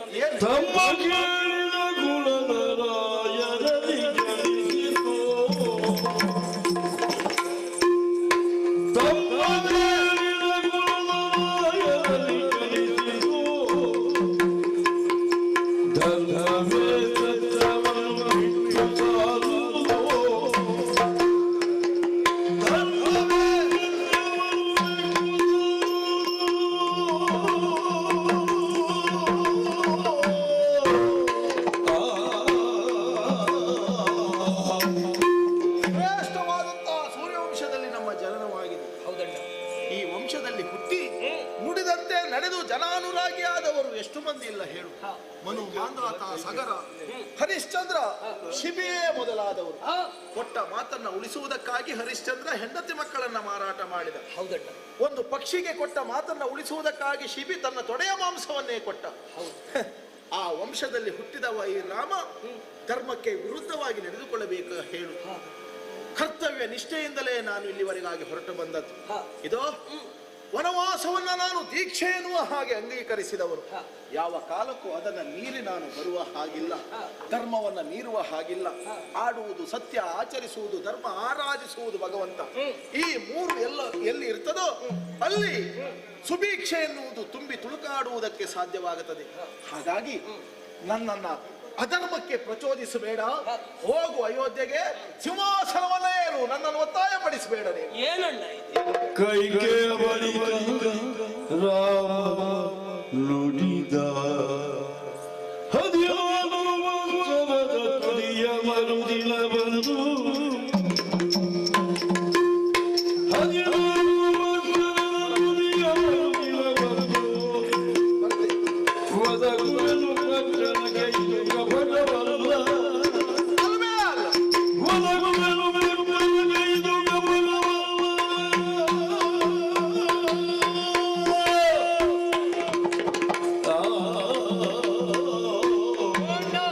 ಧರ್ಮಶಾಸ್ತ್ರದ ಬಗ್ಗೆ ನೀನು ಹೇಳುವುದು ಹೌದು ಅಂತಾದ್ರೆ ಅದಕ್ಕೊಪ್ಪುವಾಗೆ ನಡೆದುಕೊಳ್ಳುವುದಾದ್ರೆ ಜ್ಯೇಷ್ಠನಿರುವಾಗ ಕಿರಿಯವನಾದವನು ಯಾವ ಕಾರಣಕ್ಕೂ ಪಟ್ಟವನ್ನ ಏರುವ ಹಾಗಿಲ್ಲ. ಧರ್ಮಶಾಸ್ತ್ರವನ್ನ ನೀನು ಒಪ್ಪುವುದು ಹೌದು ಅಂತಾದ್ರೆ ಜ್ಯೇಷ್ಠತ್ವ ಇದ್ದದ್ದು ನಿನ್ನಲ್ಲಿ. ಹಾಗಾಗಿ ಸಾಕೇತದ ಪೀಠವನ್ನ ನೀನು ಏರಲೇಬೇಕಣ್ಣ. ಕಿರಿಯವನಾಗಿ ನಾನು ಏರುವುದು. 14 ವರ್ಷ ವನವಾಸ ಎನ್ನುವುದು ತಂದೆಯವರು ಬದುಕಿದ್ದಾವಾಗಲೇ ನಿರ್ಬಂಧಿಸಲ್ಪಟ್ಟಂತಹ ಮಾತಿದು. ಈಗ ತಂದೆಯವರು ಅಳೆದಿದ್ದಾರೆ. ಆ ನಿಮಿತ್ತವಾಗಿ ನಾನು ಮತ್ತೆ ಅಯೋಧ್ಯೆಗೆ ನಾನು ಬಂದೆ ಅಂತಾದ್ರೆ ಏನಾಗ್ಲಿಕ್ಕಿಲ್ಲ ಹೇಳು. ತಂದೆಯ ಸಾವಿನಲ್ಲಿಯೂ ನಾವು ಹಿತವನ್ನು ಕಾಣ್ತಾ ಇದ್ದೇವೆ ಎನ್ನುವುದಲ್ವೇ ಹೇಳು. ಆವತ್ತು 2 ವರವನ್ನ ಪಡೆದದ್ದು ನಮ್ಮಮ್ಮ ಕೈಕಾದೇವಿ. ಆ ವರ ನನಗೊಬ್ಬನಿಗೆ ಇದ್ದದ್ದಲ್ವಲ್ಲ, ಅದನ್ನು ನೀನು ಪಾಲಿಸಬೇಕಾದದ್ದು ಹೌದು ತಾನೆ. ನನಗೆ ವನವಾಸ ಎನ್ನುವ ದೀಕ್ಷೆ ಆದ್ರೆ ಭರತನಿಗೆ ಪಟ್ಟ ಎನ್ನುವ ಹಾಗೆ ಅಮ್ಮ ಕೈಕಾದೇವಿ ದಶರಥ ಚಕ್ರವರ್ತಿಗಳಲ್ಲಿ ಮಾತನ್ನು ಪಡೆದಿದ್ದಾಳೆ. ಅಣ್ಣ, ಅಪ್ಪನಲ್ಲಿ ಕೇಳಿದ್ದು 2 ವರ. ಒಂದು ವನವಾಸ, ಮತ್ತೊಂದು ಪಟ್ಟಾಭಿಷೇಕ. ಒಂದು ಕೆಲಸ ಮಾಡೋಣ, ಅಪ್ಪ ಈಗ ಇಲ್ಲ, ಬದಲಾವಣೆ ಮಾಡ್ಕೊಳ್ಳುವ. ಪಟ್ಟಾಭಿಷೇಕ ನಿನಗಾಗ್ಲಿ, ವನವಾಸದಲ್ಲಿ ನಾನಿರ್ತೇನೆ. ರಾಮನಿಗೆ ವನವಾಸ ಹೇಳಿದ್ದೇ ಬಿಟ್ರು ಭರತನಿಗೆ ವನವಾಸ ಅಲ್ವಲ್ಲ ತಮ್ಮ. ಅಂದ್ರೆ ನಾನು ವನವಾಸದಲ್ಲಿಯೇ ಇರಬೇಕಾದವನು, ಸಿಂಹಾಸನವನ್ನ ಏರಿ ರಾಜ್ಯವನ್ನ ಆಳಬೇಕಾದವರು ನೀನೇ. ಹಾಗಾಗಿ ಮರು ಮಾತಾಡದೆ ಸಾಕೇತಕ್ಕೆ ಹೋಗು. ನೀವು ಮೂವರು ಒತ್ತಾಯ ಮಾಡಿ ನನ್ನ ಕಳಿಸುವ ಪ್ರಯತ್ನ ಮಾಡ್ತಾ ಇದ್ದೀರಾ? ಹೋಗಲೇಬೇಕು. ಅಣ್ಣ, ನೀವು ಮೂವರು ಒತ್ತಾಯ ಮಾಡಿ ನನ್ನನ್ನ ಇಲ್ಲಿಂದ ಕಳುವುದು ಹೌದು ಅಂತಾದ್ರೆ ನಾನು ಹೋಗ್ತೇನೆ. ಎಲ್ಲಿಗೆ ಹೋಗ್ತೇನೆ? ಎಲ್ಲಿಗೆ? ಸಾಕೇತಕ್ಕೆ ಹೋಗುದಿಲ್ಲ. ಬಾರದೆ ಇರುವಂತ ಲೋಕವನ್ನ ಸೇರ್ತೇನೆ. ನಾನು ಸತ್ತೋಗ್ತೇನೆ. ನಾನು ನೀ ಏನು ಹೇಳಿದ್ರು ನನ್ನ ಮಾತನ್ನು ಕೇಳುವವಲ್ಲ ಅಲ್ವಾ? ನಾನು ಹೋಗುವುದು ಅಂತಾದ್ರೆ ಸಾಯ್ತೇನೆ. ಸಾಕು, ಬೇಡ. ನಿನ್ನ ಸ್ವಭಾವ, ನಿನ್ನ ಬುದ್ಧಿ ನನ್ನಗಿಂತಲೂ ಭಿನ್ನವಾಗಿ ಹೋಯ್ತಲ್ವ ನಿನಗೆ? ನೀನು ಬರ್ಬೇಕು, ಅದೆಲ್ಲ ನಾನಿಲ್ಲೇ ಇರ್ತೇನೆ, ನೀನು ಆವತ್ತು ವನವಾಸಕ್ಕೆ ಹೊರಟ ಕಾಲಕ್ಕೆ ತಂದೆಯವರು ಕಣ್ಣೀರನ್ನ ಸುರಿಸುತ್ತಾ ಮಗುವಿನ ಹಾಗೆ ತೆವಳಿಕೊಂಡು ಬಂದ್ರು ಅಂತ ನೀನೇ ಹೇಳಿದವರು. ಅದು ನನಗೆ ಗೊತ್ತಿದ್ದ ಸತ್ಯವೇ ಭರತ. ಆದರೂ ಯಾವುದನ್ನೂ ಲೆಕ್ಕಿಸದೆ ತಂದೆಗೆ ಅಂತಹ ಸ್ಥಿತಿ ಒದಗಿ ಬಂದರೂ ಕೂಡ ನಾನು ಲೆಕ್ಕಿಸದೆ ವನವಾಸಕ್ಕೆ ಬಂದೆ. ಯಾವುದು ಗೊತ್ತಾ? ಧರ್ಮಕ್ಕೆ ನಾನು ನಿಷ್ಠನಾಗಿರಬೇಕು ಎನ್ನುವ ಒಂದೇ ಒಂದು ಕಾರಣದಿಂದ. ಆವತ್ತು ತಂದೆಯ ಕಣ್ಣೀರನ್ನು ನಾನು ಮರಳಿ ಹಿಂದಕ್ಕೆ ಹೋದೆ ಅಂತ ಆದ್ರೆ ಧರ್ಮವನ್ನ ಮೀರಿದ ಹಾಗೆ ಆಗುವುದಿಲ್ವ ಹೇಳು? ನಾನು ಧರ್ಮಕ್ಕೆ ಬದ್ಧನಾಗಿ ಇವತ್ತು ಇದ್ದೇನೆ. ನನ್ನ ಆಸೆ ಏನು? ನನಗೆ ನನ್ನ ಬೆನ್ನಿಗೆ ಹುಟ್ಟಿದ ತಮ್ಮಂದಿರು ಧರ್ಮಕ್ಕೆ ನಿಷ್ಠರಾಗಿಯೇ ಇರಬೇಕೆನ್ನುವುದೇ ನನ್ನ ಆಸೆ. ಇದೋ ನೀನು ಧರ್ಮಕ್ಕೆ ವಿರುದ್ಧನಾಗಿ ಧರ್ಮಕ್ಕೆ ಬಾಹಿರನಾಗಿ ನಡೆದುಕೊಳ್ತೀಯ ಅಂತಾದ್ರೆ ನಾನಾಡುವ ಕೊಟ್ಟ ಕೊನೆಯ ಮಾತನ್ನ ಆಲಿಸು. ನನಗಿನ್ನು ಉಳಿದದ್ದು ಇಬ್ಬರೇ ತಮ್ಮಂದಿರು ಅಂತ ಭಾವಿಸ್ತೇನೆ. ಅದು ಲಕ್ಷ್ಮಣ ಶತ್ರುಘ್ನ ಮಾತ್ರ. ನನ್ನ ಒಡ ಹುಟ್ಟಿದ ತಮ್ಮ ನೀನಲ್ಲ ಅಂತ ನಾನು ತಿಳ್ಕೊಳ್ತೇನೆ. ಏನಣ್ಣ ಇದು?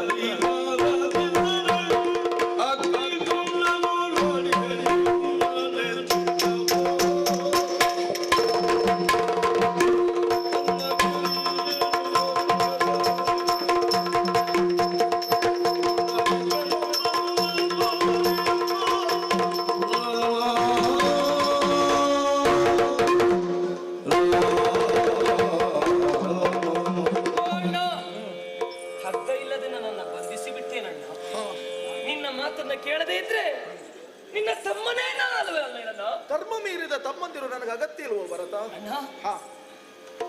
ನನಗೆ ರಾಜ್ಯ ಬೇಡ. ರಾಮನಿಗೆ ತಮ್ಮನಾಗಿ ಇರುವಂತ ಒಂದು ಅವಕಾಶ ಸಿಕ್ಕರೆ ಸಾಕಣ್ಣ ನನಗೆ. ಅದೇ ನಾನು ಬಯಸುವುದೇ ವಿನಃ ರಾಜ್ಯ ಬೊಕ್ಕಸ ಭಂಡಾರ ಯಾವುದನ್ನು ನಾನು ಬಯಸಿದವನಲ್ಲ. ಆಗ್ಲಿ ಅಣ್ಣ, ಈಗೋ ನಾನು ಯಾವತ್ತು ನಿನ್ನ ತಮ್ಮನಾಗಿ ನೀ ನನ್ನ ಅಣ್ಣನಾಗಿ ಇರಬೇಕಂತ ಬಯಸುವುದರಿಂದಲೇ ನೀನು ಹೇಳಿದ ಹಾಗೆ ಸಾಕೇತವನ್ನು ಸೇರ್ತೇನೆ. ಹಾಗಂತ ಸೇರಬೇಕು ಅಂತ ಆದ್ರೆ ಒಂದು ನಿಬಂಧನೆ ಉಂಟು ಅಣ್ಣ.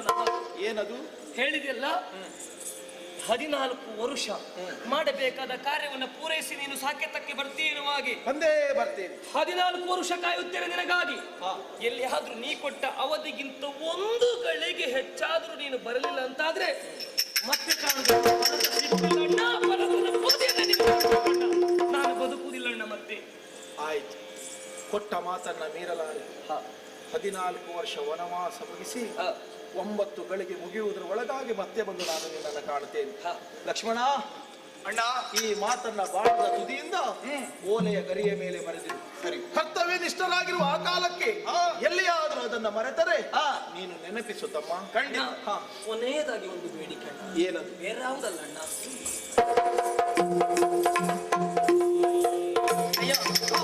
ಇಲ್ಲಿಯವರೆಗೆ ಬರುವಾಗ ನಾನು ಸೇನೆ ಮಂದಿ ಮಾರ್ಬಲ ಎಲ್ಲವನ್ನ ಕೂಡಿಕೊಂಡು ಬಂದಿದ್ದೇನೆ. ಕಾರಣ ಸಾಕೇತಕ್ಕೆ ನಿಮ್ಮನ್ನ ಕರೆದುಕೊಂಡು ಹೋಗಬೇಕೆನ್ನುವಂತ ಒಂದೇ ಒಂದು ಕಾರಣಕ್ಕಾಗಿ ಓಡೋಡಿ ಬಂದವನು. ನೀನು ಬರುವುದಿಲ್ಲ ಅಂತಾದ್ರೆ ನಿನ್ನ ಪ್ರತಿನಿಧಿಯಾಗಿ ನಾನು ಇರಬೇಕು ಅಂತಾದ್ರೆ ತೊಂದರೆ ಇಲ್ಲ. ಆದ್ರೆ ನಿನ್ನ ಪಾದ ಸೇವೆಯನ್ನ ಮಾಡಬೇಕೆನ್ನುವಂತ ಆಸೆ, ಬರುವಂತ ನಿನ್ನನ್ನ ಕರೆದುಕೊಂಡು ಹೋಗಬೇಕೆನ್ನುವ ಕಾರಣಕ್ಕಾಗಿ ರಕ್ತ ಖಚಿತವಾದಂತ ಬಂಗಾರದ ಪಾದುಕೆಯನ್ನ ಇಲ್ಲಿವರೆಗೆ ತಂದವನಿದ್ದೇನೆ. ಅಣ್ಣ, ಈ ಪಾದುಕೆಯ ಮೇಲೆ ಒಮ್ಮೆ ನಿನ್ನೆರಡು ಪಾದವನ್ನ ಸ್ಪರ್ಶ ಮಾಡಿ ಸೇವೆಗೆ ಎನ್ನುವ ಹಾಗೆ ನನಗೆ ಮಾತ್ರ ಪ್ರೇಮದ ಹಿರಿಮೆಯನ್ನ ಮೆರೆಸಿದೆ ಭರತ. ಎಲ್ಲವುದಕ್ಕೂ ಇಲ್ಲ ಇಲ್ಲ ಅಂತ ಹೇಳುವ ಸ್ವಭಾವ ನನ್ನದಲ್ಲ. ಇದೋ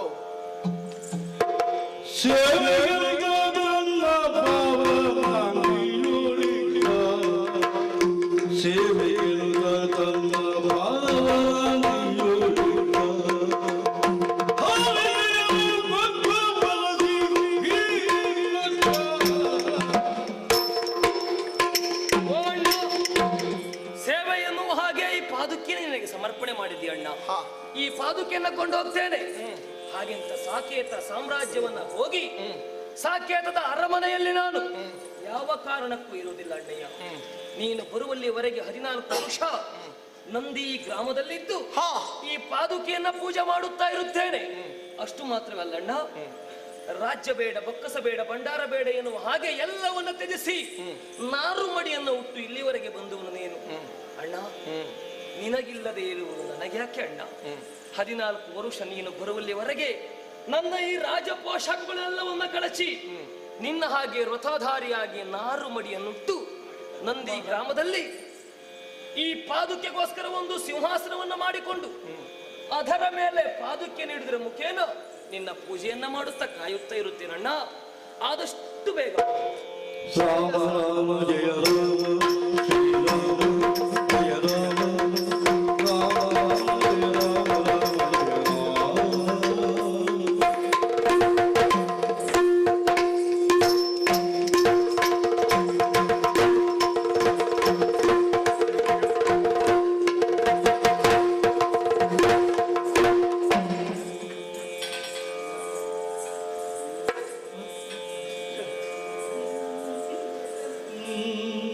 कृष्णाय वासुदेव देवकी नंदनाय च नंदन कुमाराय गोविंदाय नमो